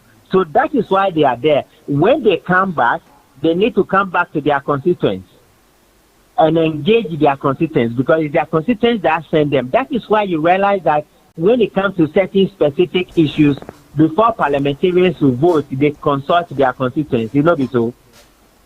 It is. And they carry the voice of their constituents into the parliament house. And they will tell you that in my constituency, they are not having water. People are dying of diarrhea. People are dying of cancer. People are dying of this. Food prices in my constituency is this. This is what my constituents want me to do. That is part of democracy, and that is part of parliamentary procedure. That is why you send them there. So I don't know why all of a sudden everybody wants to impugn something into the minds of the parliamentarians. I thought we voted for them. Is it not rather the case that we should be asking of the quality of people we send to parliament and whether they are delivering for us or not? But then we don't have that right. It is their right in parliament to decide. Mr. Kumodo, yes, it isn't their right to decide. However, their decisions have a very direct impact on us as Ghanaians. And we are in a period where we are going into the elections. Well, we are going into the elections and we would have wanted to look at the security implications of it. Well, we seem to have lost Mr. Kumado. Richard Kumado is a security consultant. We will establish contact so that we can have more conversations with him on this. He is saying that anything happening is because we voted, and this is part of the democracy that we should expect. In other jurisdictions, they even have fisticuffs. They fight amongst each other in parliament. So this is part of our democracy. But we are in a very volatile period, a few weeks leading up onto the elections, and we know how much elections are in the country. So we would like to speak with him and understand things better. We will speak with him and understand things better. And all of this is because of Parliament resuming sitting today. Parliament is resuming sitting today, and I was telling you what happened to cause all of these conversations that have been about not relinquishing our new status, wanting to say that our status is our status. The former minority leader, Haruna Idrisu, said that he was going to invoke Article 97 when Parliament reconvened. When Parliament reconvened, the leader of the NDC caucus, minority, Dr. Ato Forson, Kaisel Ato Forson, invoked Article 97 so the Parliament would declare some 4 seats vacant. It would affect 3 NPP MPs and 1 NDC MP. Let's speak with Dr. Dominic Aine. He is with the NDC caucus in Parliament. Good morning, Doc. Hello? Hello, sir. Good morning. Yeah, good morning. You are at Parliament today waiting to sit. We understand that most of you, both MPP and NDC, are all occupying the majority position. Doc, are we not plunging ourselves into some sort of chaos? No, I don't think there's any chaos in Parliament. The scenes in Parliament are very peaceful. Currently, the majority of the MPs on the floor are from our side of the House. That is the majority caucus of the NDC. And we have a few a few MPs, members of Parliament from the minority side, who have joined us on our side of the House. And we think that our side of the House, we're taking the right side of the aisle, because of the fact that there's a ruling of Mr. Speaker to the effect that, 4 seats have been declared vacant. And they, suffered the most because they lost 3 persons from their side. So they are now in the minority, and they ought to sit on the left-hand side of Mr. Speaker and not the right-hand side of Mr. Speaker. It's as clear as daylight. We don't see where the confusion is. You don't see where the confusion is, Dr. Aine. However, Speaker, after declaring the seats vacant, his ruling has been stayed by the Supreme Court. Anything Parliament does, isn't it subject to the Constitution? Yeah, I do agree with you that Parliament is subject to the Constitution, and we are doing nothing in this House which is intended to breach the Constitution. We are very keenly aware as lawmakers that we have to adhere to the Constitution of the Republic of Ghana, and so we conduct ourselves in accordance with the rules and procedures of the House. Mr. Speaker, it's not yet communicated. We have heard in the public domain that the order of the Supreme Court has been given. We don't have any evidence that the order has been served on Mr. Speaker. All right. And Mr. Speaker has not communicated to the House officially that the order has been served and that he is complying with the order, and that in compliance with the order, he's reversing himself on his ruling. Until that has happened, we will continue to be the majority in the House, and then the MPP will be the minority. That is the position that we have taken. That's the position you've taken since Speaker has not officially told you whether... communicated to us, yes. Okay. Dr. Ayine, as a Deputy Attorney General, a former Deputy Attorney General, give us your position on Article 122. Please, remind me. I am out in this. I don't have my constitution here. With me. Well, an act or omission which obstructs or impedes Parliament in the performance of its functions, or which obstructs or impedes the member of Parliament or officer of Parliament in the discharge of his duties, or affronts the dignity of Parliament, or which tends either directly or indirectly to produce that result, is contempt of Parliament. Yes. And what do you want me to say on that? That is as plain as daylight, isn't it? Is there an act, that tends to that falls within the ambit of the article you just read? Dr. Ayine, or are you suggesting that we in the NDC caucus, majority caucus, are in any way impeding Parliament in the performance of its duties? I ask this because if Speaker does not also go by what the Supreme Court has said, the Supreme Court is staying the execution of what Speaker has said, won't Speaker also be in contempt of court? No, not at all. Not at all. Mr. Speaker is acting under the Constitution in the exercise of the powers conferred on him by the Constitution and the standing orders of Parliament.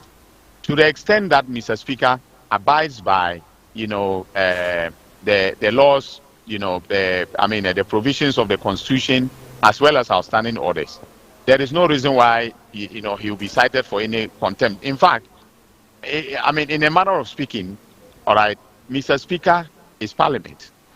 Mr. Speaker can actually, in exercise of the powers conferred on him by the Constitution, reasonably, adjourn Parliament sine die.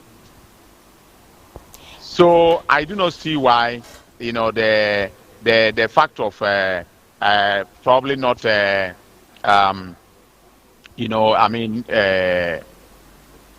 doing immediately what the Supreme Court says he should do will constitute, a contempt of Parliament. It will be maybe contempt of the court, but in the situation in which we find ourselves, where Mr. Speaker's lawyers are also acting on his behalf in seeking to set aside the ruling of the court, I don't see that. I don't see any extent to which it can be said that Mr. Speaker is acting in contempt of the court or the Constitution. Dr. Ayine, you earlier said that you didn't know if Speaker had been served. However, Speaker's lawyers were in court on the day the ruling was made. No, that is not to say that they were served. Service of a court process, is a formal, process of delivering, an order or a document, that has been sent by the registrar of the court to the person, all right, in question. So it is not, in some cases, personal service is required, all right. In this case, it is not strictly required that Mr. Speaker be personally served, but if he served through the clerk of Parliament or served through the legal office of Parliament, that will be, a proper service. The fact that his lawyers were in court on that day does not mean that he was properly served for purposes of being notified of the orders of the court. Dr. Ayine, one of the things that came up in all of these conversations is that the NDC said that they had been hinted that there would be military presence, and this military presence was not in favor of the NDC. Today we see military outside of Parliament in the perimeters of the Accra Conference Center. Is it necessary that they are there? Well, I don't think it is necessary, and I think that was early in the morning. I saw pictures of that, but as we speak, the military has evacuated from here. The only presence I can see now is the police. There's a police armor car that is at the entrance to the International Conference Center. besides the police, I don't see any military presence here. And in any case, military presence is totally unnecessary. We are running a civilian, democratic, constitutional government. We don't need the military interfering in the work of democratic institutions such as Parliament. Dr. Ine, what we've seen some pictures circulating, purportedly leaked chats from the Minority Caucus's WhatsApp group or WhatsApp page. Can you tell us if indeed they are conversations from your WhatsApp page? Oh no, that is fake news. It is fake news. It's fake news, yes. You want our viewers to understand that it is fake news. It is fake news. Take it from me, it's fake news. At the moment,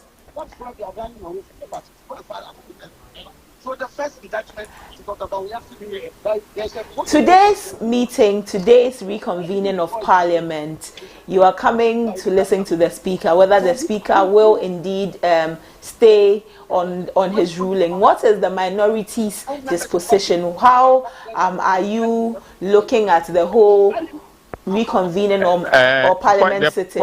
Point of correction, we are the majority.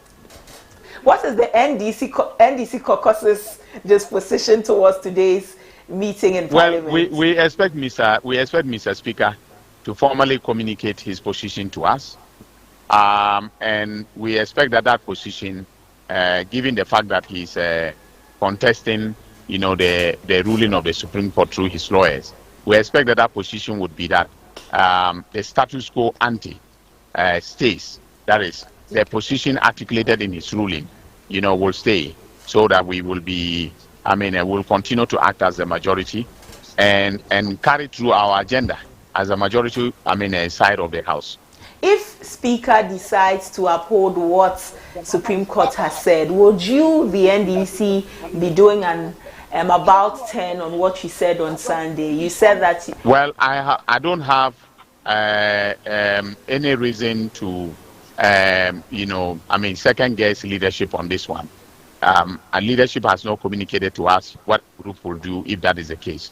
And I will refrain from commenting on it. Dr. Ine, before you go, there are some outstanding bills and government businesses in Parliament at the moment. But during your press conference, you didn't mention any of them. The only ones that your leader, the leader of the NDC caucus, Dr. Ato Forson, mentioned was the e-levy and the betting tax. These two taxes, are they the only things that you, the NDC, as majority in Parliament, are looking at? We just mentioned them as examples, but I am very sure that there are a number of them that we can deal with, comprehensively if the situation remains as it is today. Some have also said that if we do not take care, we'll end this Parliament the way we started this Parliament. Will that be so? No, I don't think that will be true. That will be correct. You don't think that we learned a lot of lessons from what happened on the 6th of January 2021. We will not be doing ourselves and the country any good if the Parliament descends into chaos. We will, as much as possible, be civil in the way we conduct business, despite the differences that we have with respect to whether or not the seats that are in question were properly declared vacant. If it happens that these seats are no longer declared vacant and the respective MPs come and occupy their seats again, will the NDC hold the Parliament to ransom by? No. We are not. Despite everything that the minority leader has been saying, I'm referring to the Honorable Afeyo Makin. Despite everything that he's been saying, trying to describe us as lawless, as hooliganistic, and so on. All right, we are not. You know us as individuals. You know us collectively. That we are a group of very decent men and women, who have very good intentions for the welfare of this country and the people that we represent. So we will not do anything that is anywhere close to lawlessness. you will not do anything that is close to lawlessness. Before you go, finally, Dr. Ine, how many times do you want to let me go? Well, anytime I want to let you go, then I remember that I have to ask you another question. No problem. Dr. Ine, some have said that Speaker Michael Quay erred in his decision when he declared the Fomena seat empty. You see, those people are speaking from both sides of their mouth. When it suited them, they said Professor Michael Quay, had given a sound ruling. All right. Today, they are reversing themselves just because it doesn't suit them. All right. That ruling is sound. And I would urge any lawyer who has a contrary position, all right, to convince us that Article 97 does not contemplate the situation that we find ourselves in. The fact that in the past, people declared themselves independent, filed as independents, and then nobody declared their seats vacant, doesn't mean that we should continue with that practice. You know, can you imagine, let's say the minority leader, Honorable Afenyo Makin, for instance, today, goes to file to contest on the ticket of the NDC, all right?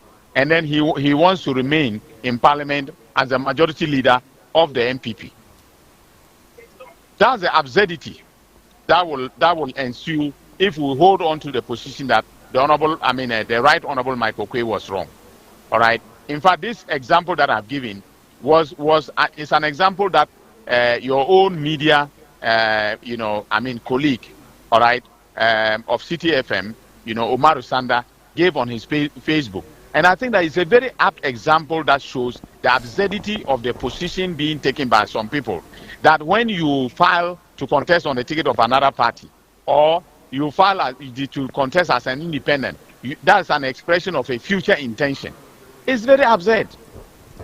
It's very absurd, and we shouldn't make our constitution constitution a laughable document, a document that not worth the paper that it's written on.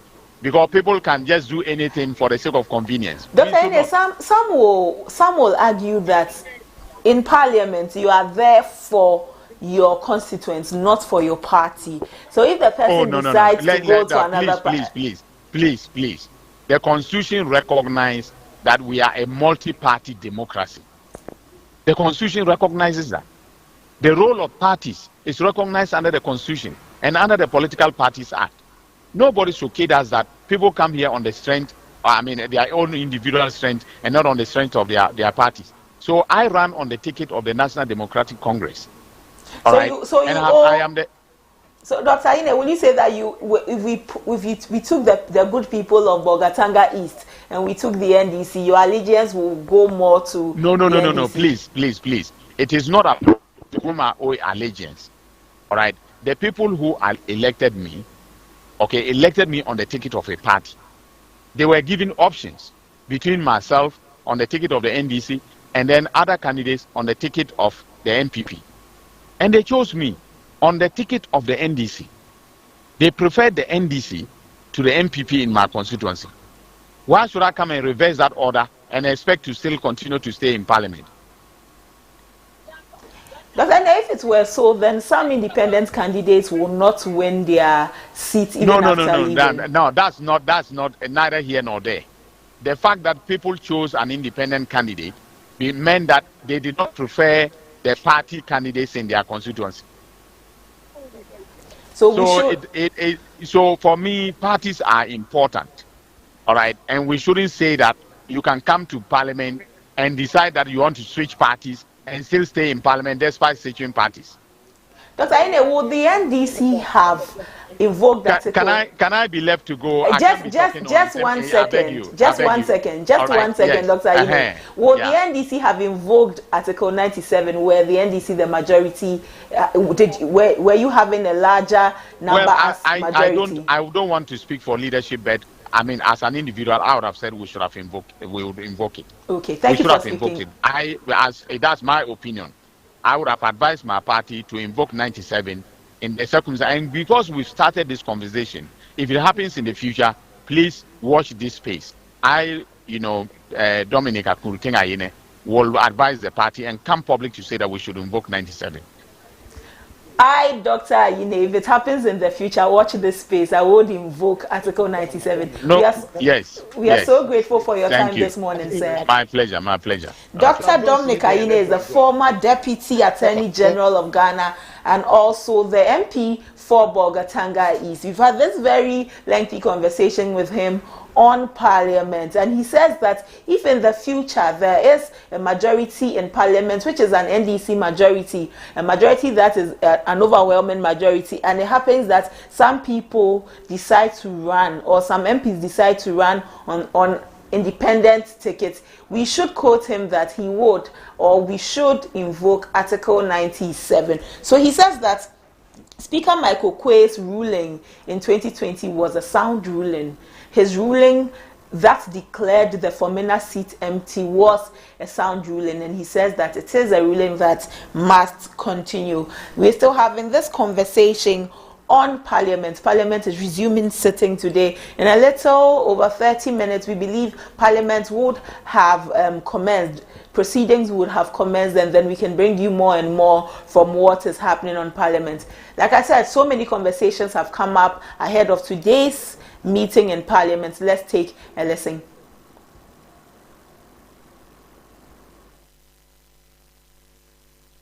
You have been reporting from Parliament for a very long time. So if for anybody to say that I connived is a wild anybody can imagine or even put out. I don't want to glorify that kind of allegation. I came here as part of my duties. It's not only these days that or today that I come to work early. Every time I come to work early. And when I came, I didn't enter by my will. I sought permission from the security. I asked them, is the place accessible? Can I enter? And they answered in the affirmative. So I went in there together with my colleague. We went there just to be sure. It's my duty as a whip to be sure that things are okay. So I got there, and what I wanted, I found it. And so I sat down. Then they called me and said that they wanted to sweep the place. Willingly, I walked out and came and stood here. What is wrong with this? He should have known. He came to meet me. I was a whip before he became a whip. There are lessons I need to teach him. So he should be humble enough to learn. He just entered a whip job. He should be he should be careful making allegations and be humble enough to also learn how whips work. This is how whips operates. It's my duty to be sure that everything is well. Before I inform the entire leadership and the majority leader. So that's already. You know that what he's doing. Why is another already sitting in there? When we were told that the room opens at 8 o'clock, he's already sitting in there. So they are the ones who are going to cause the fight. Yes, already. You know that what he's doing. Why is the things that I've said, granted interviews to other media houses from Wednesday and from Tuesday when the matter erupted on the floor, exactly a minute ago. The long and short is that Parliament will do what it has to do today. The court order sadly is not directed at any entity of Parliament. Parliament is rendered functional by some public officers, including the Speaker, the Clerk to Parliament, the Marshal, and of course the leadership. The nebulous nature of the stay granted by the Supreme Court is that I don't know which to stay with. So when we get to the chamber, I'm sure it's a breach that we must go together. Honorable, both caucus are currently seated on the right side. Yes. That is where the majority normally sits. Yes, I'm aware. But would this not cause tension in the House, in your opinion? Do you think that what is happening hasn't already caused tension? Where clearly what the governing party benefited from in 2020. And I mean, we should be principled if we want to talk about governance. If the governing party hadn't done this before, then of course we could be thinking differently on the matter. But they deployed the same strategies in 2020. Got a different speaker to pronounce and got Andrew Amakwesiama out of the house. I insist, if a CMA had not left the House upon the directive of the Speaker in November 7, 2020, then of course we could be saying different things. But a CMA obeyed the Speaker and left. He never stepped foot in Parliament until the life of the 7th Parliament came to my end, midnight, 6th January 2021. And so if we are asking the same enforcement to be engaged and the judiciary now waiting and wasting in a very nebulous manner, we don't know what is to be stated.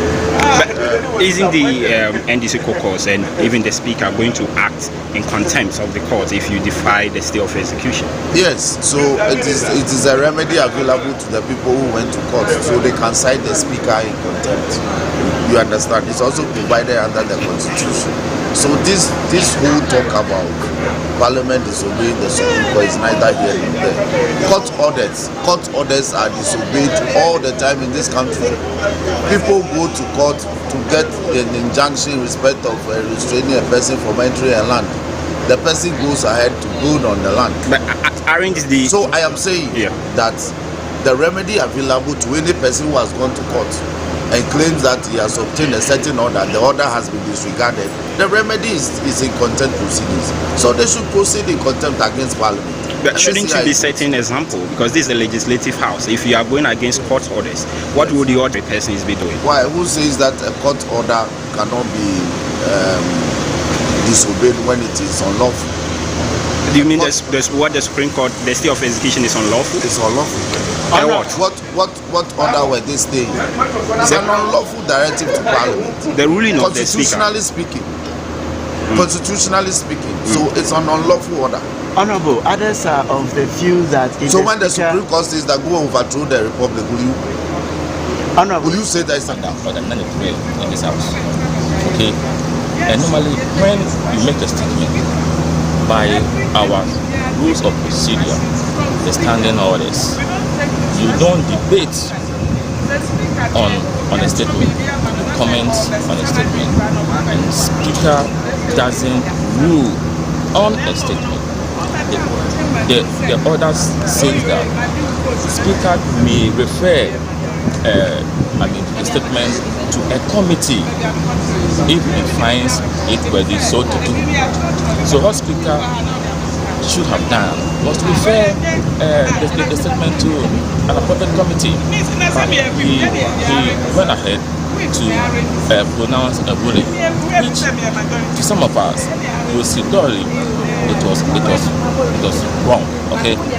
Now the majority side through the leader of the House, Honorable Alexander Afenyomakin, went to the Supreme Court. In fact, when we were commenting on the statement, he drew Speaker's attention to the fact that a process has been served the Supreme Court, but the Speaker didn't listen to it. Now Supreme Court sat on the matter and said that there should be a stay of execution. They've not gone into the substance of the matter. They are saying that, hold on, for us to interpret that constitutional provision to the benefit of us all. What is wrong about that? I want to ask Ghanaians, why is it that even renowned judges, renowned lawyers, those who are grounded in law, are giving different meanings onto that constitutional provision? It means that there's something wrong about that. Why don't we wait for the interpretation to be done before we proceed? So Speaker is coming today, and for me, I know that he's somebody, he's the longest serving member of Parliament. He's somebody who is held in high esteem in society. Just take your time. You can sit on the matter the whole 24 hours. You understand? And you bring your comprehensive ruling. Then we all begin to reflect on it. But you don't sit in Supreme Court and then you suspend Mr. Speaker's ruling on the floor of the House. If you do that, you are fanning the Supreme Court that is supposed to water down the tension in the country. It's rather fanning the tension in the country. And Madam, what's the name of the Chief Justice? Tokono. Madam Tokono, I hope and pray that she has children in this country. She has family members in this country. We must all watch it. We must all watch it and protect the peace we have in this country. And the Supreme Court must play a pivotal role in protecting the peace we have as a country. that leads to my next question. Others are considering some implication to the Speaker decides to uphold his testimony. The Speaker will do what is right and no intimidation whatsoever. And we will protect our current status as the majority, as my leader has clearly stated. The Speaker, as you know, the BAGBIN, know him, will never bow to any pressure or any intimidation. And I have absolute confidence that Mr. Speaker will insist on the right thing. Mr. Speaker will not behave like the Supreme Court. Mr. Speaker will do the right thing, and he has this country at heart. Would you have peace? Just take your time. You can sit on the matter the whole 24 hours. You understand? And you bring your comprehensive ruling. Then we all begin to reflect on it. You've heard the members of Parliament. They've all had a lot to say. We'll be bringing you more on this. But we have Richard Kumado, security consultant, joining us again. Thank you for joining us, Richard. We also have Adib Sani, who is a security analyst, also joining us for this conversation. Let me start with you, Mr. Richard Kumado. All of these happenings, the tensions, how do they reflect on our moral obligations? Moral obligation as what? As Ghanaians as politicians?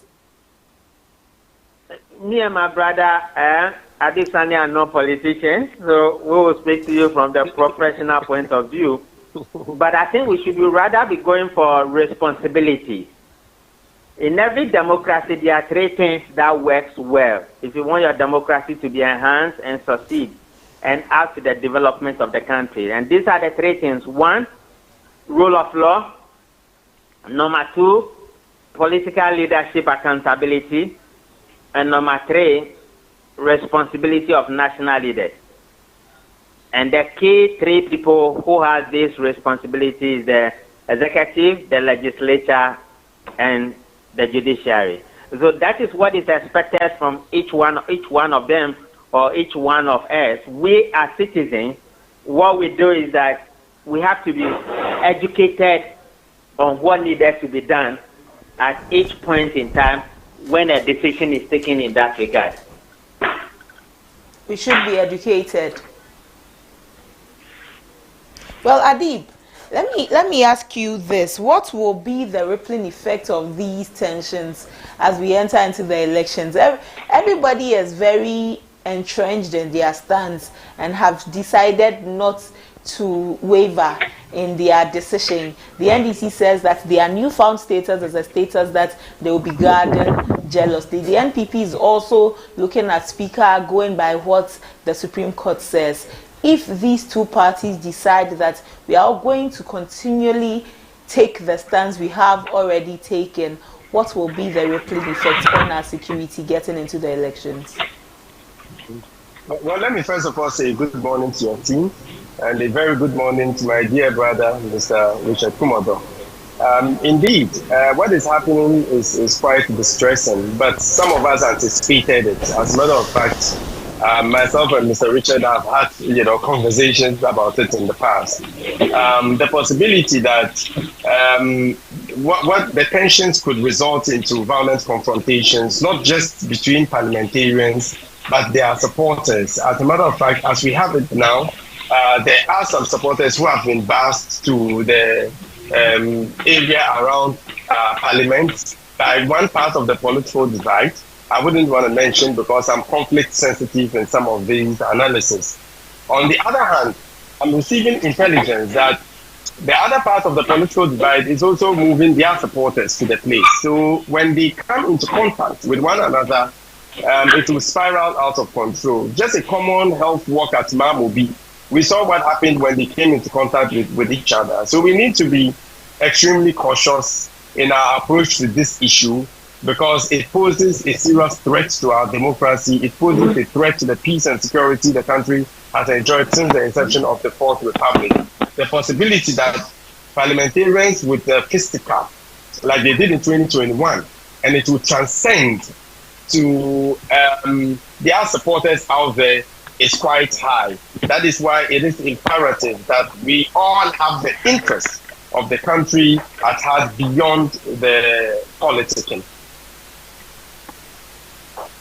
For the MPP side of Parliament says that orderliness lies with the Speaker at the moment, and for everything to come to order, it will be hinged upon the Speaker's words and what the Speaker does. How should we be? I mean, if Speaker goes with what Supreme Court says, one side will be happy. If Speaker says no, another side will be happy.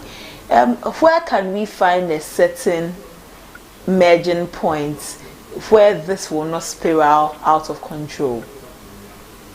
Well, I would have thought before today, engagement should have been done. There should have been preventative diplomacy ongoing behind closed doors. The Office of the National Chief Imam, the Christian Council, the Peace Council, even the presidency could find a way of talking with Parliament and especially the leadership. So we find an amicable solution to this. But quite obviously, it looked like none of it worked.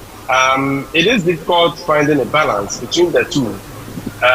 Because as it stands now, it is quite obvious that the Speaker didn't err in his judgment or in his directive, because that is according to the law. I'm not a lawyer. So when these things happen, I listen to legal luminaries, people who are very experienced, who understand what it is. I've listened to lawyer Inus Absini, the former Tamil Central MP, Professor Ajumandia, and the rest. And they've all, unanimously indicated unequivocally that, look, the Speaker didn't err. He did things according to the law, all right? However, for the Supreme Court to come out with a stay of execution, in my opinion, it's what exacerbated the whole situation. So as it stands now, Parliament says they do things according to their rules, and that nobody, because they are also an arm on their own, nobody can come, no arm can come from nowhere and tell them what to do, all right? Because egos are also involved here. So whether the Speaker would back down or stick to his grounds is what we are unable to tell right now. But clearly, the NDC says they would respect whatever the Speaker tells them. But the NPP, I doubt, would if it goes against them.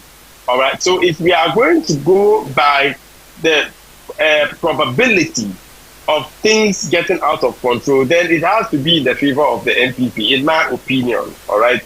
But the right thing should be done. That is what we should be focused on right now. So you're saying that if anything should happen and it should any chaos should erupt, you think that it would rather hinge more on the NPP than on the NDC? Because the NDC has made it very clear. Whatever the Speaker says, if the Speaker says, hey, move to the minority, they would do, they would oblige, okay? But the question is, would the NPP move to the minority if they are told to do so? I doubt they would. I strongly doubt they would. The best they can do is to perhaps leave the chamber. All right. So just watch how it plays out. But I am more concerned about those foot soldiers outside. One of them was interviewed and he said he came to protect the NPP and he came to also protect Parliament. And I wonder since when foot soldiers started protecting, Parliament. So we need to be very careful.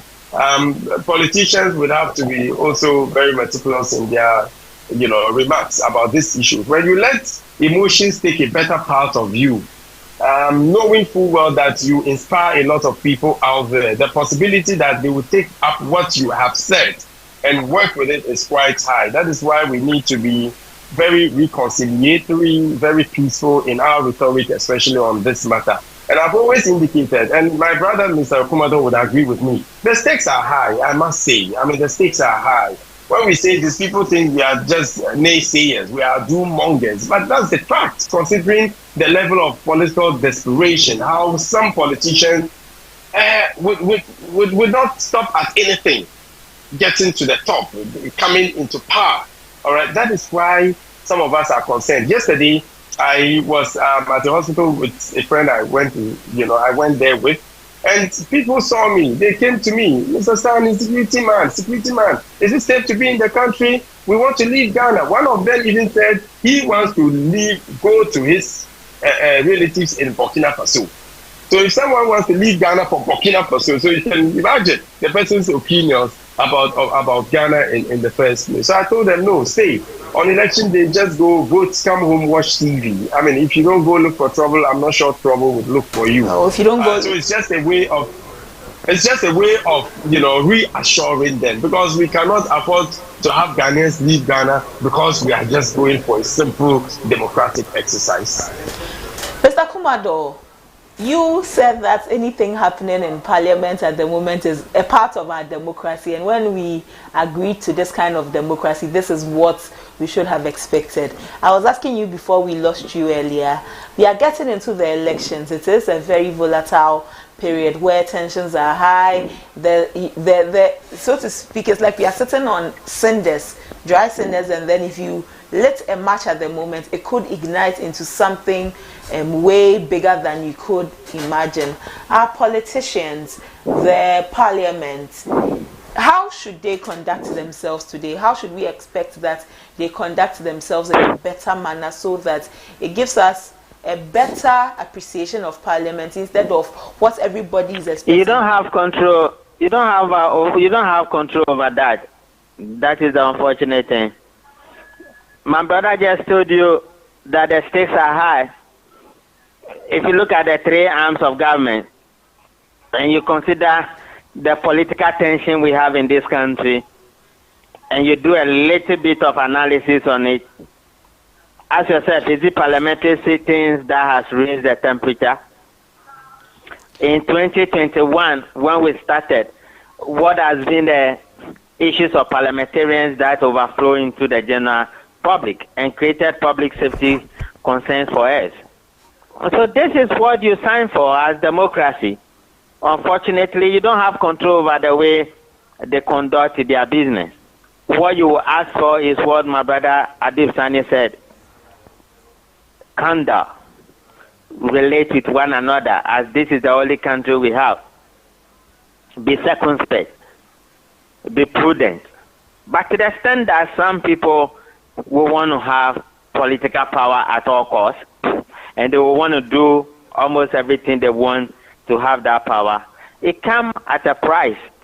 And as to whether we are willing to pay that price or not is another thing. When Adib Sani said that somebody wants to move from Ghana to Burkina Faso, you didn't ask him to explain. There's a dichotomy to that. Burkina Faso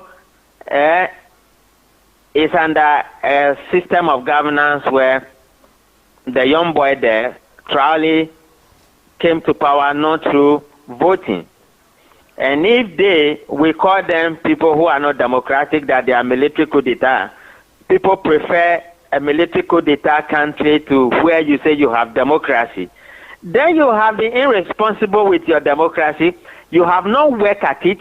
You have not done anything at it, apart from running everywhere, disturbing everybody, including your elections and whatever you are saying in parliament.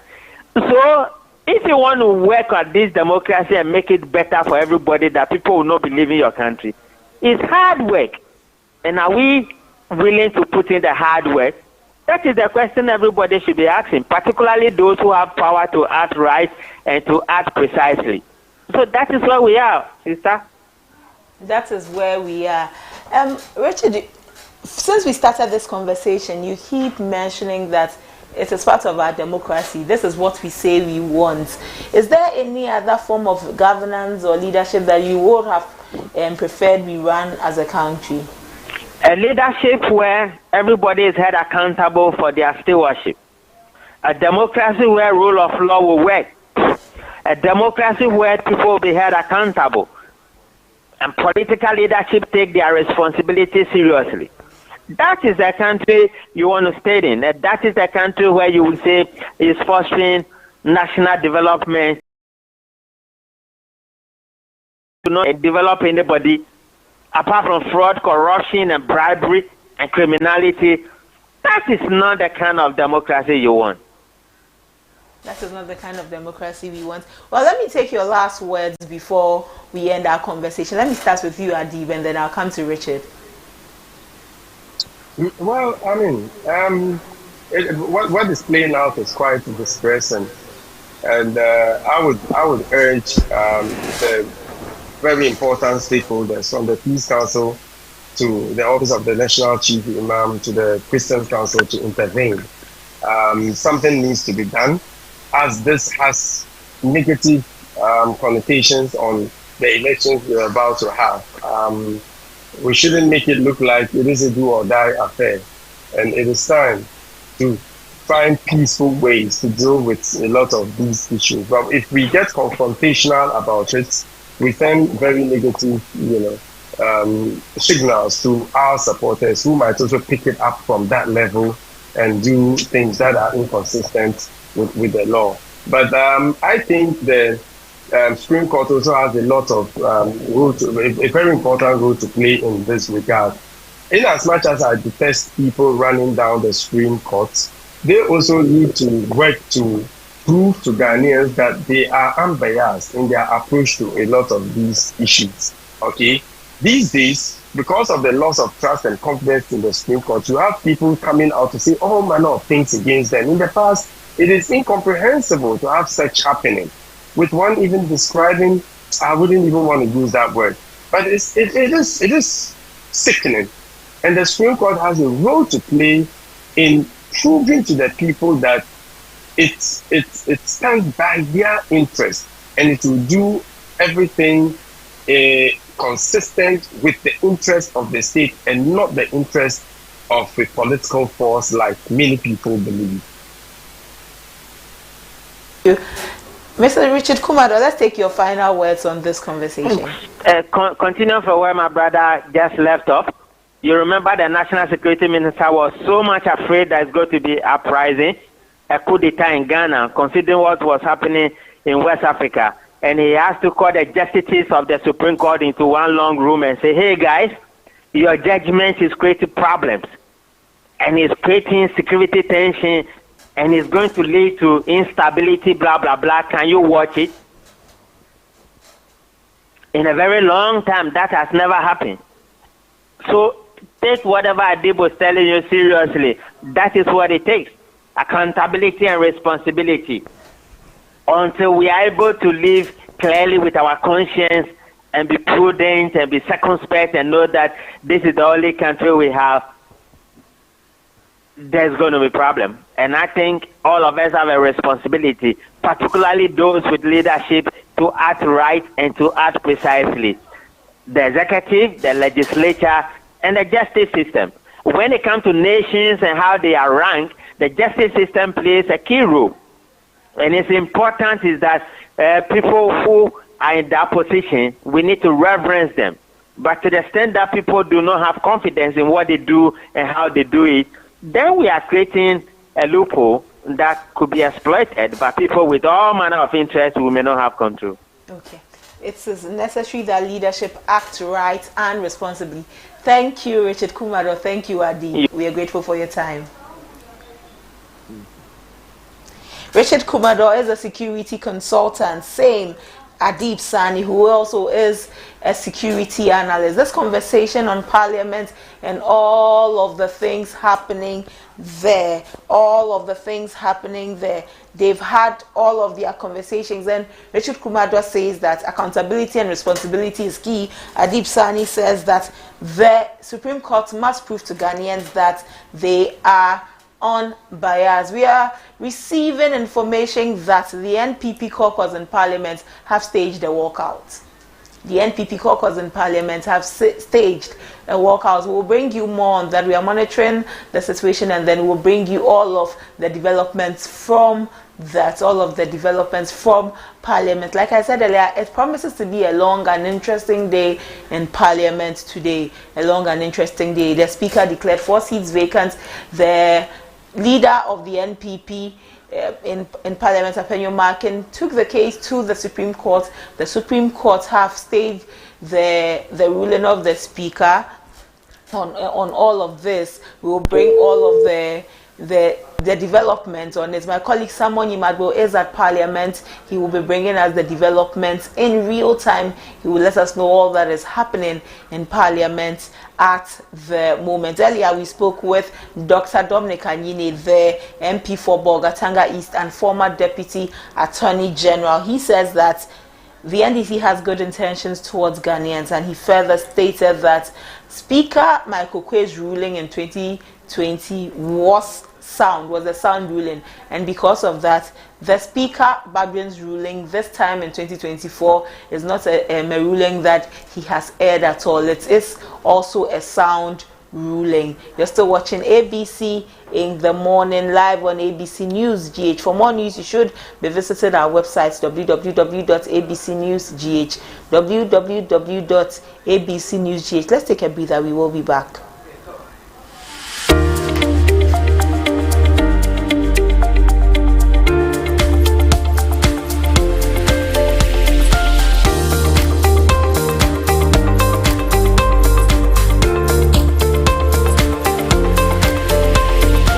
Million children have benefited from free SHS.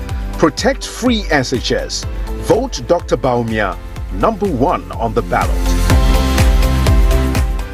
Over 5 million children have benefited from free SHS. Protect free SHS. Vote Dr. Baumia #1 on the ballot. 2017, the NPP inherited a fragmented digital infrastructure that limited public service efficiency. Since then, we've revolutionized how services are delivered with the Ghana card and mobile money interoperability, enhancing speed and accessibility. Our efforts have greatly improved government interactions, making life easier for every Ghanaian. However, our vision doesn't stop here. We aim to further expand and modernize Ghana's digital landscape. The journey towards a fully integrated digital society continues. Stand with us. Vote for innovation. Vote for Baumia. In 2017, the NPP inherited an infrastructure network in need of renewal. We've since focused on building modern, resilient infrastructure, expanding roads, railways, and housing through strong partnerships with the private sector. As we enter the next chapter, a revitalized public works department will lead maintenance, with local governments enhancing district roads. We are committed to expanding railways and upgrading airports to connect Ghana for a stronger future. While much has been achieved, there's still more to do. Vote for Baumia. Baumia means business. In 2017, the NPP inherited an infrastructure network in need of renewal. We've since focused on building modern, resilient infrastructure, expanding roads, railways, and housing through strong partnerships with the private sector. As we enter the next chapter, a revitalized public works department will lead maintenance, with local governments enhancing district roads. We are committed to expanding railways and upgrading airports to connect Ghana for a stronger future. While much has been achieved, there's still more to do. Vote for Baumia. Baumia. Over the past 8 years, the NPP has significantly improved support for our most vulnerable citizens. From expanding school meal programs, enrolling 300,000 more people in the LEAP initiative, enhancing healthcare for expectant mothers, we've strengthened the fabric of our society. But our work isn't done. We are committed to further enhancing these programs and introducing new initiatives to ensure that every Ghanaian has the opportunity to thrive. Vote for progress. Vote for care. Vote for Baumia. Baumia means business.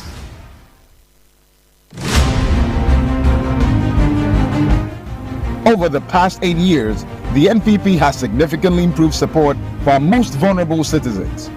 From expanding school meal programs, enrolling 300,000 more people in the LEAP initiative, enhancing healthcare for expectant mothers, we've strengthened the fabric of our society. But our work isn't done. We are committed to further enhancing these programs and introducing new initiatives to ensure that every Ghanaian has the opportunity to thrive.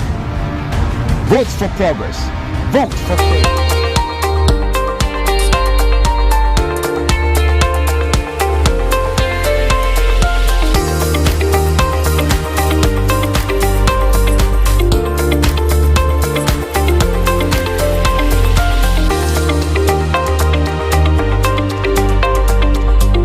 Still watching ABC in the morning. We will cross over to Parliament when proceedings begin. It's 10 a.m. We're expecting that the Speaker will be in Parliament anytime soon so that Parliament proceedings will begin. But we understand that the NPP caucus in Parliament have staged a walkout. The reason for the walkout we will bring to you when we have all of the details. So be rest assured that we will furnish you with all of the details coming from Parliament. The conversation is that the Supreme Court stayed the ruling of the Speaker. Speaker declared some 4 seats vacant. He declared some 4 seats vacant as per invoking the NDC invoking Article 97. The NPP took the case to the Supreme Court. The Supreme Court have stayed the ruling of Speaker, and there's so much to unpack after this. Today's meeting will prove which direction the NDC and the NPP will be going. It will also determine whether Speaker will be going by what the Supreme Court said, by the ruling of the Supreme Court. It is on the back of this that we've been having so many conversations since we started this conversation. We've spoken to Dr. Mohammed Abbas, who is a political scientist at the KNUST. We've spoken with Dr. Dominic Ayine, who is a former Deputy Attorney General and the NP for the good people of Bogatanga East. We've also spoken with Richard Kumado, a security consultant, and Adib Sani, a security analyst, all on this conversation to see how far the country is going. Are we in the right direction? Are we on the right path? If we aren't, how can we get back onto the right path? We'll be bringing you all of the conversations around this. So know that you are at the right place. You are on the right channel to listen or watch us on YouTube. Our channel is ABC News GH. Our channel on YouTube is ABC News GH. Follow us and subscribe so that you are abreast with everything happening. Also, our website is www.abcnewsgh.com, www.abcnewsgh.com. For all of the news, timely news as it breaks, you should be visiting our website, abcnewsgh.com. The conversation on Parliament, on the decision of Parliament. So the Harun Idrisu, former minority leader, said that the NDC in Parliament were going to invoke Article 97. The NDC went ahead and invoked it. 3 MPs from the NPP side and 1 MP from the NDC side were affected. In this effect, it meant that NPP was losing 3 seats, which reduced their number from 138 to 135. The NDC lost 1 seat, so in effect, it reduced their number from 137 to 136. Because of this, NDC said that they now had assumed the majority position in Parliament. NPP said as no, this is not something that the NDC should have done, and even for the Speaker to declare the seats vacant, the NPP went to court. The NDC say that now they are the majority in Parliament and that this status they have attained will not be taken away from them or from anyone. Let's listen to Honorable Afenyo Marking, the leader of the NPP in Parliament. I should say actual notice of the ruling of the court.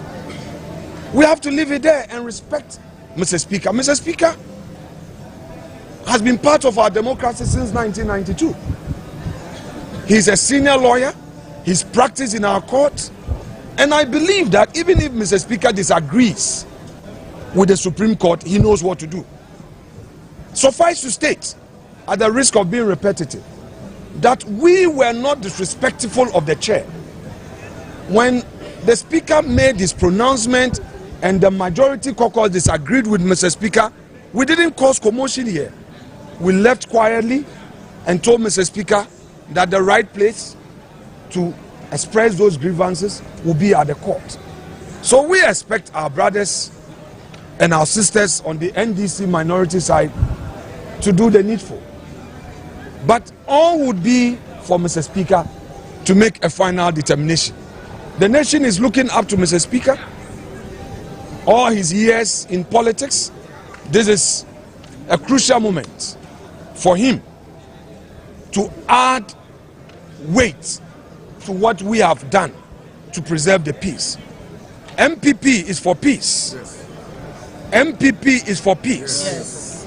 MPP is for peace of Ghana. Yes. We will not allow anybody to disturb the peace of the country.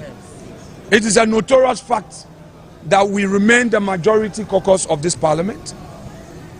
You, the media, must add your voice to the advocacy to compel our colleagues to respect the fidelity of the law. I have heard a respected colleague on their side, Honorable Dr. Ayini, calling on Mr. Speaker to respect the Supreme Court decision. If that is true, then that's a noble call from him. Dr. Ayini is somebody I respect because of his respect for the law. I believe that moderates on the side of NDC will prevail on the hawks in their party to call them to order. So I would want to thank you for being with us. We are leaving this chamber peacefully into our offices. I wait Mr. Speaker's arrival, and if he calls leadership and we do pre-sitting discussions, we will take it up from there. But for now, that lawless theater will not share with them, because Ghana, our country Ghana, is bigger than any one individual. So we would want to, at this point, sing our party's anthem to let you know who we are. Colleagues, we are the new patriotic party. We are the new patriotic party. The elephant is the winning symbol. We have won to save Ghana. The elephant is the winning symbol. We have won.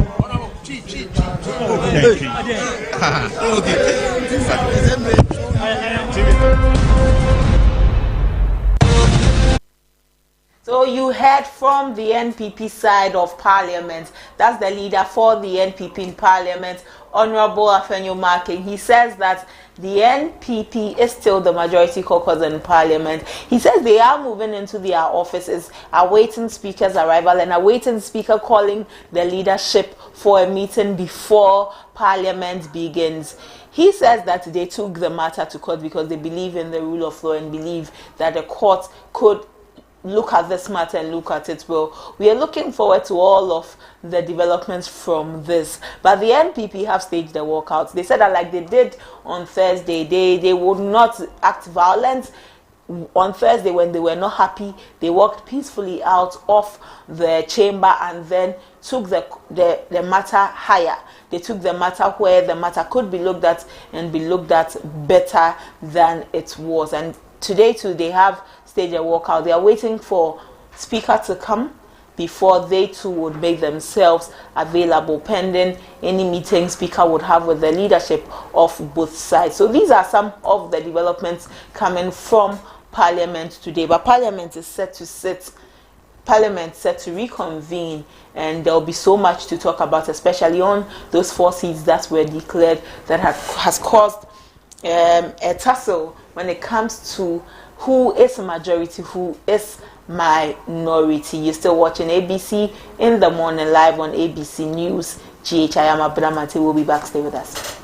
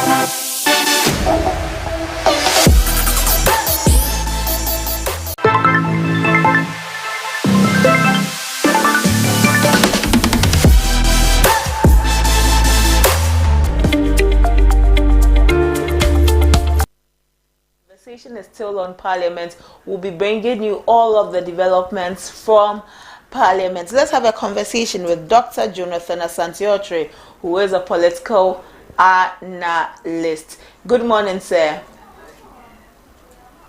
Sir, what do you make of all of these conversations around Parliament and leadership? Well, let me say good morning to your viewers. I don't know if it's FM as well, then your listeners as well. I think that we are at the crossroads in terms of our democracy. Let me ask you, is it a Twi or English program? It is an English program, Doc. Oh, okay, all right. So I will start by saying that our democracy is at the crossroads. We have had so many situations where,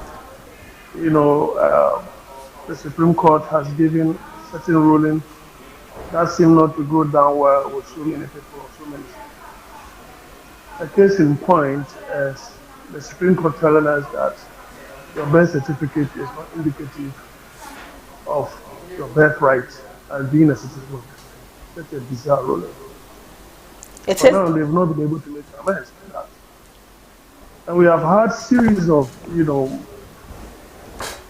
judgments here and there that even Mr. Kandapa has had cause to worry.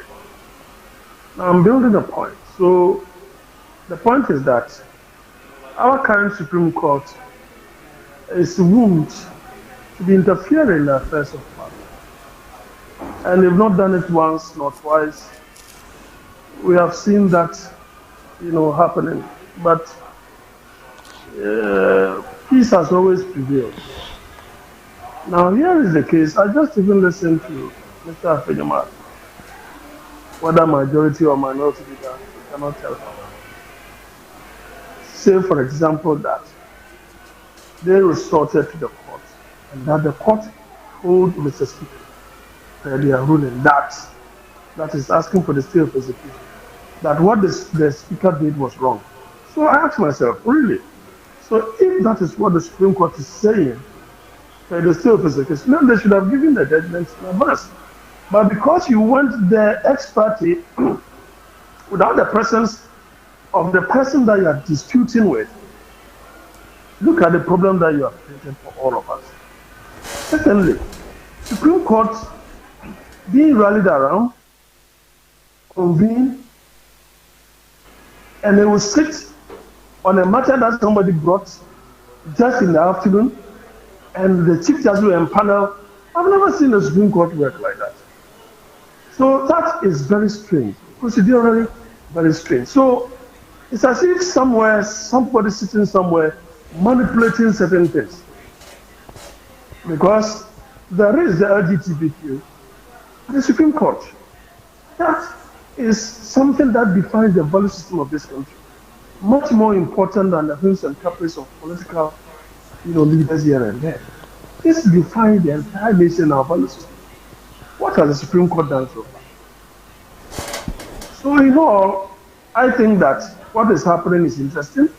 I don't foresee anything untoward happening, but I think that the person who will have the final say will be the Speaker. The person who will have the final say will be the Speaker. Doc, how can we look at finding a balance in the separation of powers?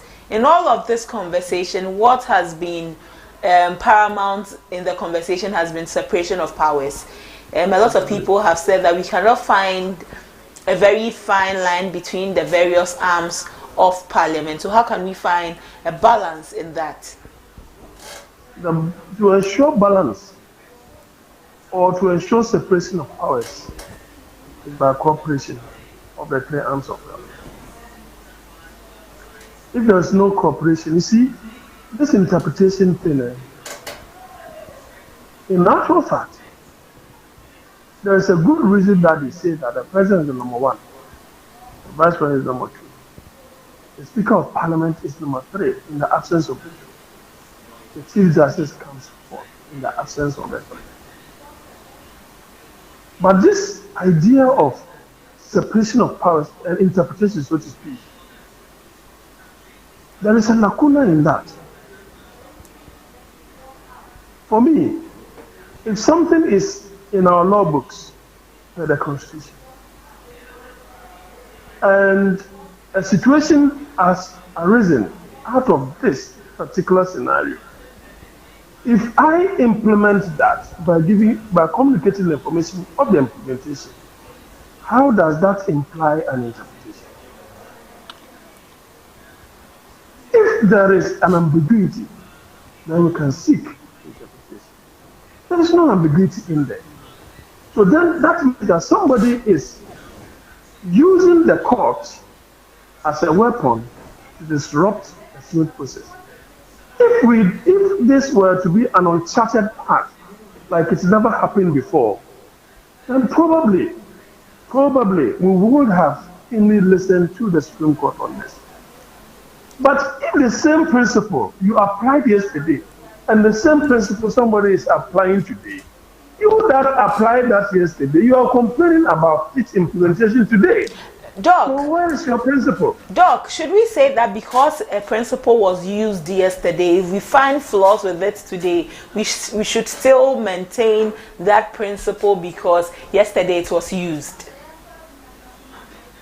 For all intents and purposes, look, we may not necessarily have to look at the issue from a generalized point of view.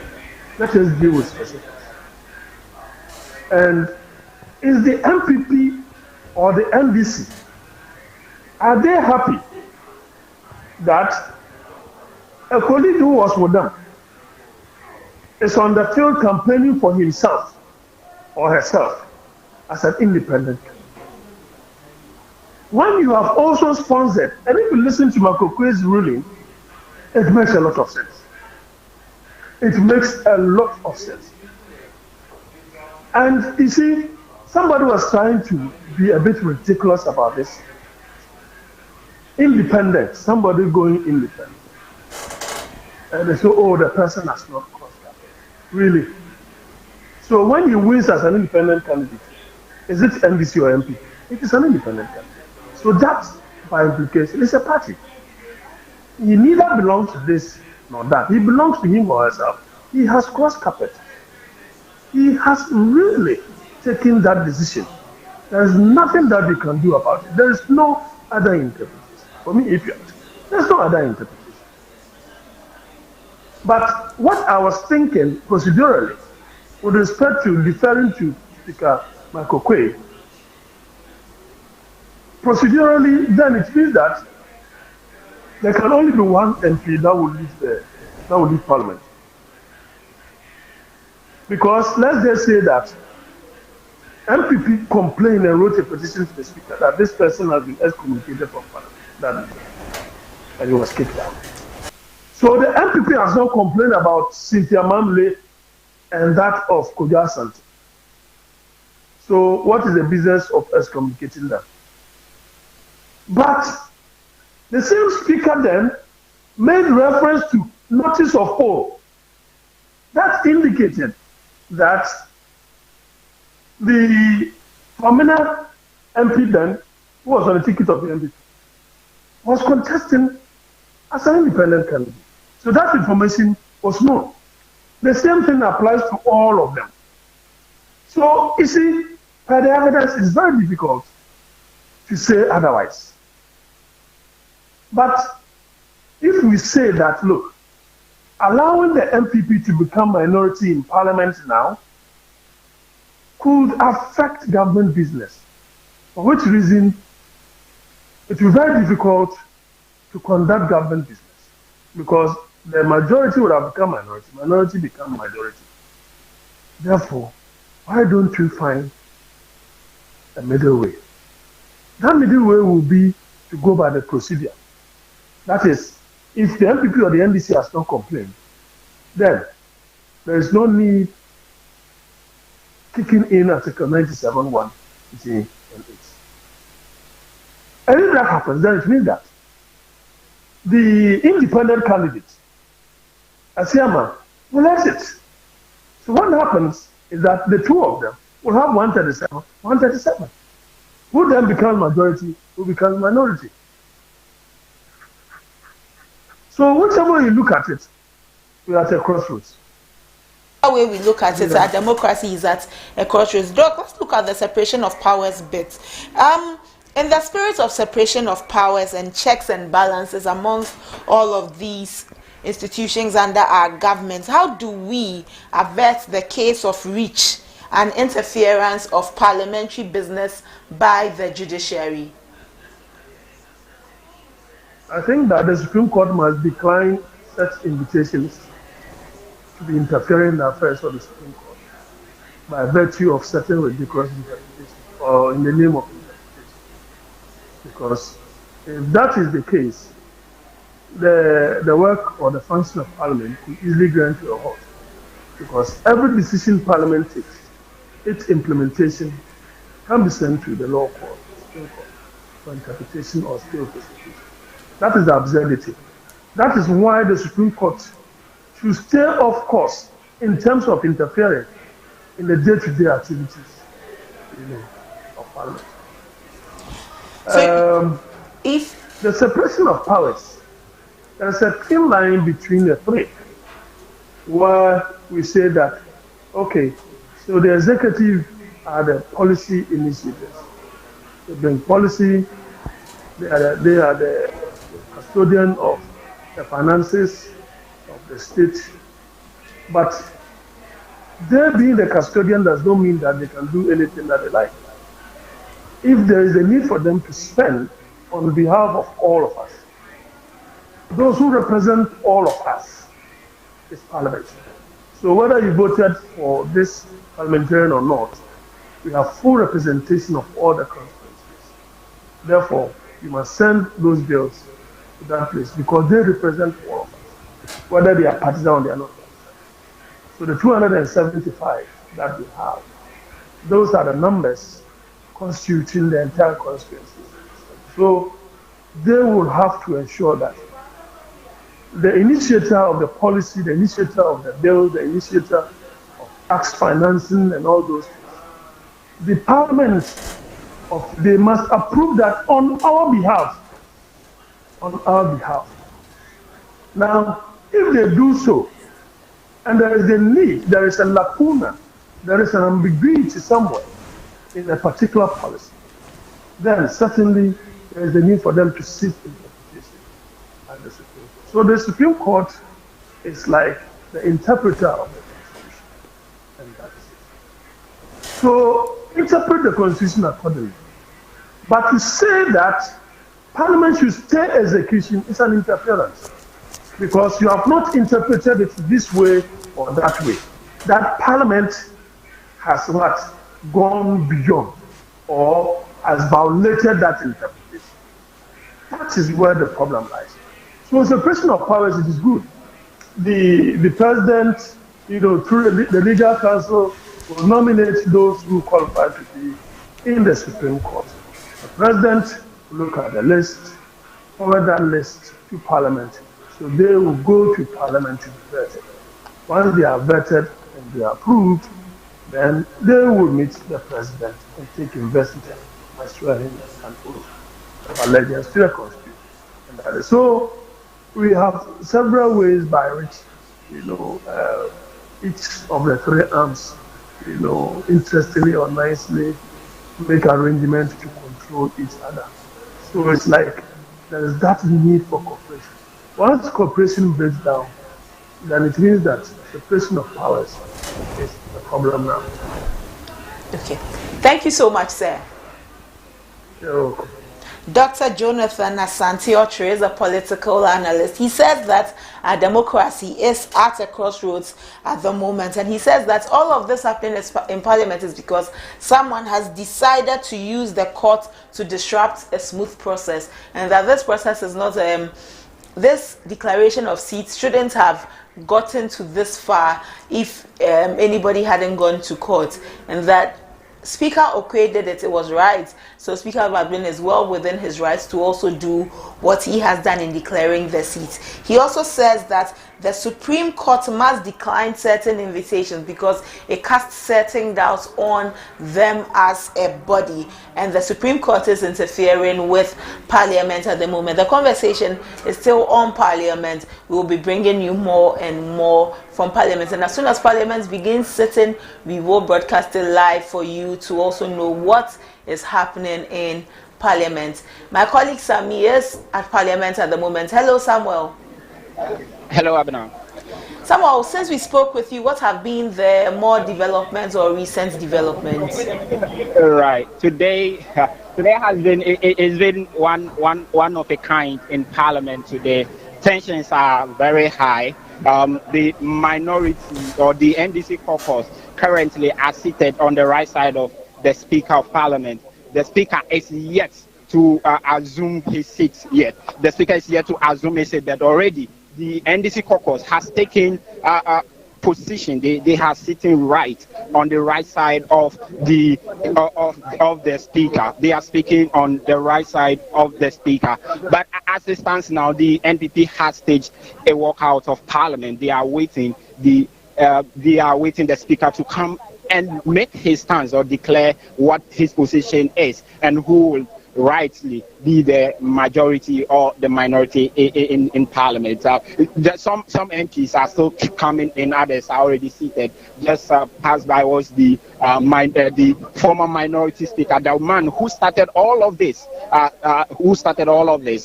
Haruna Idrisu. You know, he petitioned the speaker to make a declaration on the vacant seat or on the 4 seat that the speaker declared vacant. He just entered, but he declined to give any interview to the media. He's the one who started all of this when he was on a campaign ground in Tamale in his constituency. Then he made this pronouncement that when Parliament reconvenes, the minority side will seek the interpretation of the Speaker with regards to the 4 seats that they believe have crossed carpet. And when he followed suit with a petition to the Speaker, and the Speaker made his declaration or his ruling on the case went to the NPP caucus, disagreed, went to court. Court granted them a stay of execution, and today they are finally back to Parliament, where the Speaker is expected to come in a short while to make his declaration on the stand, because the NPP caucus has filed a case, and the case they have been given the stay of execution, and they are waiting to see what the next line of action will be from the Speaker of Parliament. When we also spoke to the former Deputy Attorney General Dominic Ayine, and he mentioned that the minority side have gotten indication that the Speaker of Parliament, the lawyers of the Speaker of Parliament, have started to put together their documents to set aside the ruling of the Supreme Court. So in essence, what the former or the deputy AG is saying is that they have taken indication that the Speaker's lawyers are challenging the stay of execution by the Supreme Court. We are yet to get full clarification on that, and as we do, we'll give our viewers up to speed what the situation is. But the Speaker would soon come in. When the NPP caucus, led by their leader, Afenyo Markin, walked into the chamber and they wanted to go and sit at the right side of the Speaker, the NDC members didn't allow them, and as a result, they walked out. Whilst leaving the house, or whilst leaving, Afenyo indicated that they are not going to contest with anybody in the house in terms of what position to sit in.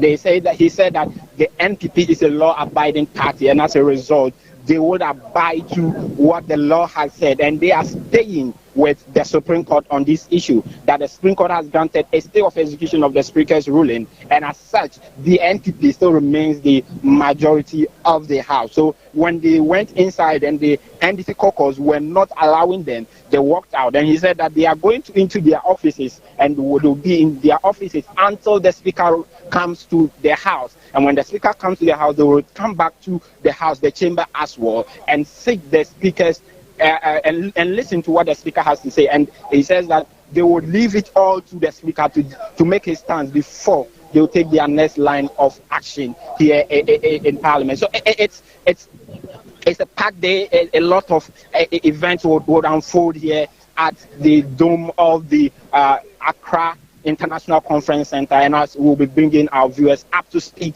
as to what will happen so far.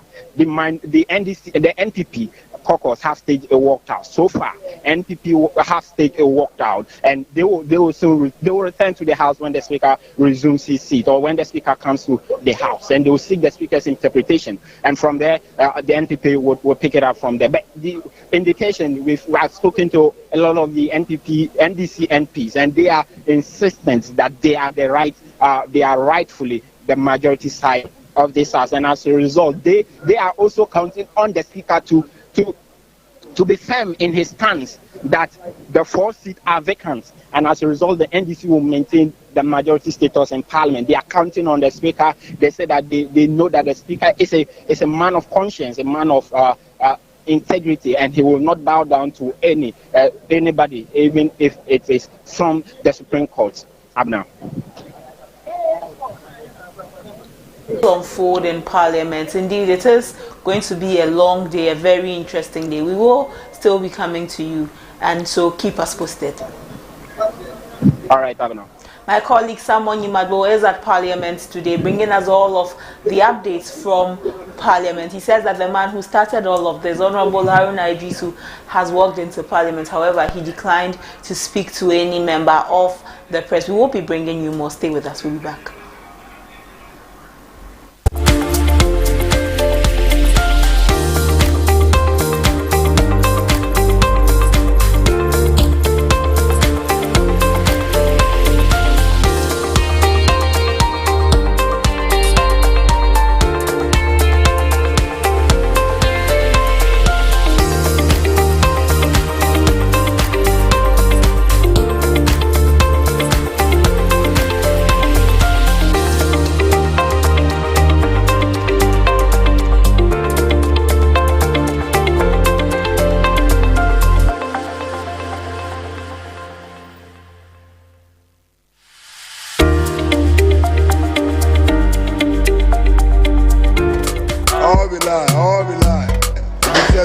Thank you, boss. See you next week. Yo, where is my passport? Where is my passport? Yo, man, I want to Waba. Who's Maba? And then it's special. Give me my passport. Madam, relax. Relax. You made me pay for express for 24 hours, and yet it's not in. You told me that you are telling me this. What's going on? Hello. This man here has taken my money. That within 24 hours, he'll do my passport for me. Oh, see, that's the same thing applies to me. He told me last night. He's telling me this week. Process. That's what they do. Yeah. Oh, madam. Please relax. I'll get for you in 24 hours. Hey, Guru man. So you never change? You get passport for someone within 24 hours, Madam Obwa. See, the normal working hours is 9 to 5. Not 24 hours, I'm fat.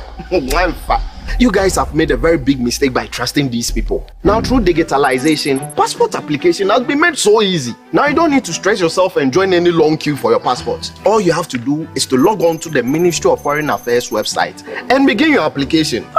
By buying a passport application voucher online. Simple and easier. And very soon, all you need to get your passport will be your Ghana card. What is it true? Obisa. It is possible. You yourself, I didn't know this. I feel like this. Come on. Come on.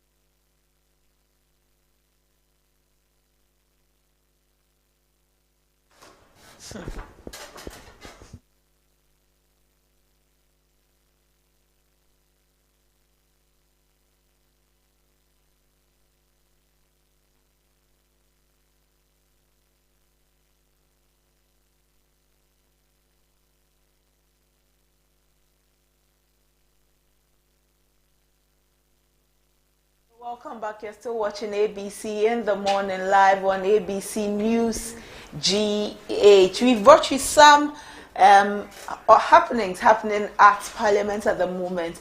At this moment, the NPP have staged their walkout. When they came to Parliament, they realized that the majority side of Parliament had been occupied by the NDC in Parliament, and they said they are walking out until the Speaker of Parliament arrives.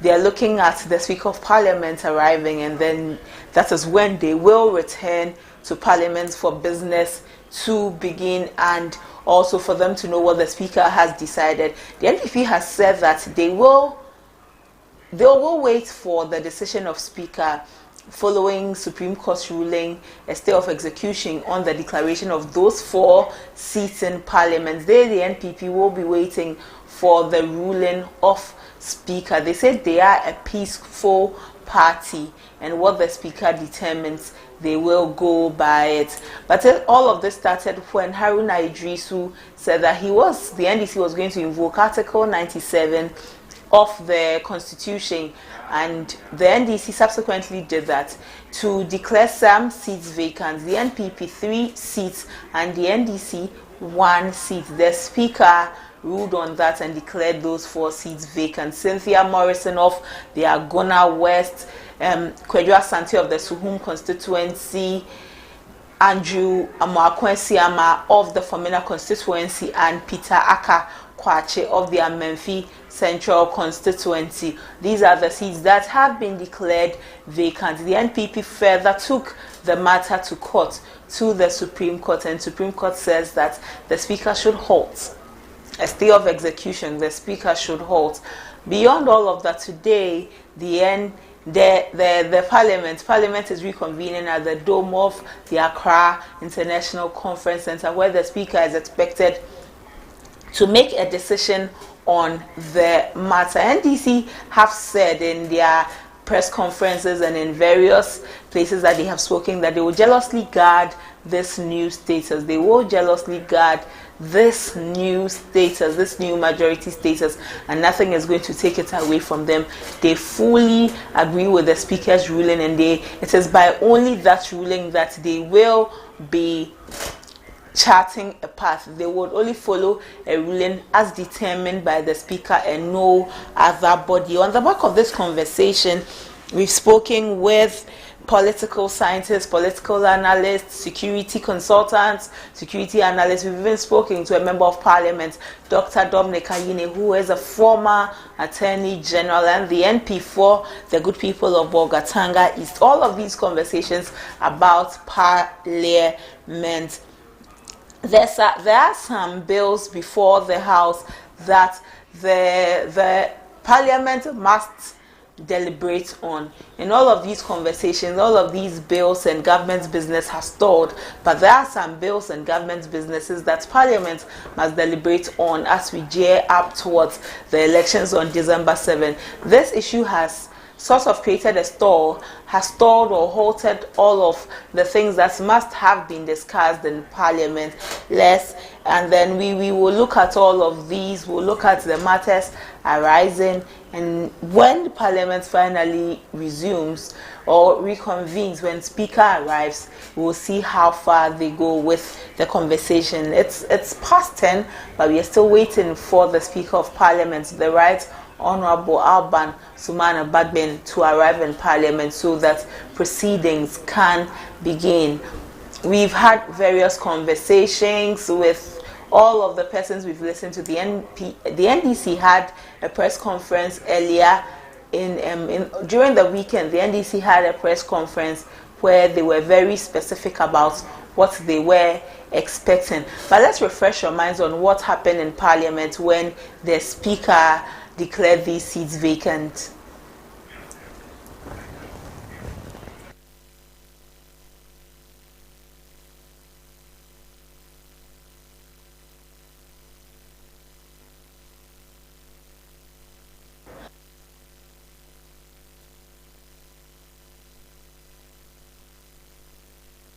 transpired in Parliament when Speaker declared the seat vacant, what the NDC were expecting before, what the NDC have said after, what the MPP expected before, and what the MPP have also said after. All of these are conversations that have come up. But we have joining us Dr. Frederick Ojo, who is a governance expert. Let's speak with him on this matter. Good morning, Doc.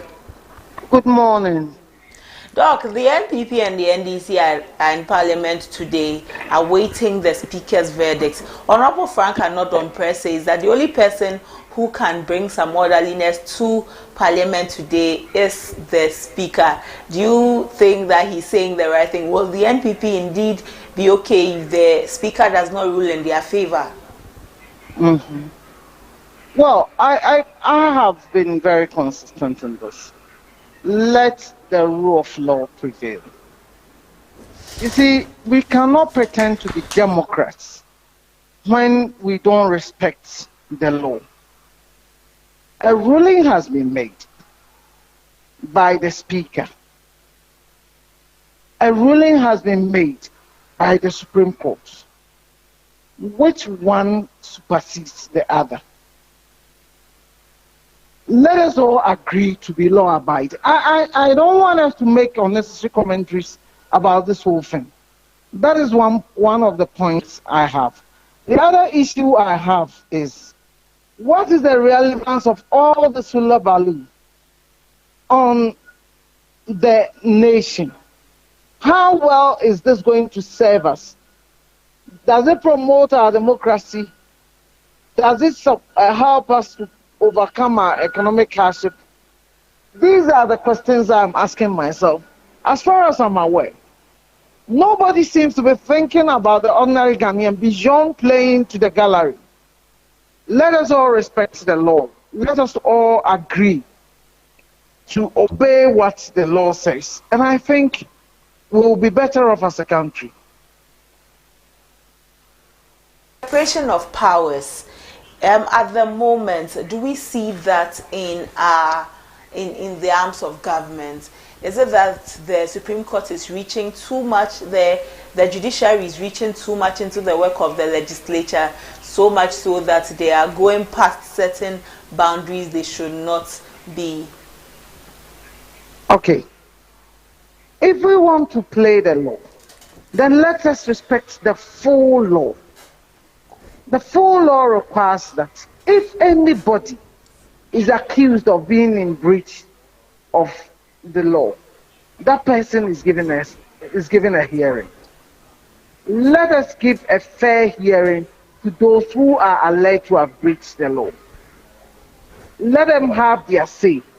Let them have their representation. Let them know exactly the procedure they are going to be taken through. That is the tenet of rule of law. There must be a due process. You see, we want to talk about some of these things, but we don't want to practice it. The Speaker himself should ask whether he has gone through the full gamut of due process of the law. If he has, and he's given a ruling, and he gives a ruling which directly affects somebody, does that person have a recourse to another body? So the Speaker makes a ruling. Somebody is not satisfied with the ruling. Can that person appeal to a different body?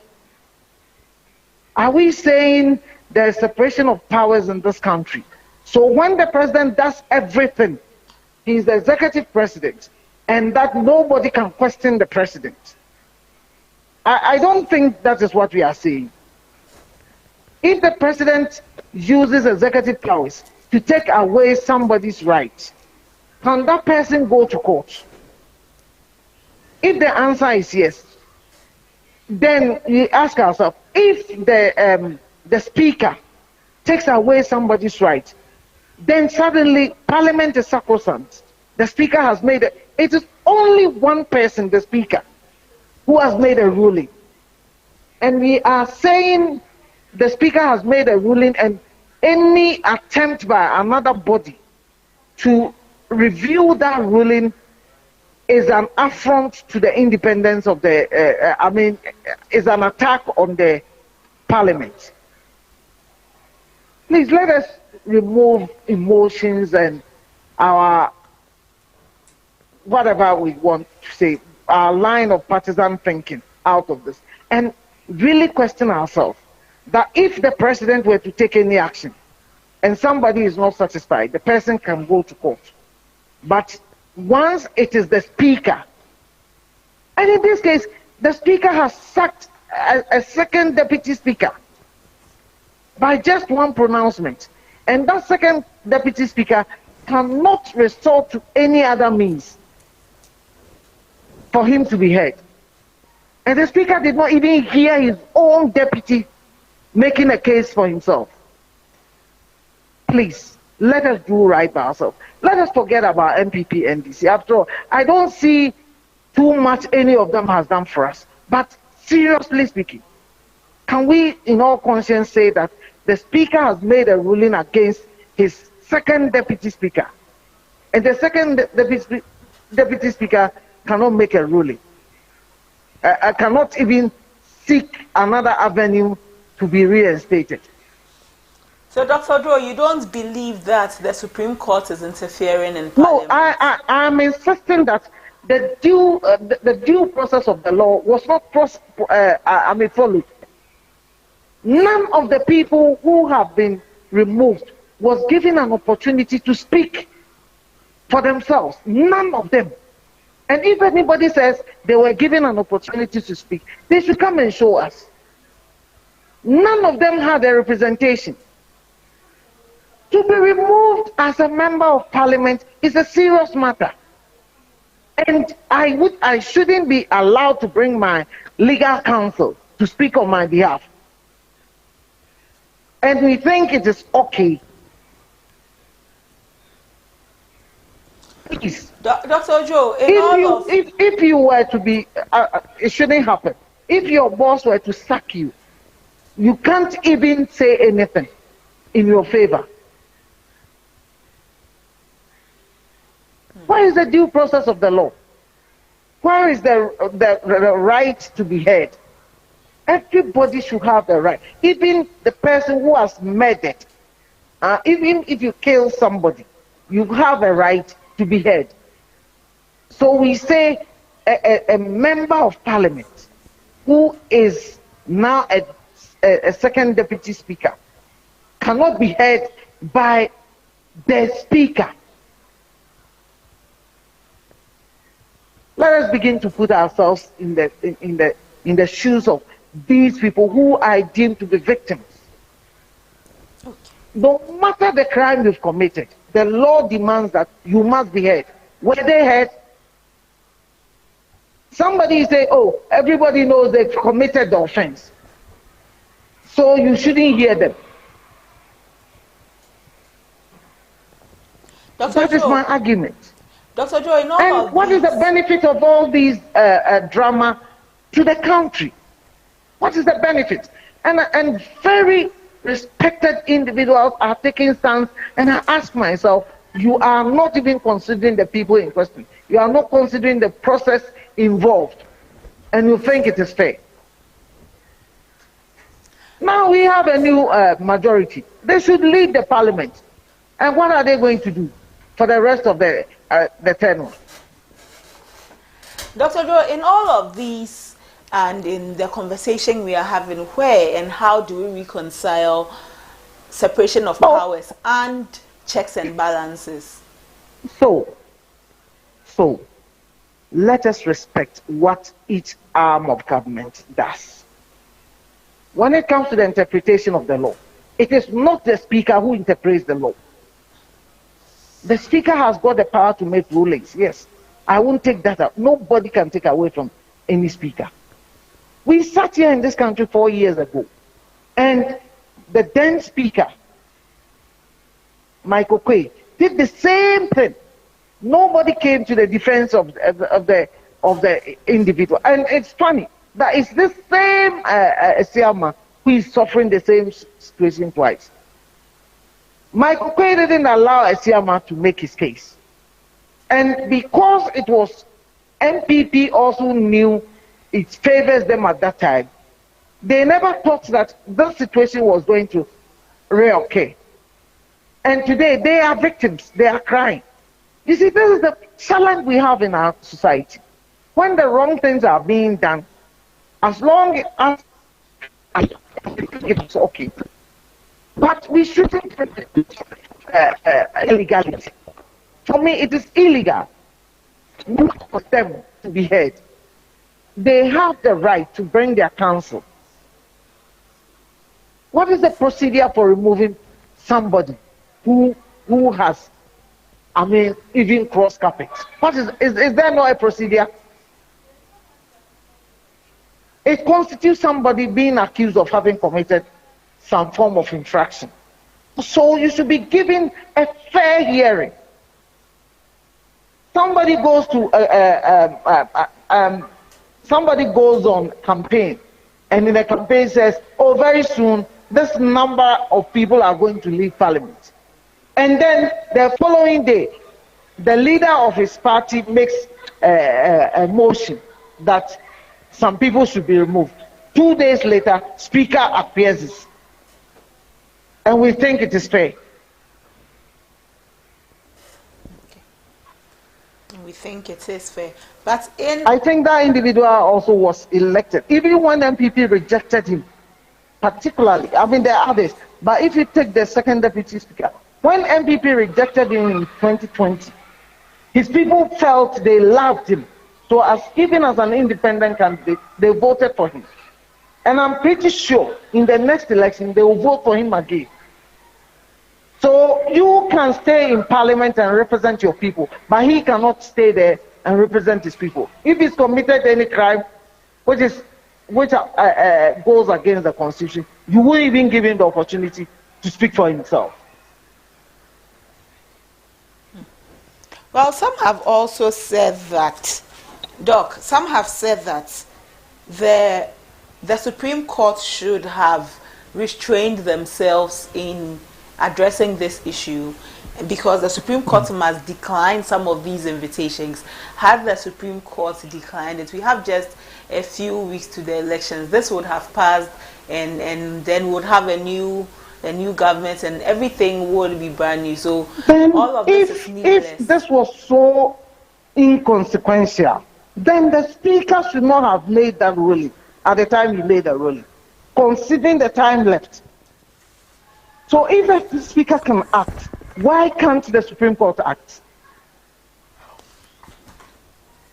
And my point is that if the Speaker even wanted to act, why can't you just allow the due process of the law to prevail? If you think it's so important that somebody has done something so unacceptable that an action must be taken, why don't you allow the due process of the law to take place? Or we are claiming there was a due process of the law. Is that what the Speaker is saying? I don't think the due process of the law has taken place. And I think if we want to call for equity, we must all come with clean hands. Let's come with clean hands.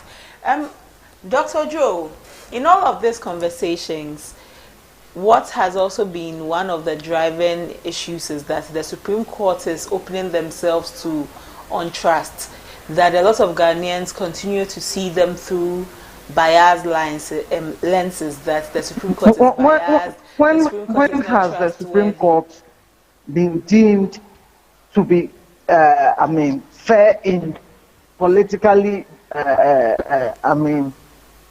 tainted cases? Let's go back to 2013.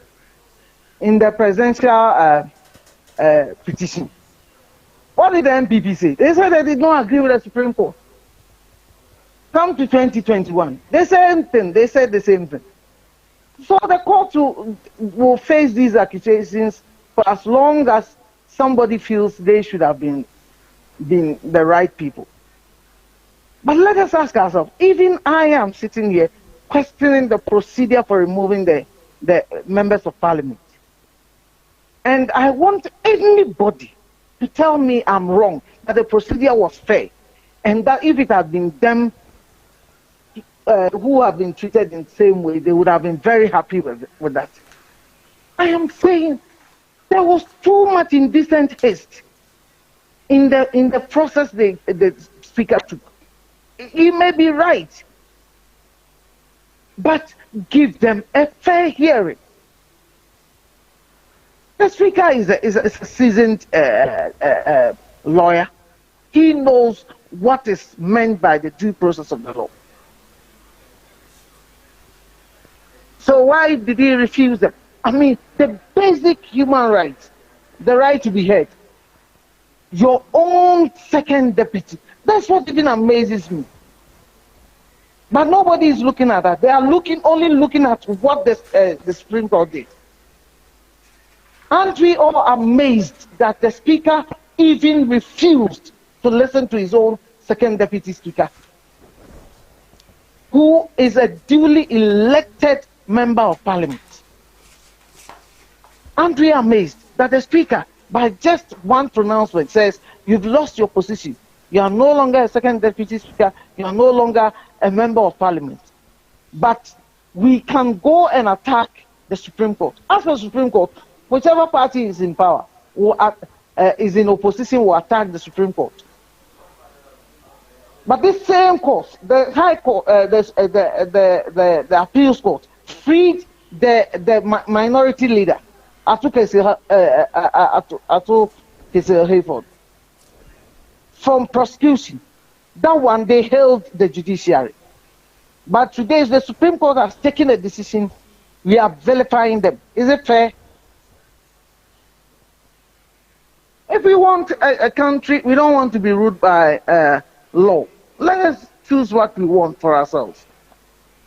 But I prefer a broken legal system to a no legal system. Okay. At least all the sides have been going there and been getting what they want at one point or the other. So it's better than nothing. It's better than nothing.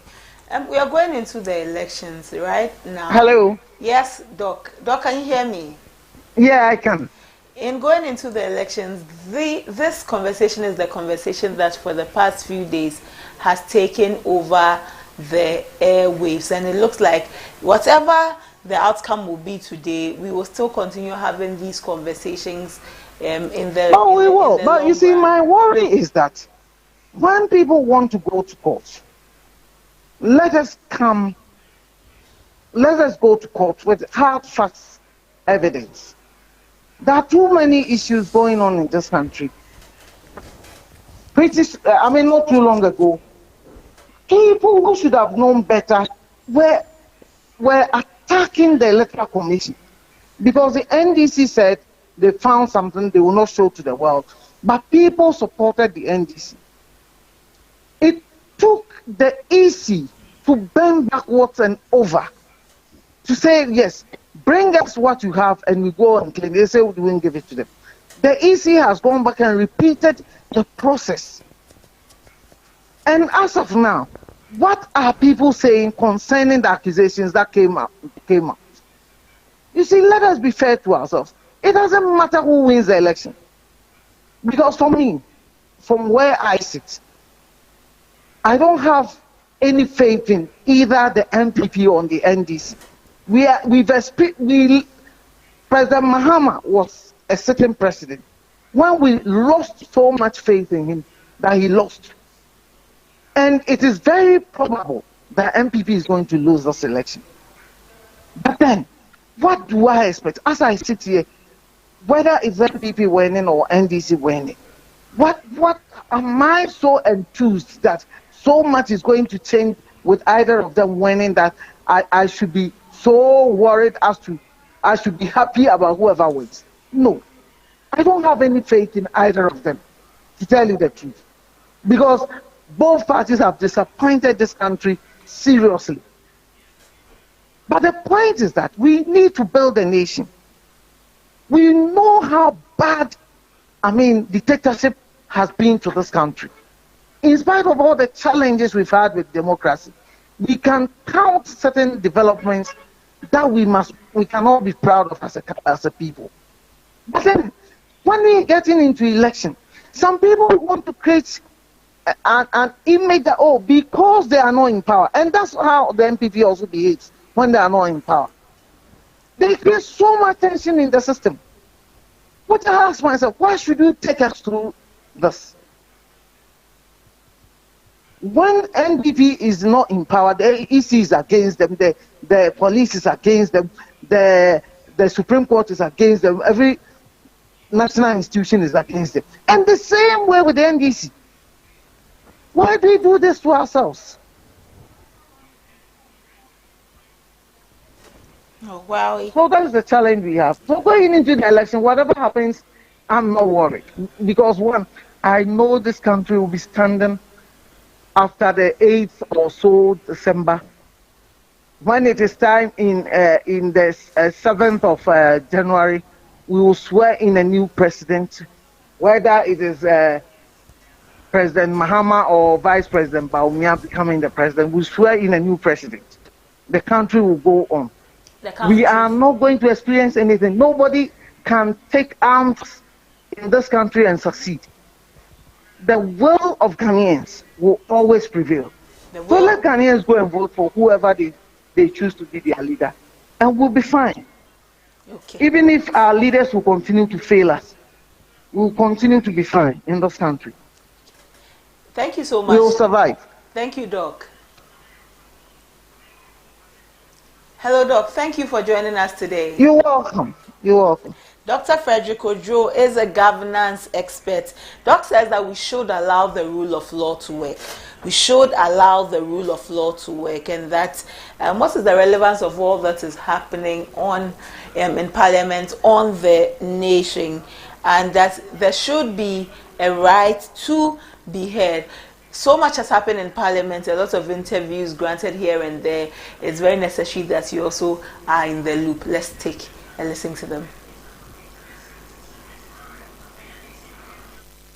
Of that, we in the majority caucus have not gotten any information, even if it is from mainstream media or social media, that service has been infected. According to parliamentary practice and procedure, Mr. Speaker has to communicate that to us and say that he's going to comply with the order. If he does not say he's going to comply with the order, we are going to sit on the majority side because the status quo ante remains. That is why we keep emphasizing.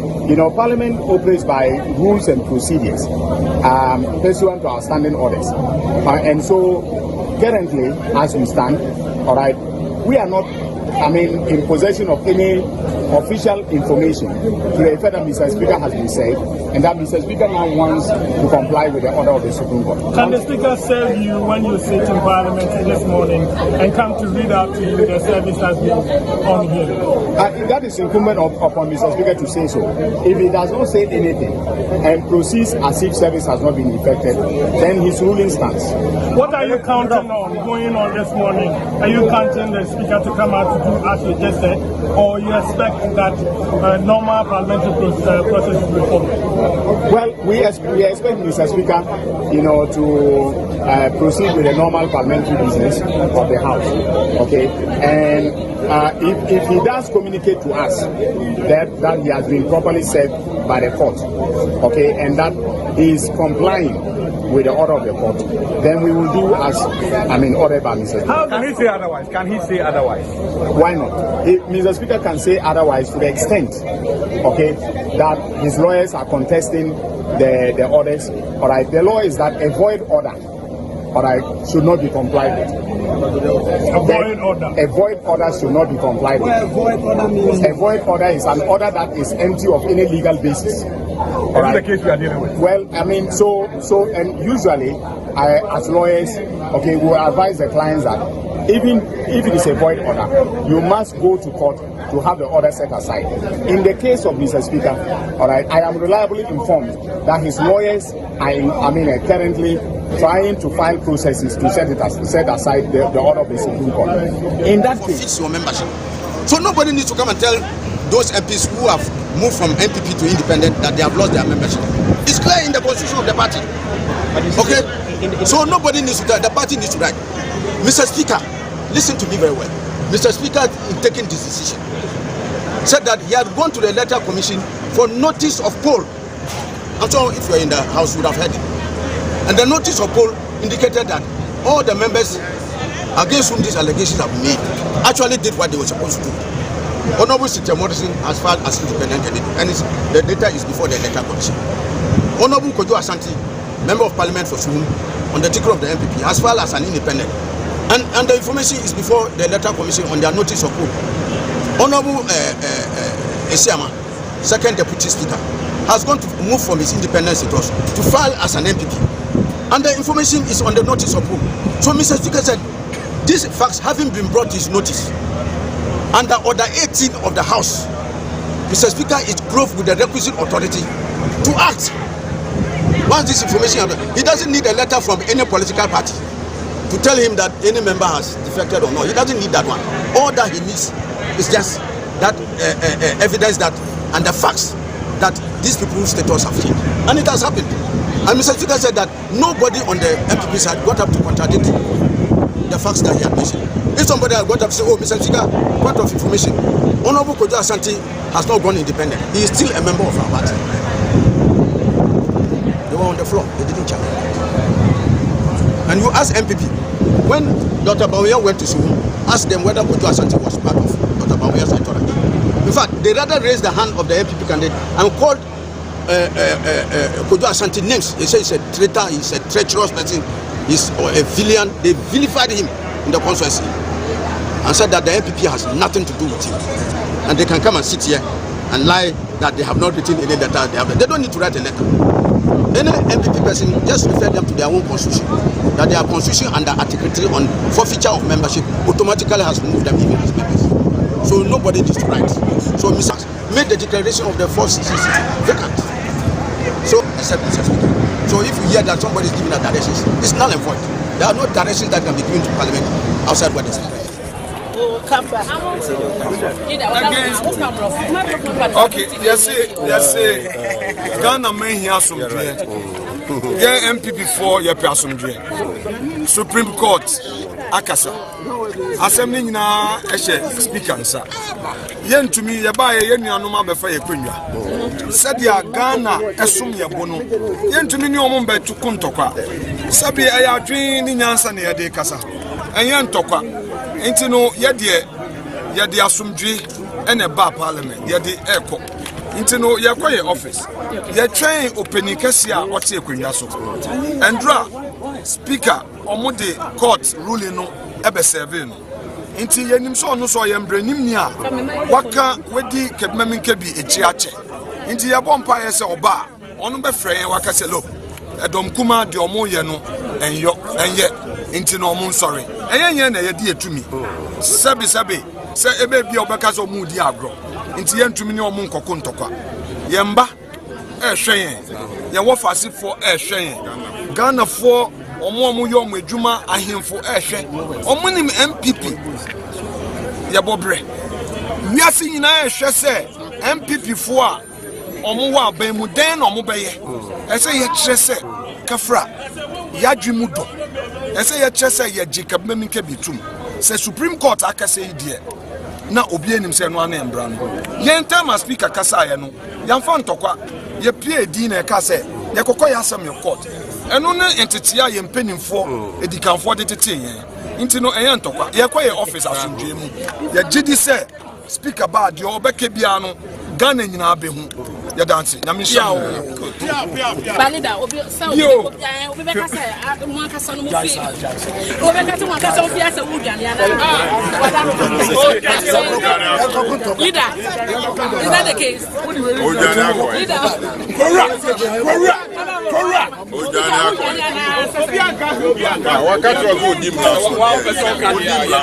the nation demands your devotion. Let us all unite to protect and make it. And then that's a higher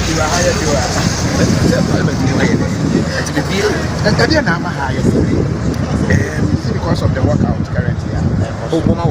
Yeah, almost more continue.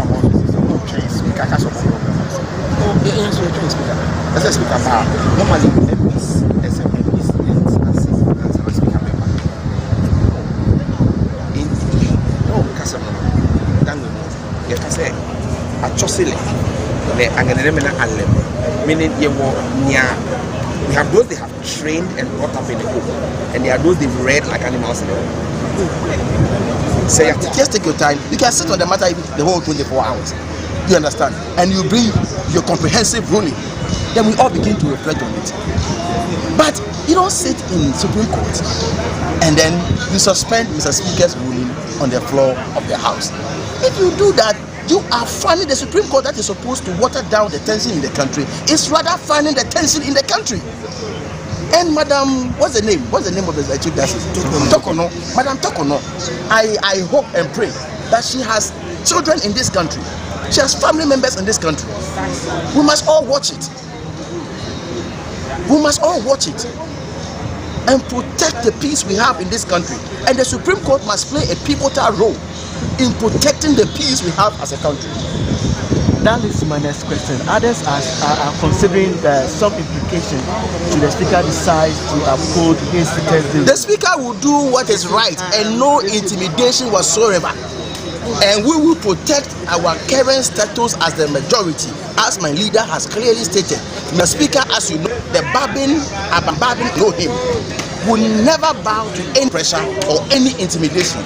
And I have absolute confidence that Mr. Speaker will insist on the right thing. Mr. Speaker will not for the non-prayer in this house. Okay? And normally when you make a statement by our rules of procedure, the standing orders, you don't debate on a statement, you comment on a statement, and the Speaker doesn't rule on a statement. The orders say that the Speaker may refer the statement to a committee if he finds it worthy so to do.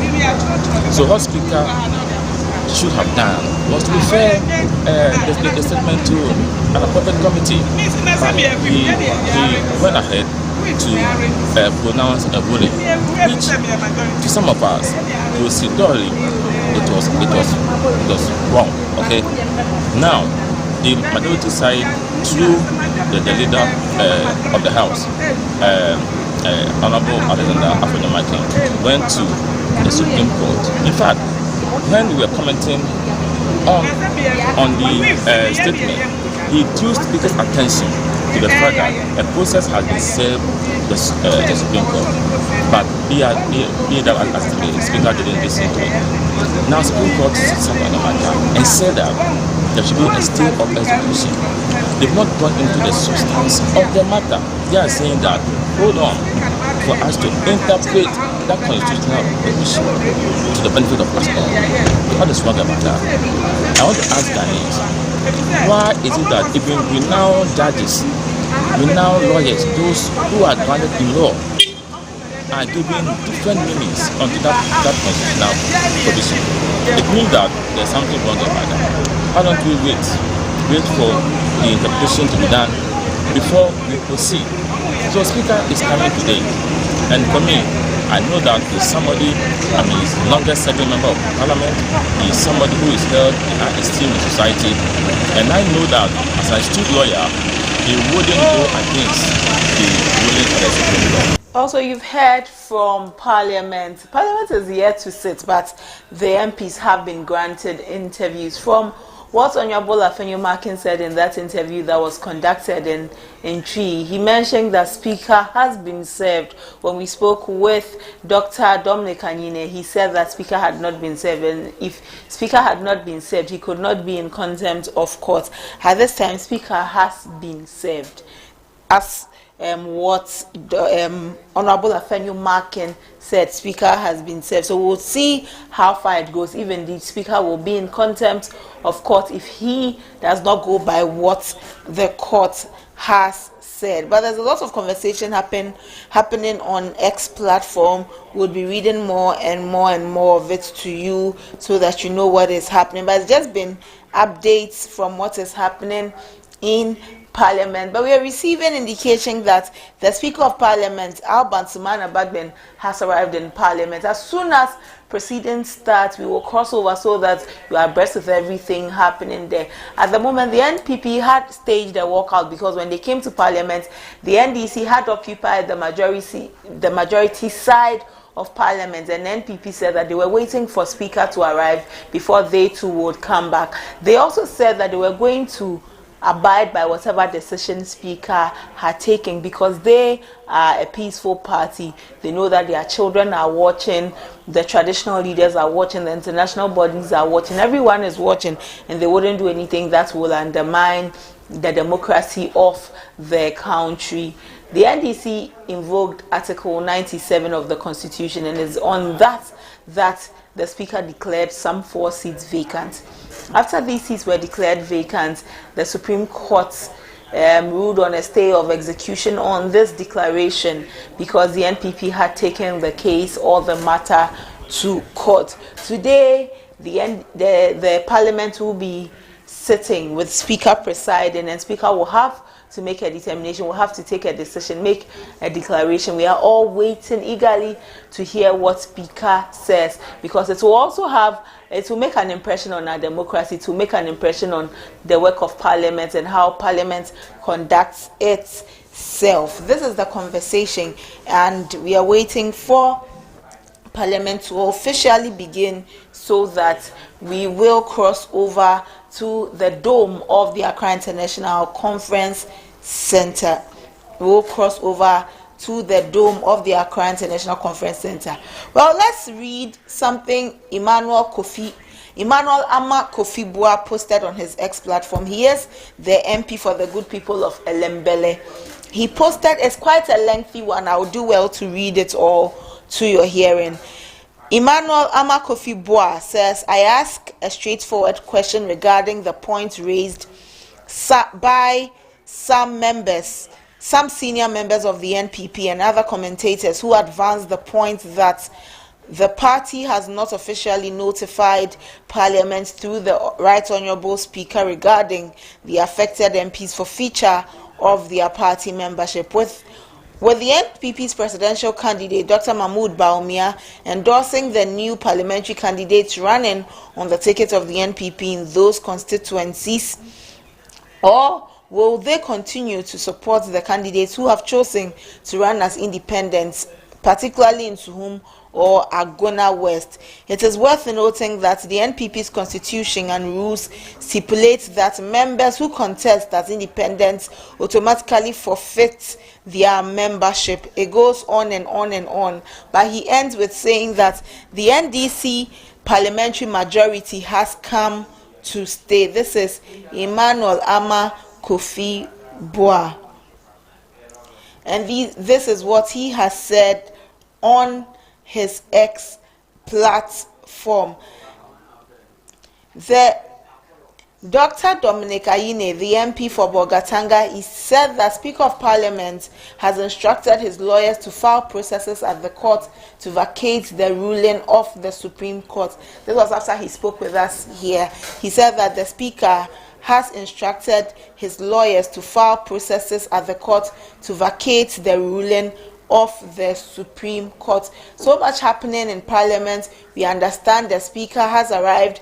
We will be crossing over when it is time so that you can have everything that is going on in Parliament. Rest assured that we will do well to keep you updated. We will do well to keep you updated. But on your screens you see views from earlier and other at Parliament, and we will take a look at it quite soon.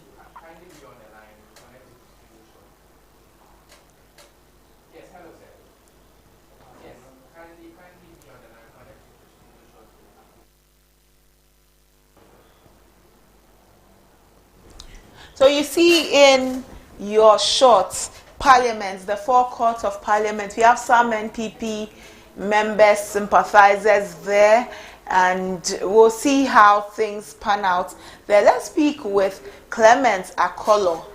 He is the communications lead at Parliamentary Affairs. Good morning, Clement. Thank you for joining us. Yeah, good morning. Clement, Parliament has not yet sat. We were waiting to find that they sit at 10. It's 11:23. Parliament hasn't sat. Should we be concerned?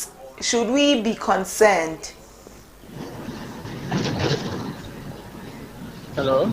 Hello, Clement. Can you hear me? Well, Clement, before we get into the conversation proper, we want to find out, should we be concerned that up until now, 11:24, Parliament proceedings haven't begun? All right. I don't think we should be too concerned, because even on occasions where we don't have some controversies like this at hand, we have seen Parliament start sometime even later in the day, in the afternoon. So as for the time for sitting, it's not of concern. What is important is that they have to agree on the terms of sitting before they come and sit. And normally before Parliament comes to sit, they go to conclave, they go and agree on issues to deal with, what the agenda of the day will be, and then they come to a consensus on some of the things that they will deal with. And sometimes those that they don't have consensus on, they agree that this is the way they are going to go at one point or the other. So we don't think that there should be any too much concern about the time as we speak.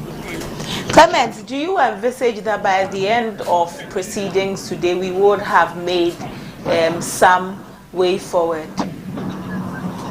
So it's our prayer that by close of day today or the sitting today, everything will be okay, and some of the signals that we have picked up will eventually not come to happen because of what we heard about people pitching or taking entrenched positions at the beginning.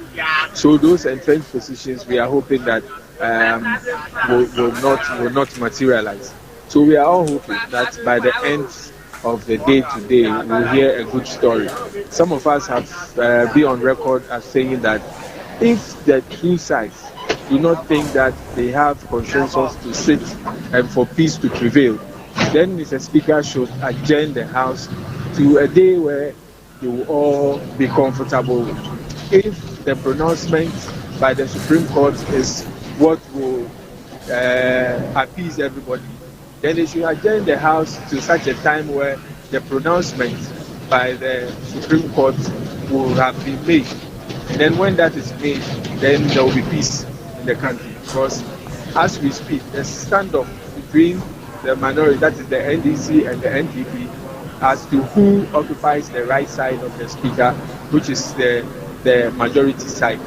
And so we would think that they will take these things into consideration and then do accordingly, so that we will have a peaceful country at the end of the day. Thomas, when you say that if none or both sides of the divide do not come to a certain conclusion, the Speaker should adjourn the House until such a time when they are ready to. Do you envision that such a time may be earlier or later? Okay, so what I think is that now it appears that the two sides do not, because when you look at how the things are this morning, the minority side is completely empty, and the two sides have all gone to occupy the majority side of the House, which means that they are all thinking that they have the right to occupy the majority side. The safest way and the best way to go about this is to ensure that impasse that is allowing this is taken up. And why is this impasse arising? The impasse is arising because after the Speaker has given his ruling, a member of the House has taken the issue to the Supreme Court to seek interpretation, and which they are also saying that because there's an interpretation issue pending before the Supreme Court, the status quo must remain, that they are still in the majority side. If that is the case and the minority also does not want to agree, then the best thing to do is to adjourn the House. Because the House was adjourned on Thursday, they didn't sit on Friday, and then they are sitting today.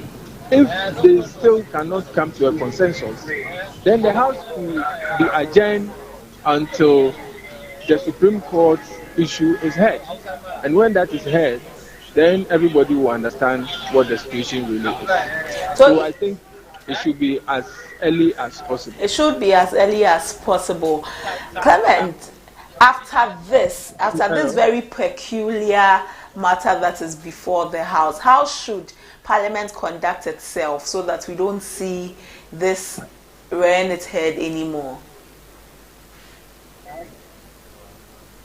Hello, Clement. Hello. Yes, Clement. Yeah. After this peculiar matter has been resolved, where we are hoping that everything comes to a resolution, how should Parliament conduct itself so that we see better reactions from them in the future? So the simple answer is that they should behave as honorable people. The name honorable is for a purpose, that they have been deemed as such by society. That's why society voted for them in the first place, and we expect a certain kind of behavior from them. So we expect them to live up to that kind of behavior and ensure that we keep the sanctity of Parliament. And it's very, very important that they do that, so that we carry our parliamentary democracy to the next stage as we expect it to be. Clement, do you envisage that the outstanding bills in Parliament and government businesses will be attended to before Parliament goes on recess? As we speak, it's very, very difficult to say anything to the affirmative or to the positive, because already they have a very limited time to sit.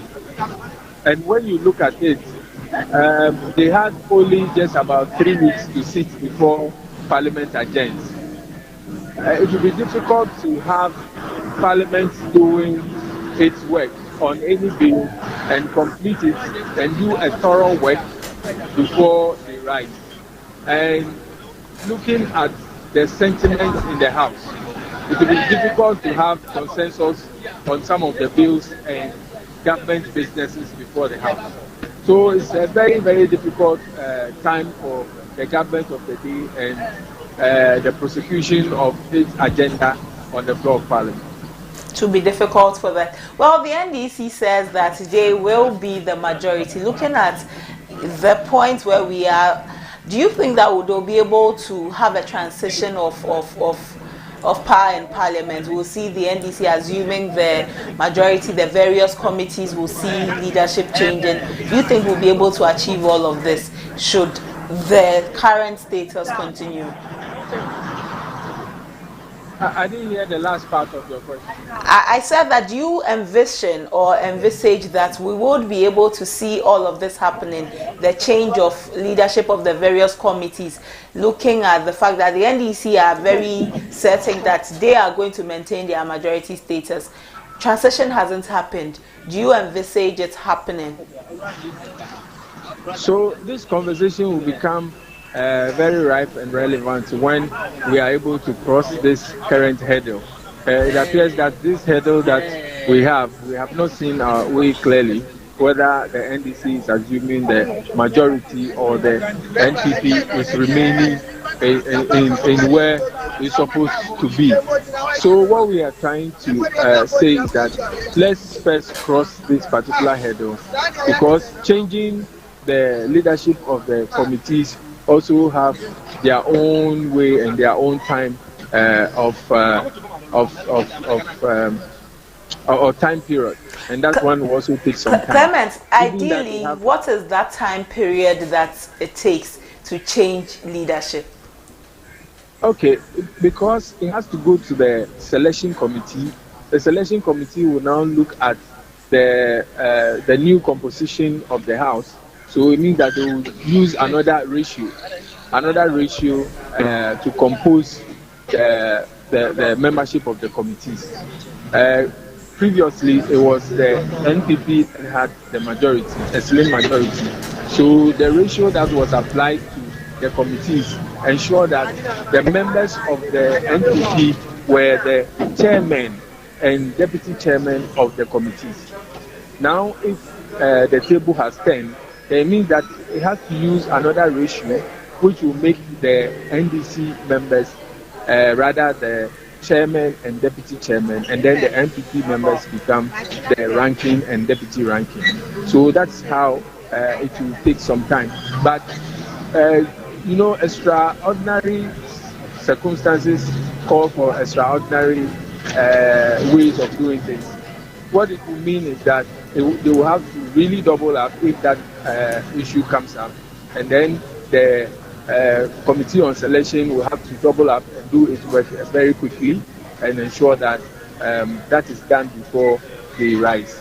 And I see that even if they do it, the time left for them will be very, very short for them to even try to do anything meaningful. If the time will be very short for them to try to do anything meaningful, what then is the end game to all of this, Clement? All right. In political parlance, even a day is something. And when that happens, it will still go to the annals of history and the books that at one point in time some people were majority and others were minority. It becomes a precedent in the books for all of us. And if anybody is on the other side, you can say that I was a minority leader, I was a majority leader as well, and all that. So it will mean something for some people, but as to whether it will mean something substantial as to influence any material change in the development of a nation or material change in the history of Parliament or making any influence in the history of Parliament is another thing. And some of us see leadership as not an event or something that you assume, but you assume leadership to be able to effect a change or make things better. So if we take it from that point of view, then you will want to say that, okay, at the end of it all, what did they achieve? But you can also not say that because much will not be achieved at this time, the right thing must not be done at any particular time. Clement, some have raised concerns about separation of powers and all of that. How do we ensure that separation of powers is looked at properly? Because the concerns that have been raised is that in all of this conversation where the Supreme Court have had to have a say, it goes a certain way to undermine the Parliament and the work that Speaker does as Speaker. Do you agree with this? Yeah, the conversation about the separation of powers is a very important aspect of democracy and governance. And we know that the Parliament is supposed to be independent, the judiciary is supposed to be independent, and the executive is also supposed to be independent. And the Constitution actually delineates the borders for each of them. But most of the time, it appears that sometimes there is an overreach. And most of the time, it is Parliament that suffers the brunt of this overreach. Most of the time, the executive have become very powerful and extending into the parliamentary territory. Already, some of us have been on record to say that there is an unruly intrusion of the executive into the legislature, actually occasioned by the Constitution itself, where the Constitution allows the President to choose not less than 50% of its ministers from Parliament. We think that it is a weakening of Parliament itself because it allows the executive to actually be part of the legislature and influences the decision-making process in Parliament. So at that point in time, you realize that even the authority of Parliament has been encroached upon. Now we see another aspect of it that is rearing its head, where any decision that is taken by Parliament, the judiciary is invited into making a determination or a decision on the decision that has been taken by Parliament. If we continue to do this, we are setting a very bad precedent that will continue to make Parliament a very weakened organ of state. And that is not what we want to see going forward. The separation of powers is there for a reason, and it is supposed to ensure that the organs of state do not work with unfettered power. And the Parliament is supposed to be a guide, a check on the executive. But what is going on currently makes it that whenever the legislature makes any move, the judiciary is invited to either make interpretation or to stay the hand of the speaker and all that. And that is not very good for our democracy going forward. So we have to think very well about how we want our democracy to move forward and how we will respect each of the institutions of state, how we respect each of the organs of state to function appropriately as the Constitution meant it to be. So, Clement, you believe that the Supreme Court is interfering in Parliament's business? Yes, I have an inclination that each of the organs have their jurisdiction of influence or of work. And it appears, what I see now, it appears there is an overreach from the judiciary into the territory of the legislature, because when you look at it, it is the exclusive jurisdiction of the legislature to determine what goes on within the enclave of Parliament. And if you look at the issue we are talking about, it's about Parliament, it's about the seat in Parliament, it's about members of Parliament. Who is best to decide what goes on in Parliament? I think it's the legislature. So if the legislature is clothed with the authority to be independent and to decide its issues, why should the executive be the one invited to dictate what goes on in Parliament? Let's not forget that the Parliament is also protected by the Constitution itself. So when you look at Article 122 of the Constitution, it says that any action by anybody, either institution or whoever, that obstructs Parliament from performing its duties, is actually setting it up for contempt of Parliament. Contempt of Parliament simply means that disrespect of Parliament. So what is going on appears that when the Constitution has given the mandate to the Speaker to do a particular work, and Order 18 of the standing orders actually allows the Speaker to be able to declare seats vacant, it appears we are saying that the Speaker does not have that authority to do that. And we have gone to Hello, Clement. The Supreme Court should be the one to declare the seat vacant. And Article 99, which people have relied on to call in the Supreme Court as adjudicators in this matter, only comes in when there is a dispute as to the vacancy or the vacation of the seat.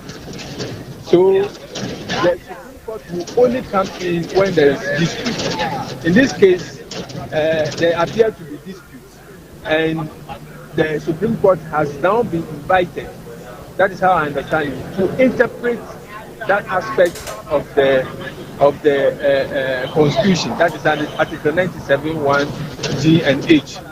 But let it not be said that the Speaker erred in his ruling. And that's what I hear from some people, and I disagree with. That the Speaker erred in his ruling to declare those seats vacant. It is rightly within his authority to do so. But if somebody does not agree, then you now go to the Supreme Court to seek interpretation. And I believe that now that the processes have been served on the Speaker as to the interpretation of those provisions in the Constitution, it behoves on the Speaker or Parliament to also listen. And that is a matter of choice and how the Speaker sees it. But to cut matters short and to make sure that everybody understands or everybody comes into a conclusion, then the best thing to do is just adjourn the House until such a time where the Supreme Court is able to give an interpretation to the Article 97(1) G and H. And then when there is understanding, then all of them will come back to the House. That will put pressure on the Supreme Court to give an expedited ruling on this. Hello, Clement. Hello. Yeah, we seem to have lost Clement, but he's been very categorical in what he said. He says the Speaker did not err in his ruling. It is rightly within his authority. It is rightly within the Speaker's authority, and the Speaker didn't err. He believes that all of these conversations with the Supreme Court making certain decisions is in some way an overreach into Parliament. Clement Akolo is the communications officer for the Parliamentary Network Africa. We are still on this conversation about Parliament. We are still on this conversation about Parliament. There's a lot on social media, especially the X platform. Let's check what Ghanaians are posting there. What Ghanaians are posting there.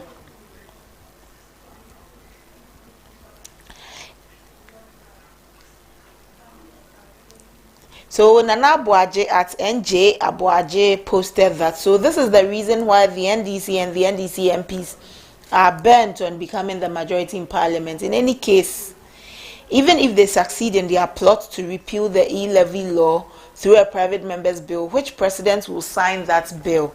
Akufo-Addo? Never. That's what he wrote. And there's more on that.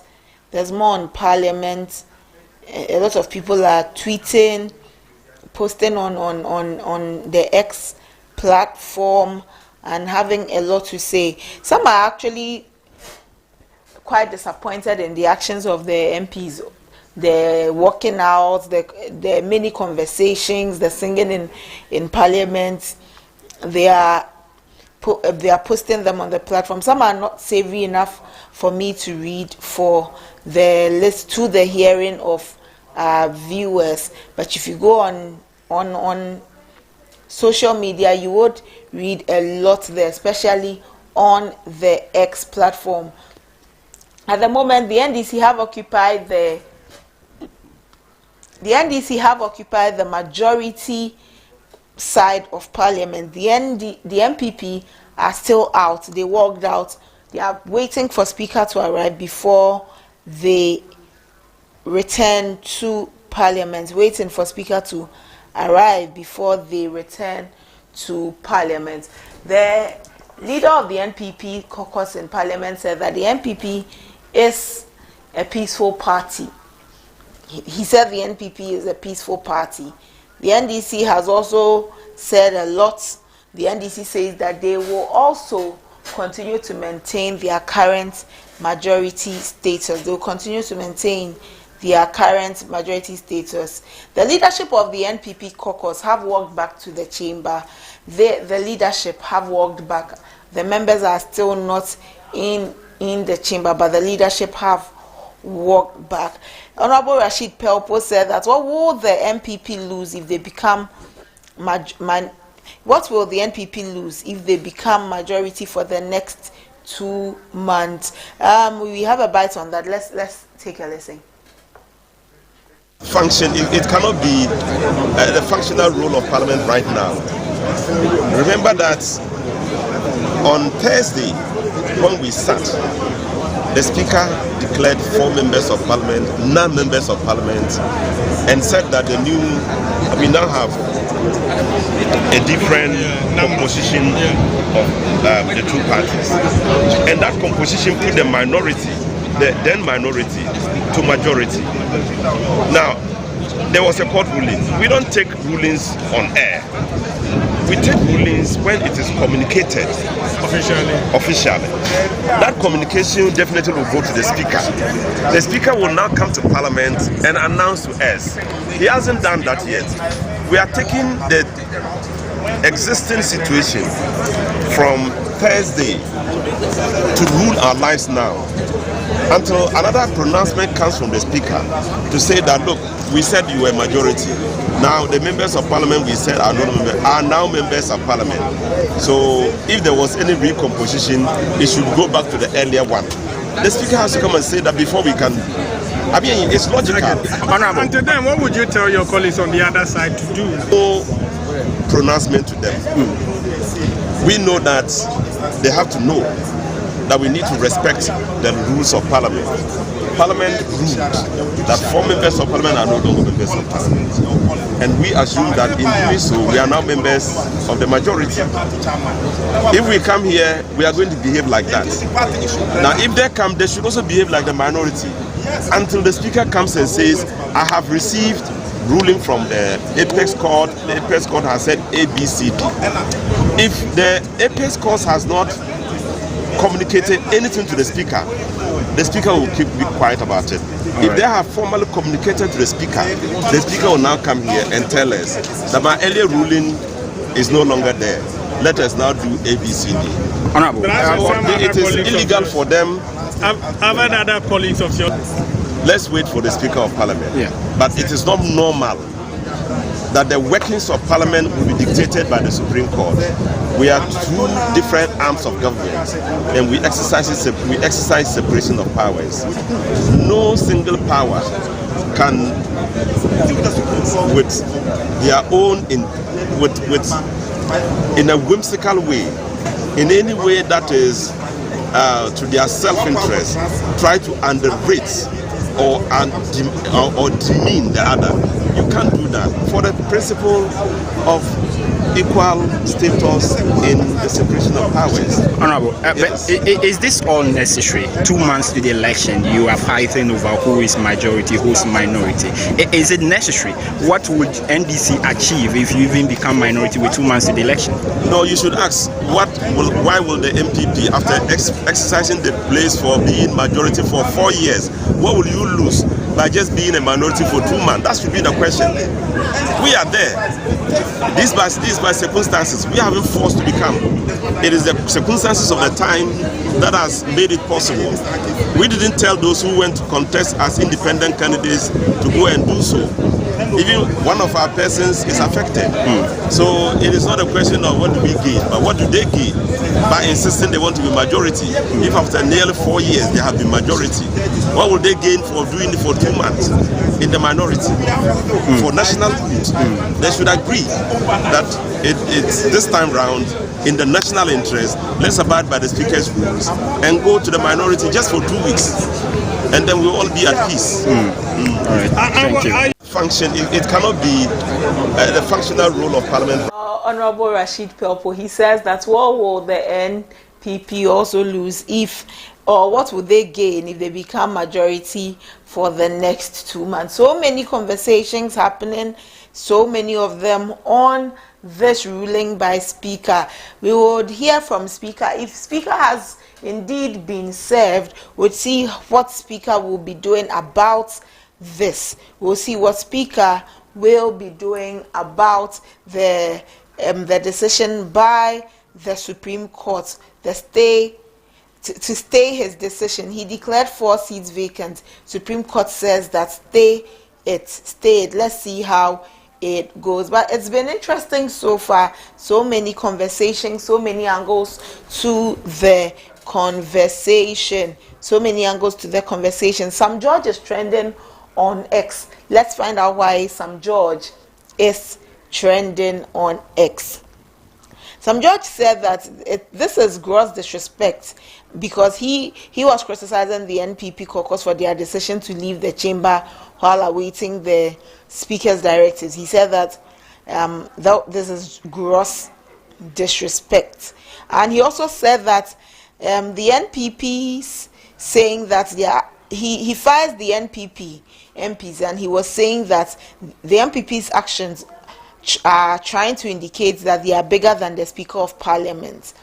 He goes on to say that the NDC is still the majority in Parliament. He goes on to say that the NDC is still the majority in Parliament. So many conversations coming up beyond all of that. I was telling you how all of this came.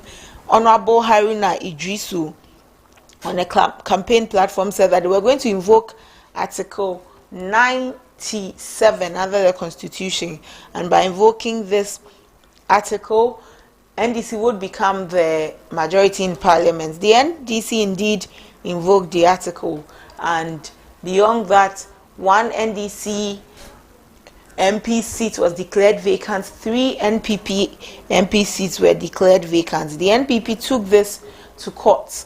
They took it to court. They didn't believe that the Speaker had the right to declare those seats vacant, so they took it to court. Court has stayed the decision by the Speaker of Parliament. So today, as they have reconvened, we are looking forward to seeing what transpires, what happens in Parliament. Parliament was supposed to sit at 10. At the moment, it's 4 minutes to 12. Most definitely, Parliament will sit in. We will understand what is happening. The NPP have walked out. However, if you watch your screens, you see leadership of the NPP returning to Parliament, to the chamber, to have conversations. But the MPs from the NPP caucus walked out when they entered the chamber and realized that their counterparts from the NDC had occupied the majority side. When they realized that their counterparts had occupied the majority side, they are waiting for Speaker's decision. It is on Speaker's decision that they will also determine what they will be doing. These are the conversations we've been having, various angles. Some believe that the Supreme Court is interfering in Parliament. Others also believe the Supreme Court is not interfering in any way. And speaking with Dr. Frederico Joe, a governance expert earlier, he said that we should allow the rule of law to prevail. The Speaker should have given the 4 MPs an opportunity to speak, and said that if the Speaker can act, why can't the Supreme Court act? So he says that we should allow the Supreme Court to act. If the Speaker can act, why can't the Supreme Court in itself also act?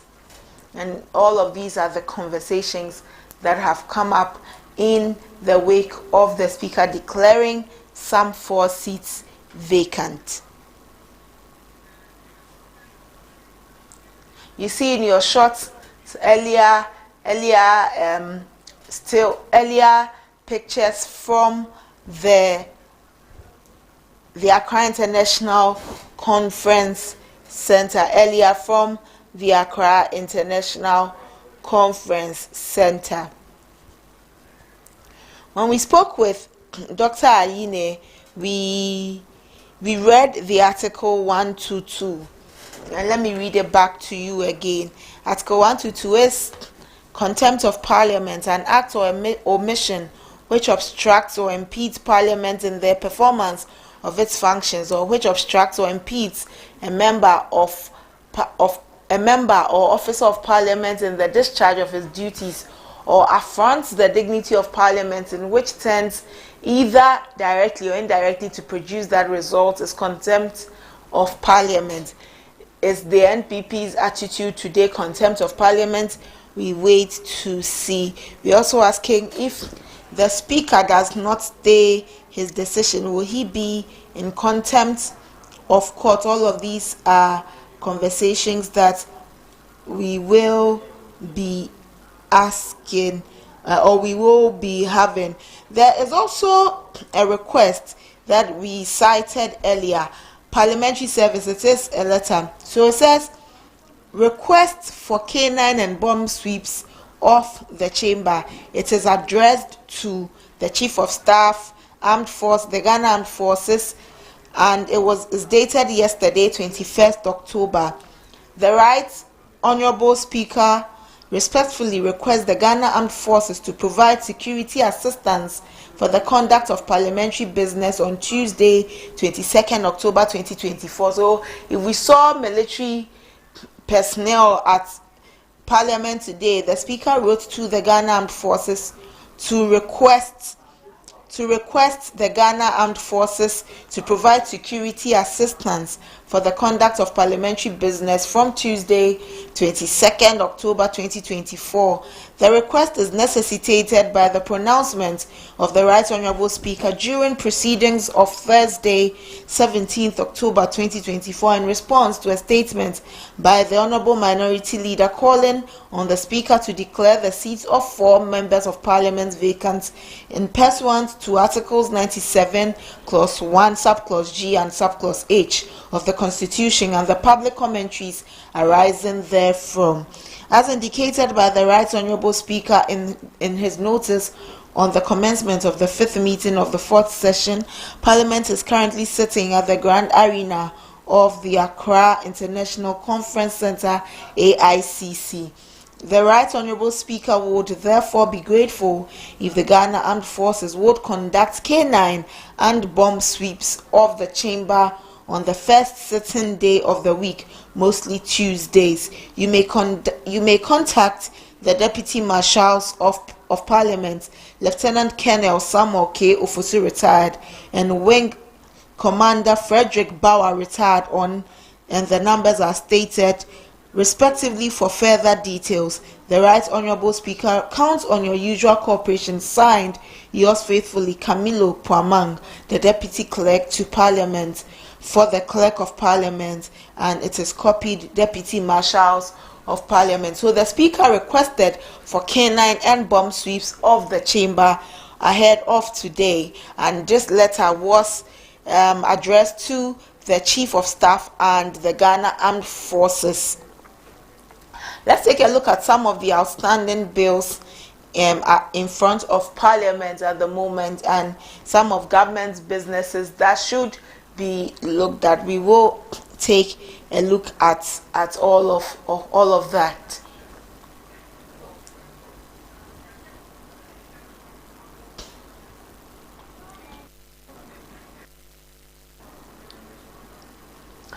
Untackled parliamentary business and bills pending government's business. 1.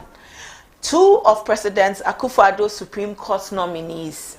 These are pending government businesses that Parliament must look at. 2 of President Akufo-Addo's Supreme Court nominees. Tax waivers in excess of $350 million for companies under the One District, One Factory initiatives. Tax waivers in excess of $350 million for companies under the One District, One Factory. Again, International Development Association of the World Bank Loan Facility. International Development Association of the World Bank Loan Facility. These are some of the public bills in front of Parliament. The Nuclear Power Ghana Authority Bill 2024, the Thermal Power Authority Bill 2024, the merger of Energy Commission and Public Utilities Regulatory Commission Bill 2024, the merger of Electricity Company of Ghana and Northern Electricity Distribution Company, NEDCO Bill 2024, Business Regulatory Reform Communication Bill 2024, the Office of the Administrator of Stool Lands 2024, University of Local Governance and Development Bill 2024, Interpretation Amendment Bill 2024, and Environmental Protection, Mining and Forest Reserves Revocation of the LI 2462 2024. So these are some of the untackled parliamentary business and bills in front of Parliament that Parliament must look at the moment. All of these have been stalled because of this issue of the seats that should be the seat that must be declared vacant as moved or invoked by the NDC, the invocation of Article 97 in Parliament. Let's take a break. We will be back.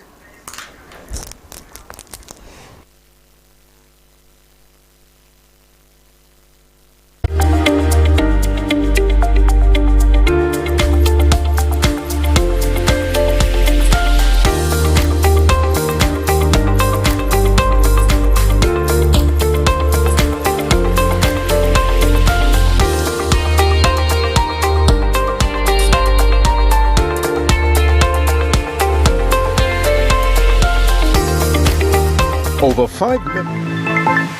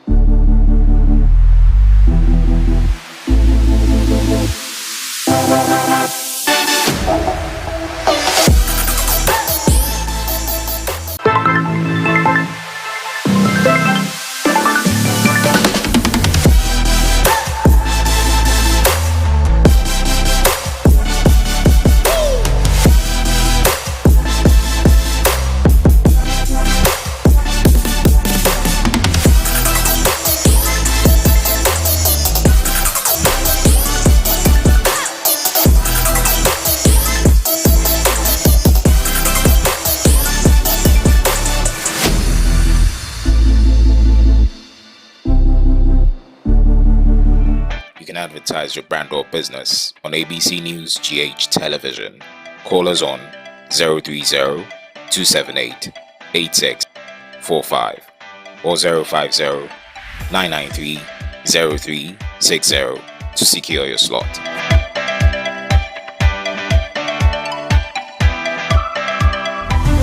Mid-year budget review with some key allocations. We are currently here at Commission. When the news breaks, we are there. In the heart of matters arising, we follow through with the right question. Don't miss a beat with our in-depth news analysis.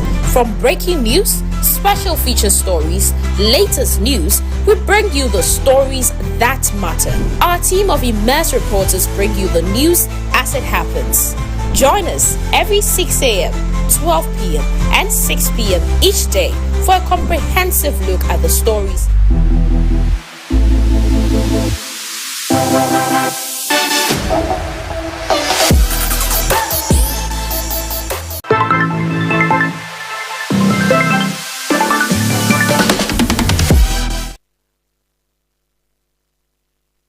We are still in Parliament. Parliamentary convenes today for another session. The NPP walked out. The NPP caucus and Parliament walked out when they entered Parliament, the chamber, and realized that the NDC had occupied their seat. The NDC had occupied their seat, so the NPP walked out. At the moment, the leaders have ended their discussions or their meeting with Speaker.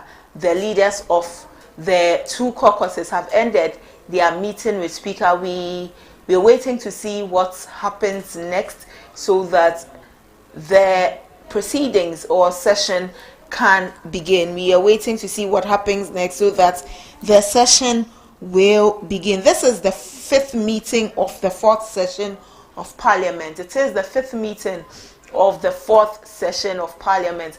This Parliament has been a very interesting Parliament. So many things have transpired in this Parliament. Today, this will go down as one of the Parliament meetings that people have been very keen to follow to see what is happening. This will be a meeting that Ghanaians will be very, very keen and intent on following. And live on ABC News GH, we will bring you all that will be happening in Parliament as soon as the meeting begins. As soon as it begins, we will cross over so that you are privy to everything happening in Parliament. But at the moment, the caucus leaders have ended their meeting with the Speaker of Parliament.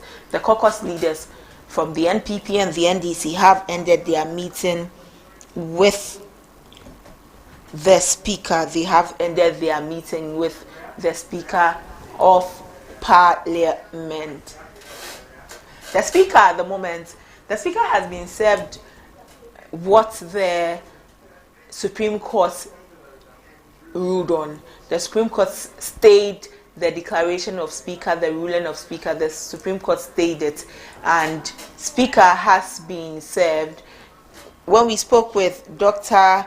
Dominic, he mentioned that the Speaker had not yet been, but subsequently he said that he had, and that Speaker had directed his lawyers to also follow it. That's because the Speaker believes his decision was the right decision. We'll be waiting to hear what happens, what transpires, and ultimately what Speaker says when he sits. What Speaker says when he sits. For those of you now joining us, there have been many conversations at the forecourt of Parliament. The NDC have spoken, the NPP have spoken, and let's refresh your memories of what has been said so far. We will be back. Stay with us.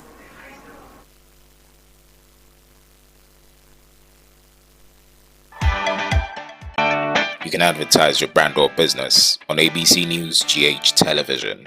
Call us on 030-278-8645 or 050-993-0360 to secure your slot.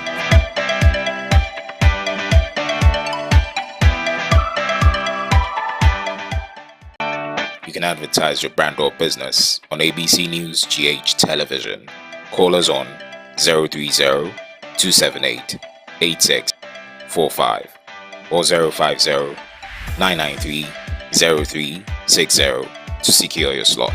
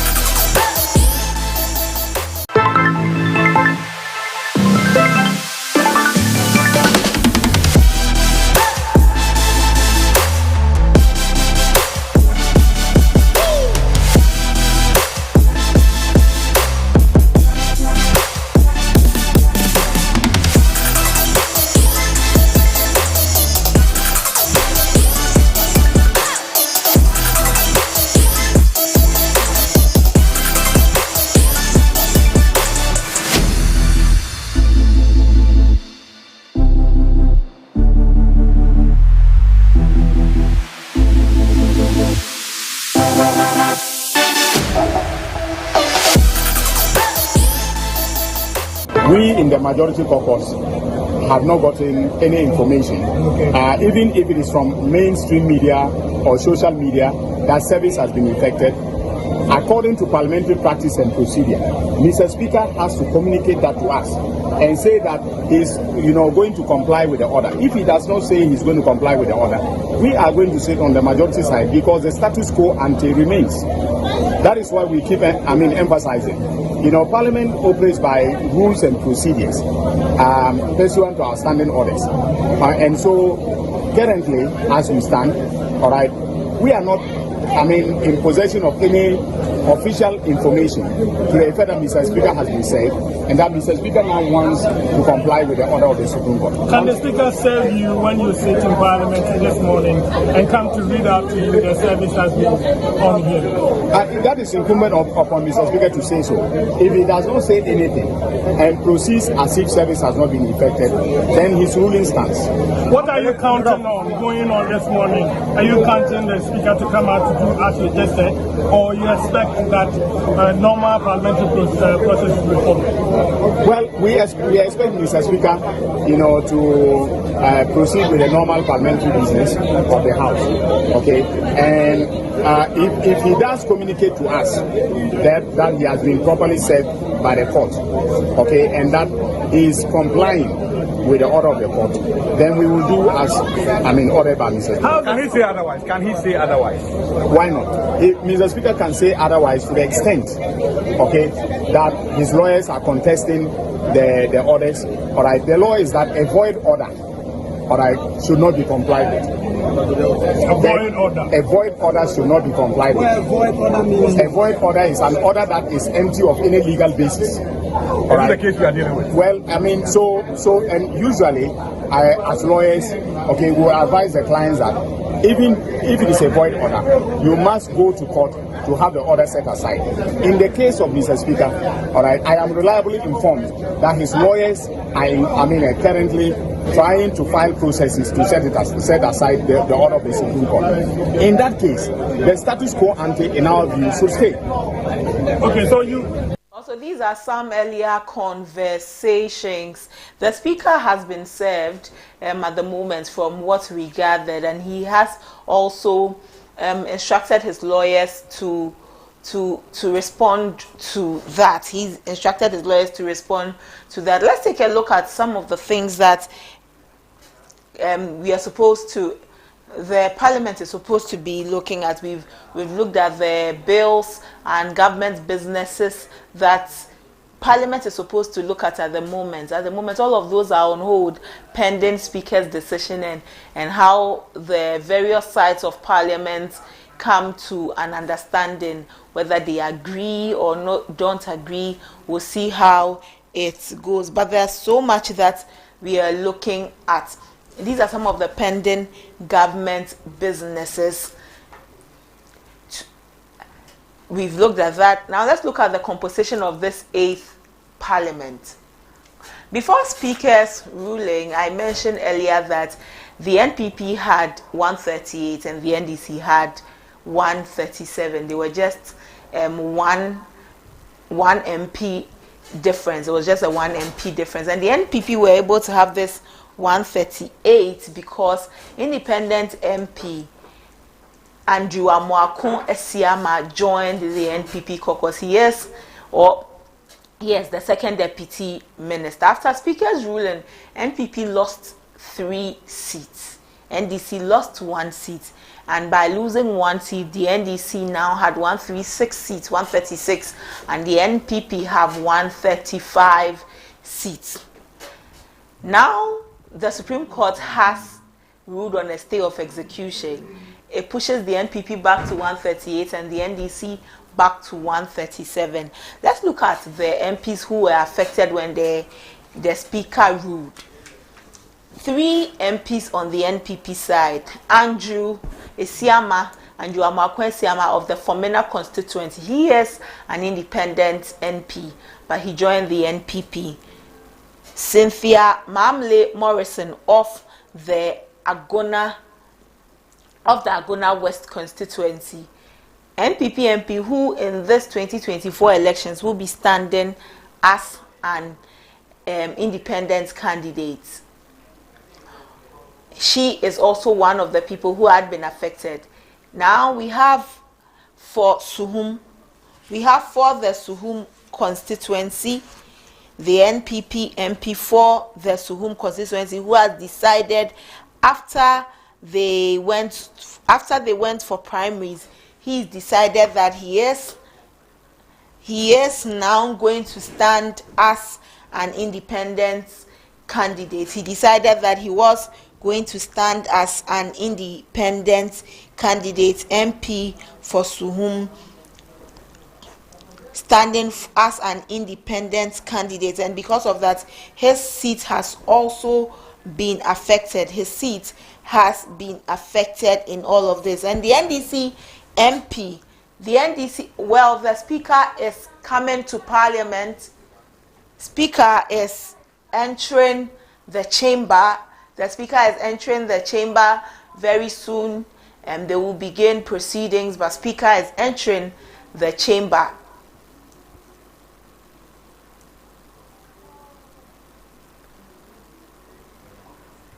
The Speaker, the Right Honorable Alban Sumana BAGBIN, has entered the chamber. At the moment, the NDC is occupying the right-hand side of the Speaker. And when you occupy the right-hand side of the Speaker, you are the majority. We will hear what Speaker decides or what Speaker says. But very soon, we will be crossing over so that you have all of the full expression of what is happening in Parliament. You would understand all that is happening in Parliament. So the Speaker has entered. The Speaker has entered, and what we are picking is that Speaker to adjourn the House for consultation after informing the House of the receipt of Supreme Court stay of execution. What we are picking from Parliament at the moment is that Speaker to adjourn the House for consultation after informing the House of receipt of the Supreme Court stay of execution. The Speaker declared some seats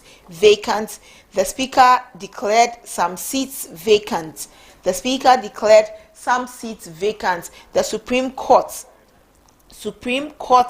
stayed execution. The Supreme Court said that they were staying execution, and Speaker to adjourn the meeting because he's telling the House that he has received the stay of execution. He will be consulting so that he will come back with his decision. These are the seats that he declared vacant: Agona West, Cynthia Mamle Morrison, Fomina, Andrew Esiamamwako, and Suhum constituency, Kwejo Asante, and the Memphis Central constituency, which is Peter Akakwache. Speaker has started. Let us cross over to hear what Speaker has to say. As in their sight, give divine guidance to the President of the Republic. Endow members of Parliament and ministers of state with discernment and vision, integrity and courage, that through the labors of government, this land and people may be well and truly served, and our good purposes for the common human life be realized in our midst. O God, grant us a vision of our country, fair as it might be, a country of righteousness, where none shall wrong his neighbor, a country of plenty, where evil and poverty shall be done away with, a country of brotherhood, where all success shall be founded on service, and honor shall be given to the deserving. A country of peace, where government shall rest on the will of the people and the love for the common good. Bless the efforts of those who struggle to make this vision a living reality. Inspire and strengthen our people, that they may give time, thought, and sacrifice to speed the day of the coming beauty of Ghana and Africa. Amen.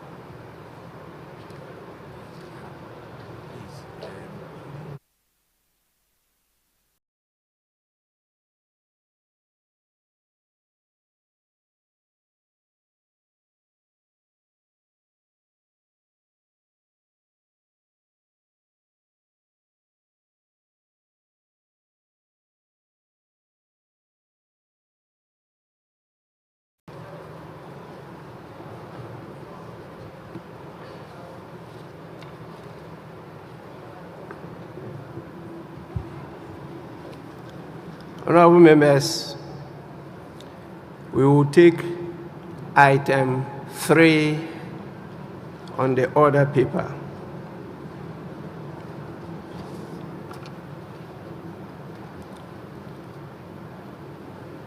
Honorable members, National Pledge. Pursuant to Order 69, we shall proceed to recite the National Pledge.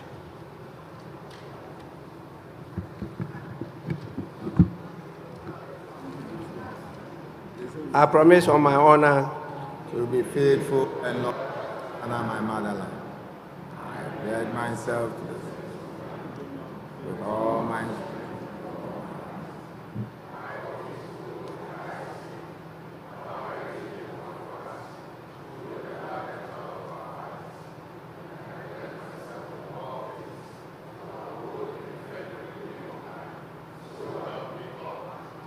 Thank you so much. Please resume your seats.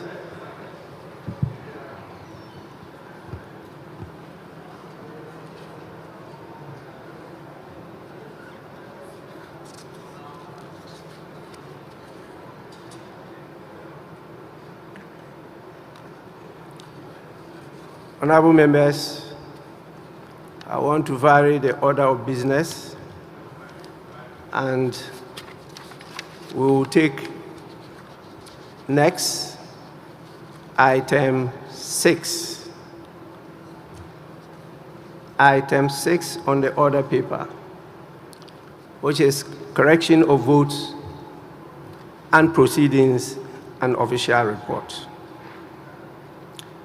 We shall commence with the correction of the votes and proceedings of the 3rd sitting dated Thursday, 17th October 2024. Page 1.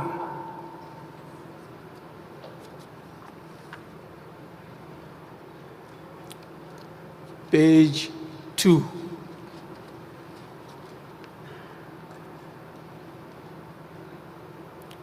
Page 3.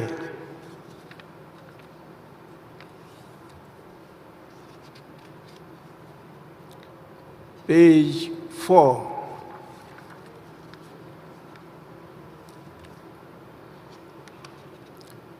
Page 5.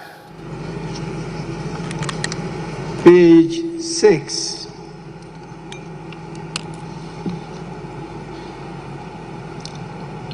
Page 7.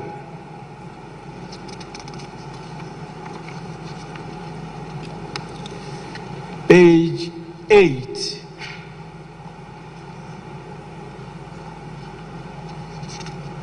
Page 9. Yes, honorable member.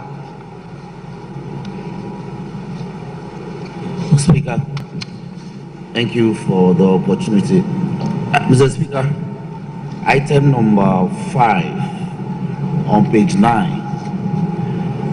Mr. Speaker, the statement made by the Honorable Minority, the Honorable Atuforce, Mr. Speaker, by the Honorable Minority, the Honorable Atuforce, Mr. Speaker, was in respect of the fact that 4 members of Parliament whose names have been listed have breached Article 97(1)(g) and (h). It was not a mere allegation, Mr. Speaker. So the appearance of who were alleged to have been in breach, I believe that it does not reflect the true statement made by the member, because it was based on the statement that the Speaker proceeded to make, to give information that you gave to the House.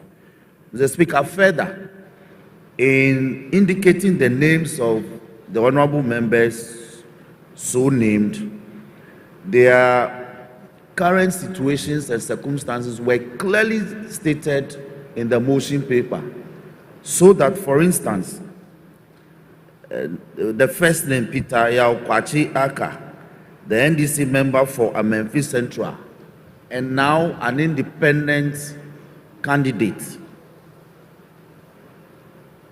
Mr. Speaker, so the statement contains these clear facts, and therefore it's important that they reflect in the proceedings as captured for purposes of correction. Mr. Speaker, I thank you for the opportunity.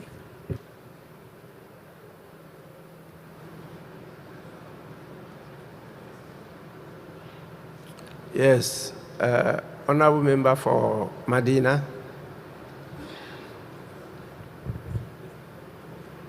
Thank you, Right Honorable Speaker. Right Honorable Speaker, I also want to draw your attention to the same item, the paragraph 5, the ending statement, which is majority caucus in inverted commas. Mr. Speaker, I think the true intention will be reflected there when we say that the minority caucus staged a walkout instead of a majority caucus in inverted commas. So if the correction can be made to reflect what was there. Thank you.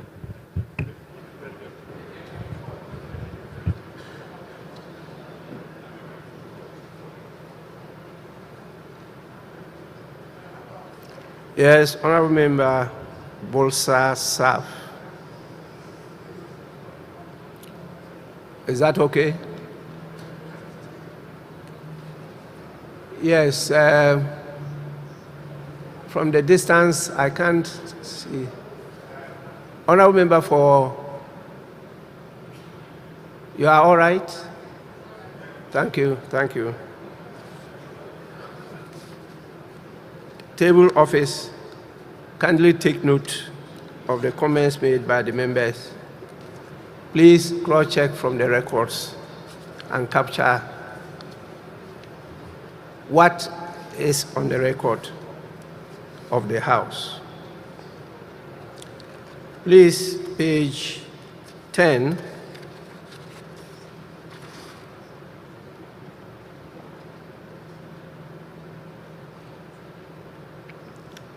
Page 11.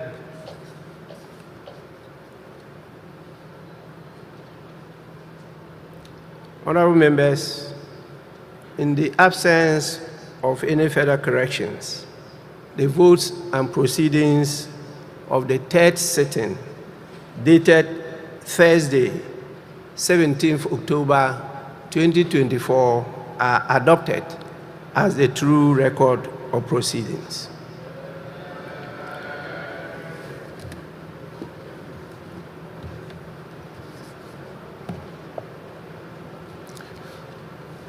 Honorable members, I don't have a copy of any of the official reports. So we'll proceed now to item 5, formal communication by the Speaker.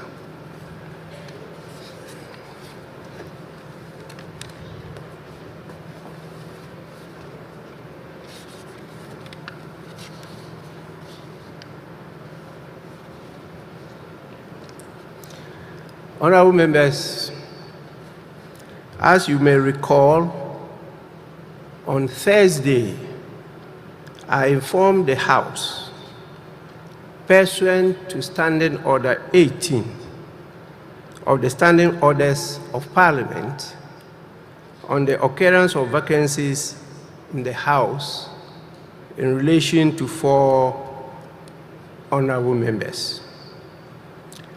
Yesterday, I received a process from the Supreme Court, which is a ruling from the Supreme Court pursuant to an ex parte application directing Parliament to recognize and allow the 4 affected members of Parliament to duly represent their constituents and conduct full scope of duties of their offices as members of Parliament pending the final determination of a suit filed by Honorable Alexander Afenyo Markin.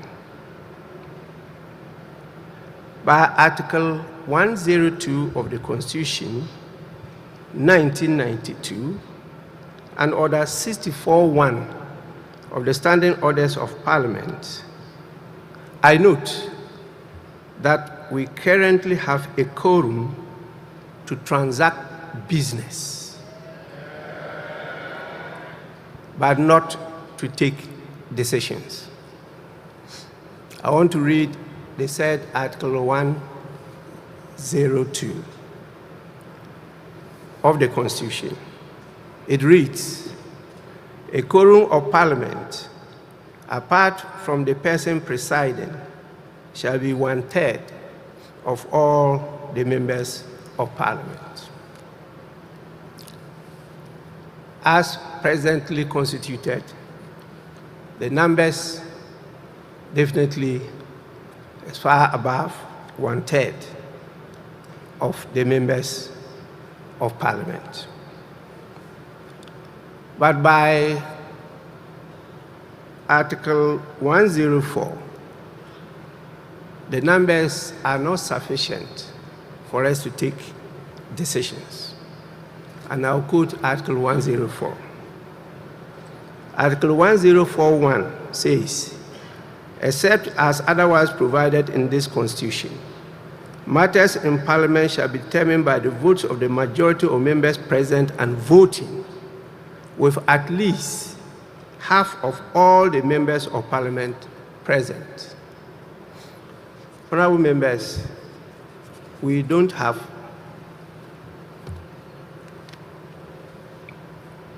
at least half of all the members of Parliament present.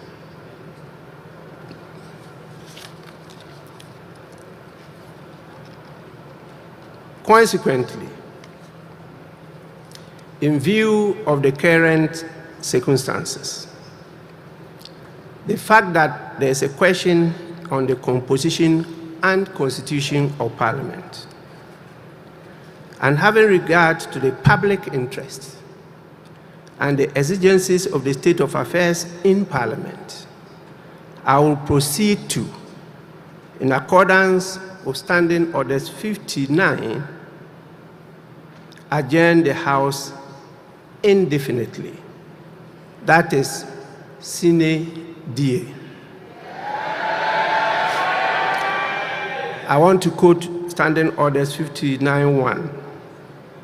It says, the Speaker may, in consultation with leadership, suspend a meeting of the House indefinitely or for a period determined by the Speaker, having regard to the public interest and the exigencies of the state of affairs in the country. Honorable members, I have consulted leadership, and I am exercising my discretion to decide to suspend the meeting of the House indefinitely. The House is accordingly adjourned sine die.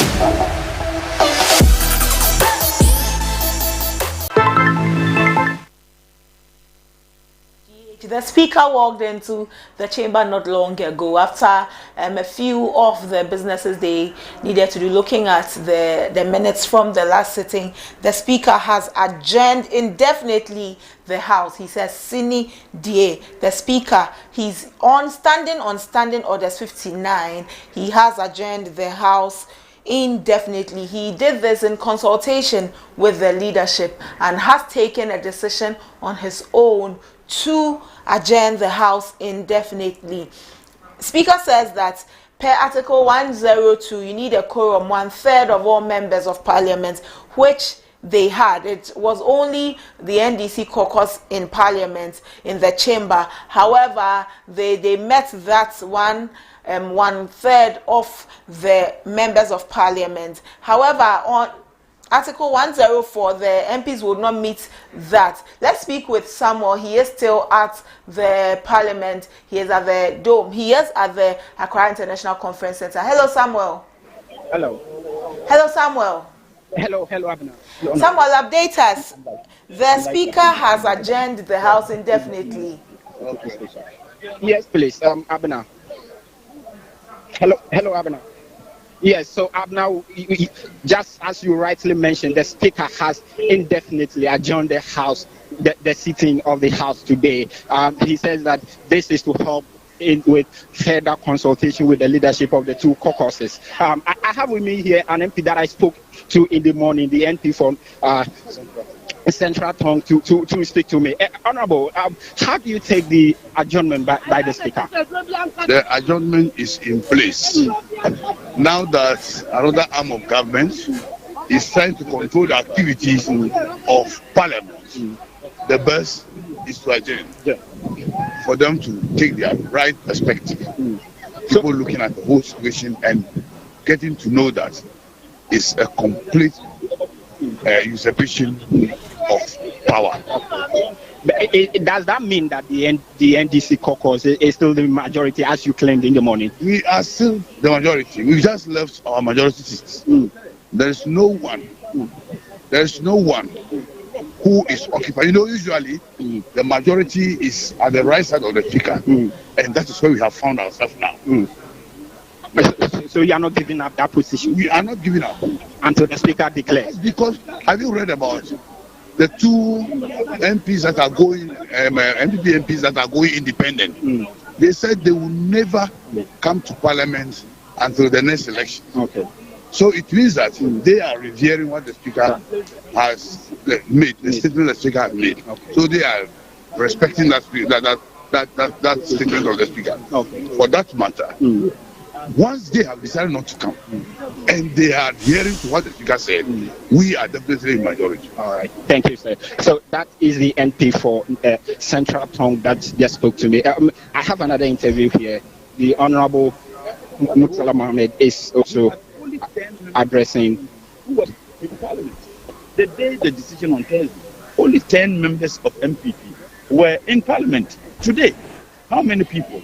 Those who were following him, if you observed, they were MPs from Central Region. So it was the Central Regional Caucus. It is very clear that he doesn't have the support of his caucus. For whatever reason, it is known to them. I mean, if you have a critical decision such as this and you don't even have your members, I am sad for him. Afenyo is my very good friend. His people have left him to dry, and it is very clear.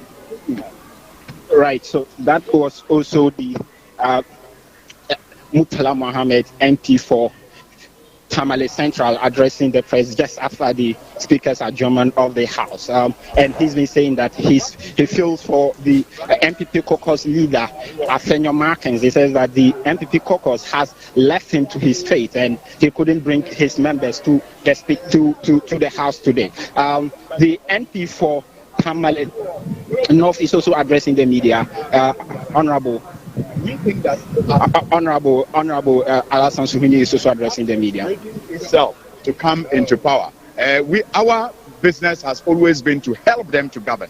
But if they are no longer interested in governing and they are interested in only politicking, then so be it. We will all go into the political arena. And I am sure that after the December 7th general elections, our majority that we have earned now by dint of hard work will be consolidated by the people of Ghana. And clearly, His Excellency John Dramani Mahama will form government. And we will not treat the issue of governance as lightly as they are doing currently. With just 2 months. Of course. I mean, what we are saying is that the business of the party in government is to govern. There's no word that says that they necessarily have to be majority before they can govern. And so if they have decided not to govern but to play politics, then so be it. We have always, put ourselves and our services available to assist them to govern.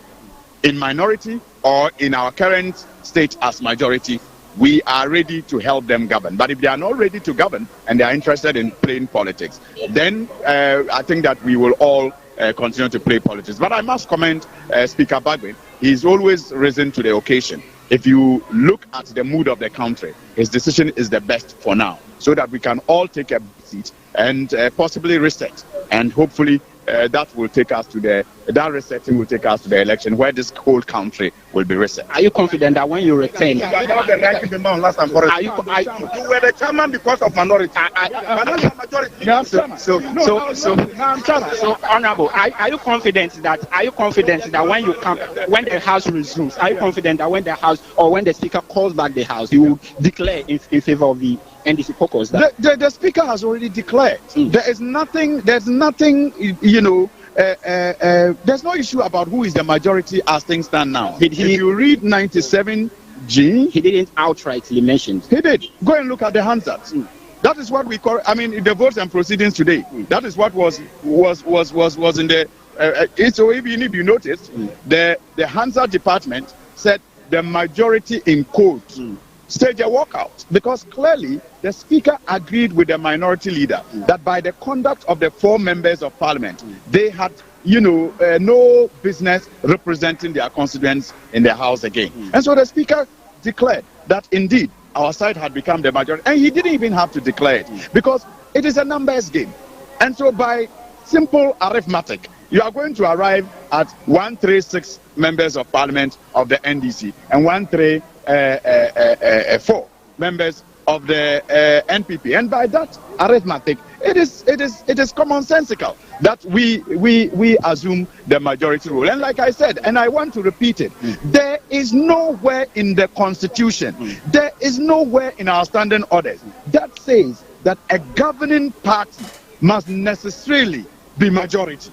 The framers of the Constitution themselves anticipated that a time may come where the party in power may have minority in parliament. So what is this fuss about their numbers reducing where they now have to play the role of minority? I do not get it. It is simply, in my view, an attempt to run away from their responsibility of governing, because they were elected to govern this country for 4 years. Their mandate is not over. They need to continue to govern, and they must stop the politicking and continue to govern. Otherwise, the people of Ghana have to even punish them more severely than they intended to, because in the last remaining 2 months, they are showing to us that because they don't have majority in parliament, they can't govern. Is that what they are telling us? Our business has always been to help them to govern as a minority group. With our new end status as majority, we are still willing to help them to govern with their minority status. But if they are not willing to govern and they want to play politics, then so be it. All right, thank you. All right, so that was the NP for Tamale North, Al-Hassan Suhuni, was addressing us and telling me that they would, or the assistants now, pair their hands as of the proceedings today, and per what the speaker said, the NDC caucus are the majority or the right majority of the House assistants now. He says that there is no constitutional provisions that suggest that for you to govern, you must have majority in parliament. And as it stands now, the NPP caucus are running away from their responsibility, which is to govern the states, with even if they are in minority in parliament. And he believes that they are running away from their responsibility. Abna, and I'm in a short while. I also have the NP for Medina, lawyer Xavier Susu, addressing the press as well. Let's pick what he has to say. Now they give the experience, and we can see, we can recognize it, and that is why for that one, we say we will not do it because it means that we can constitution. We are not defending the constitution, but the constitution says that we should fight and defend against oppressors' rule. If you allow that, it means that then we don't have a country, we don't have a democracy. It's say majority because as a chairman of the Parliamentary committee, I can call members meeting. And then have a chairman. Oh, send and say private. Say I'm your because we need a ranking. Then I'm your ranking. But speaker from Thursday now I'm there with the chairman. Have you been confirmed? And of course, once the president and say ranking for the chairman exactly sanity. It's proceedings of Parliament of Thursday night and they are adopting that consolidates it. Once you have adopted the proceeding today, and then on the president yes corrections then they are officially after today, they are actually minority caucus, and we are officially majority caucus. All right. So that is also the MP4, Medina constituency lawyer Javier Susu saying that the sitting today consolidated what happened on Thursday, where the speaker declared 4 seats vacant. He believes that today's proceedings consolidated that precedence where the speaker declared 4 seats vacant, and by that, outrightly, the NDC caucus have become the majority side of the house. So this is what has happened. Samuel, isn't Honorable Haruna Idrisu addressing the press? Hello, Abena. Hello, Samuel. Yes. Is Honorable Haruna Idrisu addressing the press? I can't cite Haruna Idrisu at the moment addressing any press. He just spoke. He spoke like a minute just after the speaker declared. Just after the speaker declared the sitting, he adjourned the sitting indefinitely. Haruna Idrisu was the first person who stepped out to address the press, and he said that let's wait for the speaker's final ruling on this issue, and then he left. I've not cited Haruna Idrisu. However, the majority, the NDC caucus leader, NDC caucus leader, KTL Atuforsen. Yes, Abena. Well, let me hold you on there. But do you have Honorable KTL Atuforsen to speak at the moment? He has also left the yard. KTL Atuforsen has left the yard. Samuel, let me hold you there for a bit and let me speak with Okay. Samuel, let me hold you for a bit and speak with Professor Bafo Ajimendria, and then I'll come back to you. Hello, Prof. Good afternoon. Fine afternoon. Prof, this has happened. Speaker has adjourned Parliament indefinitely. The NDC MP for Adenta, for Medina, Francis Xavier Susu, Javier Susu says that by adopting the minutes of Thursday, it has consolidated the fact that they are now majority. This moves all of the ranking members up to chairman of the committees. Is that so, Prof? Well, that could be a technical issue that can be resolved by Parliament itself. The Speaker, I think, has been very, very smart this afternoon. He did not make any pronouncement to reaffirm the decisions that were made on Thursday that the Member of Parliament for Medina has referred to. The Speaker acknowledged that he has received the directive or the decision of the Supreme Court restraining the implementation of the so-called sacking of the 4 parliamentarians. Again, he did not make any comment on that, but he did acknowledge that he is in receipt of that. So he hasn't defied, from what I see, he has not defied the Supreme Court so far. So I think the Speaker has made this statement this afternoon, not just leaving us in kind of a limbo, giving room for people to interpret it any way they want, as a Medina parliamentarian has just said. But I suspect strongly that he's still in the process of finding a way out that to be compromising for all the 2 parties involved here. So whilst he has close the parliament indefinitely. I'm sure it gives them all time to consult and make the right decision to ensure that there is peace in this country, at least in our democratic practice. Prof, adjourning the House indefinitely, is it a step in the right direction? Don't we, like you said, he's opened for various types of interpretations. Are we on a slippery slope? In a way we are, because when you adjourn the House indefinitely, he is the only one who can tell us when, in fact, he's going to reconvene the House. So suppose we have barely 4 weeks or so to go and he doesn't call Parliament back in session, then everything will be curtailed in terms of government business. So that in itself presents a major challenge to governance of the country. But I think, you know, he's a very experienced person. He's been in this business for so long. And I believe also that he really, he's patriotic. He wouldn't like to see this country falling apart. So I'm sure the needful will be done for them to reconvene. Now, whether NDC is going to retain its new status as a majority or not is something that is difficult to say, because as I said, no statement of his this afternoon seems to confirm that. The fact that they've adopted the minutes of last Thursday does not mean it's final, because he also said after that minutes, writing those minutes after that meeting, he has received this injunction, so to speak, from the Supreme Court. And he didn't indicate he's rejecting it or confirming it or complying or anything of the sort. And the fact that he did not reiterate the previous decisions may suggest that he's being prudent not to appear to have violated the Supreme Court's directives. So it's still a murky area. So we are still in uncertain times until we get clarity from the Speaker on these matters. Prof, what do you envision will be happening in the coming days? Today is only Tuesday. We have a few days to the end of the week, and then next week starts. What do you envision the conversation will look like now that Speaker has adjourned indefinitely?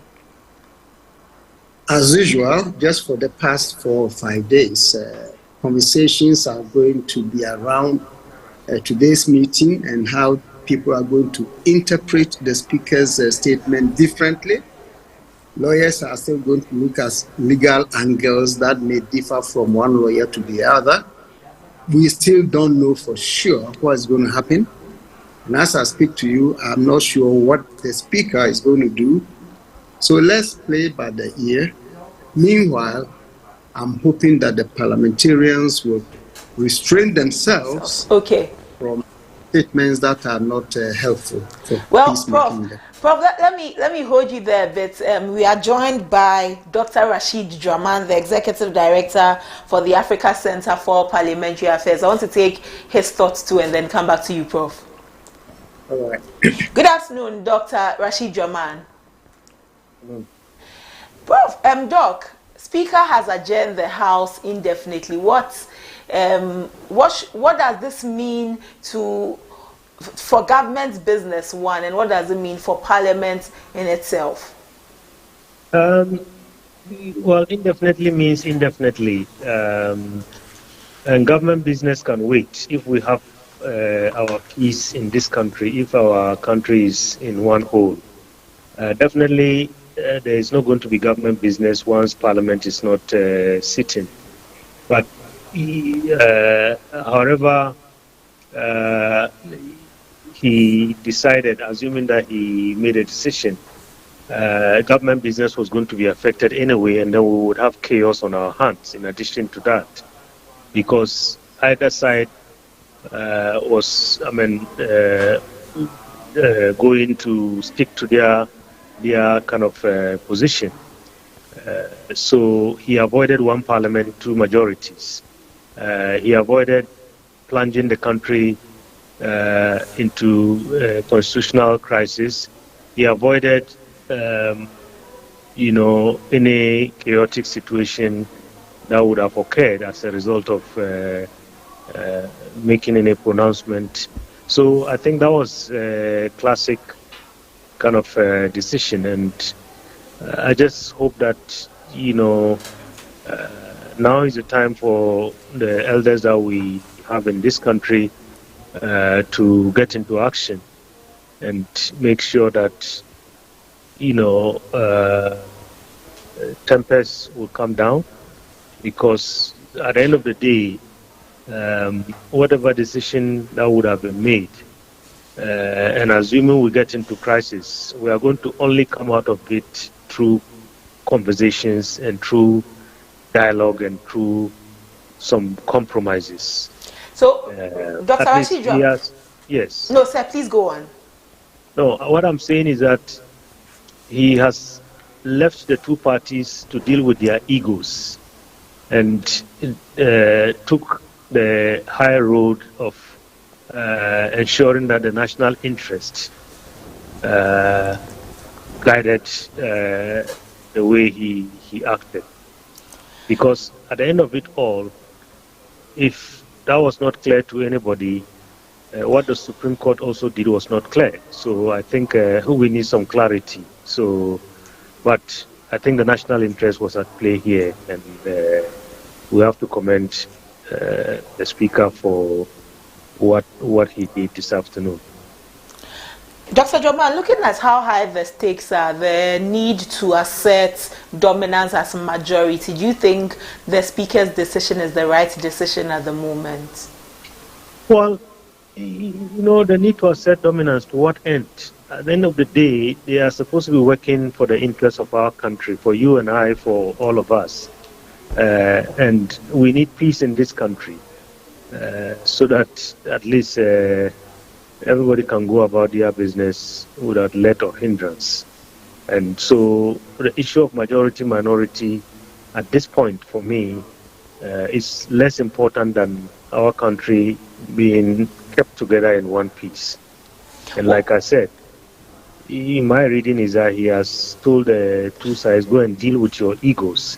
And when you're able to massage your own egos and come to your senses, then we can come back and then we can have a conversation and continue the business of our country. How will Parliament come out of this? Will Parliament come out on top of this, or they will crumble under their Well, weight? I hope, because, from what I heard from the media, from the Ahmed Ibrahim, I believe, who was at the Speaker's conclave this morning before, he said that both sides refused to agree. And if they continue to refuse to agree, I guess maybe the House will remain suspended until the elections, and then that puts all matters to rest. Ghanaians will decide who is now their majority and who is minority. Well, Ghanaians will decide who is now their majority or who is now minority. But like you said, this is time for all of the elders to get into action so that we see where this leads. Thank you for joining us, Dr. Rashid Joman. Thank you for having me. Dr. Rashid Joman is the Executive Director for ASEPA. Professor Bafo Agyemendua said, thank you so much for staying. Prof, I'll ask you the same question I asked Dr. Rashid Joman. Will Parliament come out on top of this, or are they going to crumble under pressure?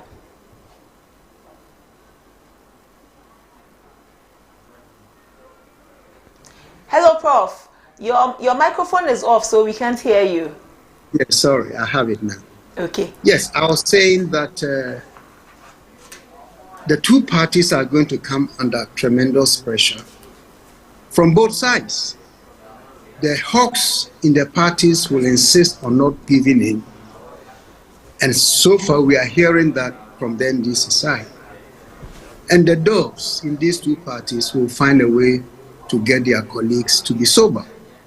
And beyond that, the mature members of the parties, hopefully, the elders so-called, should also come down and begin to massage their egos, using the term of my good friend Dr. Dramani, so that they can all calm down and be sober. Because frankly, they are not there for themselves, they are there for the well-being of Ghanaians. So any action that will add to the hashes people already have in terms of avoiding or blocking governance, stopping government business and all, will be something that I'm sure they seek to avoid. So right now, I'm hoping that during this break, they will all find a way to talk to each other and come back and continue the business of government. The extreme possibility, as Dramani shared, is certainly for the Speaker to keep the House still closed or suspended until election time. After all, have just barely 4 or so weeks to go for elections, and then the people decide. But I hope it doesn't come to that, because that would not reflect very well on the Speaker as well as the leadership of this the House. It will not reflect very well on the Speaker as well as the leadership of the House. Prof, would you agree with the school of thought that says that we have a constitutional crisis on our hands? We already have, because, when, but it's not clear yet. And that's why I think the Speaker was very clever by acknowledging receipt of the Supreme Court's directive and making no comment. If he had rebuffed the Supreme Court, then immediately there will be crisis. Okay, there will be constitutional crisis. Right now, the crisis is limited to the interpretation of Article 97. Because for the NDC side, Article 97 gives them the right to support what the Speaker has determined. And as we all know, Speaker of Parliament does not interpret the Constitution. It's only the Supreme Court that does that. So in that respect, I think this is another reflection that conflict between the two arms of government has not come in full swing, because, as I say, the Speaker was smart enough not to publicly also rebuff the Supreme Court. So that has mitigated the crisis to this point. But whether the Parliament, the Speaker and his people can move through this and come to a point where they will find a way to compromise, to build some consensus on the way forward, that for me is the challenge now. And of course, if they are unable to resolve it till the election's time, then of course, leadership will have failed, both the Speaker as a leader and the leadership of the parties. All of them will have failed the nation. Prof, at this time, or with all of these happening in our dispensation, is this the time for calls for a constitutional review? No, this thing should die off first. But we have to have at the back of our minds that there's a real need to review the Constitution to resolve some of these things. You see, unfortunately, there seems to be a breakdown of trust and confidence in some of the institutions, the key institutions that we have. And that is reinforcing the behavior of certain elements within the political terrain or the arena. So the appointments of such offices is something that we can begin to look at. Because you see, the way these two parties have behaved throughout this republic, 32 years now, each will not trust any person placed in by the opponent's president, like appointing Supreme Court justices, appointing a membership of the Electoral Commission, especially these two key institutions that we have. And that trust is not there because they don't believe that the president, whoever the presidency, will appoint neutral people, that they are appointing their lackeys into such strategic positions. So if we can revise this, and like Pakistan did a few days ago, taking the appointment of a Supreme Court justice away from their president to a new body. So there are all kinds of ways one can do that. If the Americans have their president, they have an executive president, therefore the president is the one who appoints. It doesn't mean we have to do the same. I think we should look at creations that will suit our environment and the way our politics has been conducted over the past 32 years or so. And I think there are a whole lot that we need to sit down and carefully analyze and see how best we can recraft the Constitution to create a new political framework where there will be more of consensus building, more of inclusiveness. But one of the things here again is this exclusivity that we have in the winner takes all. So when you are sidelined for 4 years, 8 years, you are desperate to come back to power because unfortunately we have professional politicians. We don't have politicians. If they leave this business, they will be able to perhaps get some other jobs for themselves or whatever, you know. So it makes it difficult for parties to be sidelined for so long without fighting bitterly to get back into power. But if we're to have an inclusive kind of governance system, where even if you get 30% of the votes, you have a say, where you can win in some districts but lose at the national level, you still have a say. That inclusivity, I think, is, for me, the cure for this inveterate and rabid greed for power all the time. That is this kind of conflict that we have in the country. But let's look at checks and balances and look at separation of powers. Some have said that the Supreme Court it's well within their rights to look at this issue. Some have also said that the Supreme Court is interfering with the work of Parliament. Parliament stands on their own. Supreme Court is interfering. Where can we draw the line when it comes to separation of powers, interpretation, so much so that Supreme Court themselves can also say that we are restraining ourselves from dabbling in certain conversations? I think this case is giving room for all kinds of interpretations. If you go to university and do political science, 101, the first course you take, will tell you exactly what the checks and balances are in this kind of situation. Americans call it American Government 101. You know the separation of powers and all. It's clear-cut. Of course, each of the three arms are assumed to be independent, and they've been assigned specific roles. The legislature, what you call the parliament, they make laws and then hold the executive and others to account. Okay? As simple as that. You can go on and explain it further, but let's simplify. Theirs is to make the laws and hold government in power in check. The government's role is to, as the executive, is to make policies and implement laws or decisions, effect laws. The judiciary, its main role is to adjudicate when there's a conflict in the law.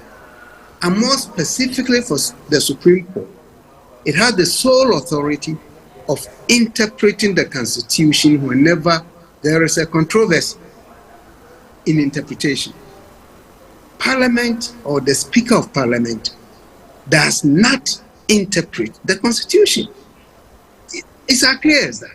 So in the current case, people are creating all kinds of confusion as if Speaker BAGBIN can interpret the Constitution. He cannot. You see, so if this issue of vacating seats, which is a constitutional matter as defined in Article 97 of our Constitution, if there's a conflict over its interpretation, its enforcement, the right place you go is the Supreme Court. And their decision is final. So I don't see any confusion. But this room is giving this case that we are facing today. I hear so many politicians making all kinds of interpretation as if Parliament is independent, so it cannot be checked.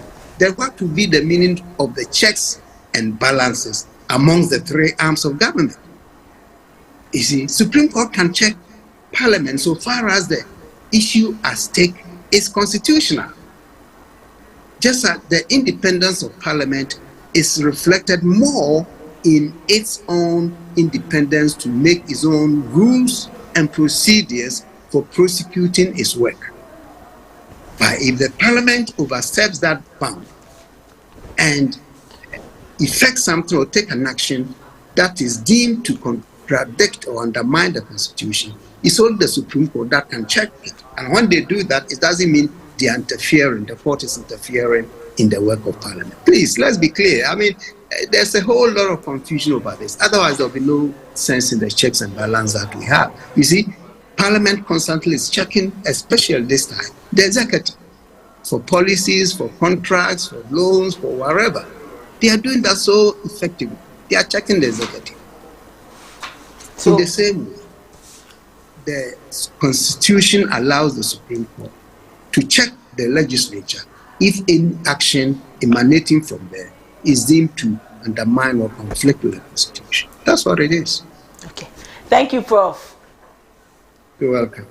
Professor Bafo Ajimendria is the co-founder for CDD. This conversation on Parliament, the Speaker of Parliament has adjourned the House indefinitely. He has adjourned the House indefinitely. We'll come back with so much of the matters that will arise after this. The MPs, the NDC MPs have granted some interviews. They have said their bits. We will engage further the NDC and engage the NPP and also other stakeholders so that we can better understand this. It's been a long day, like we said it will. It's been a long day and an interesting day. My colleague Samuel Nimagbo was on hand at the Parliament to bring us all of the updates from Parliament. This is ABC News GH. We are grateful that you've stayed with us since 6 a.m. up until now. It's just a few minutes till 1:30. We are grateful for your time this afternoon. We'll be coming your way tomorrow at 6 a.m. with ABC in the morning. You want to join us, don't miss out on it because the conversations will surely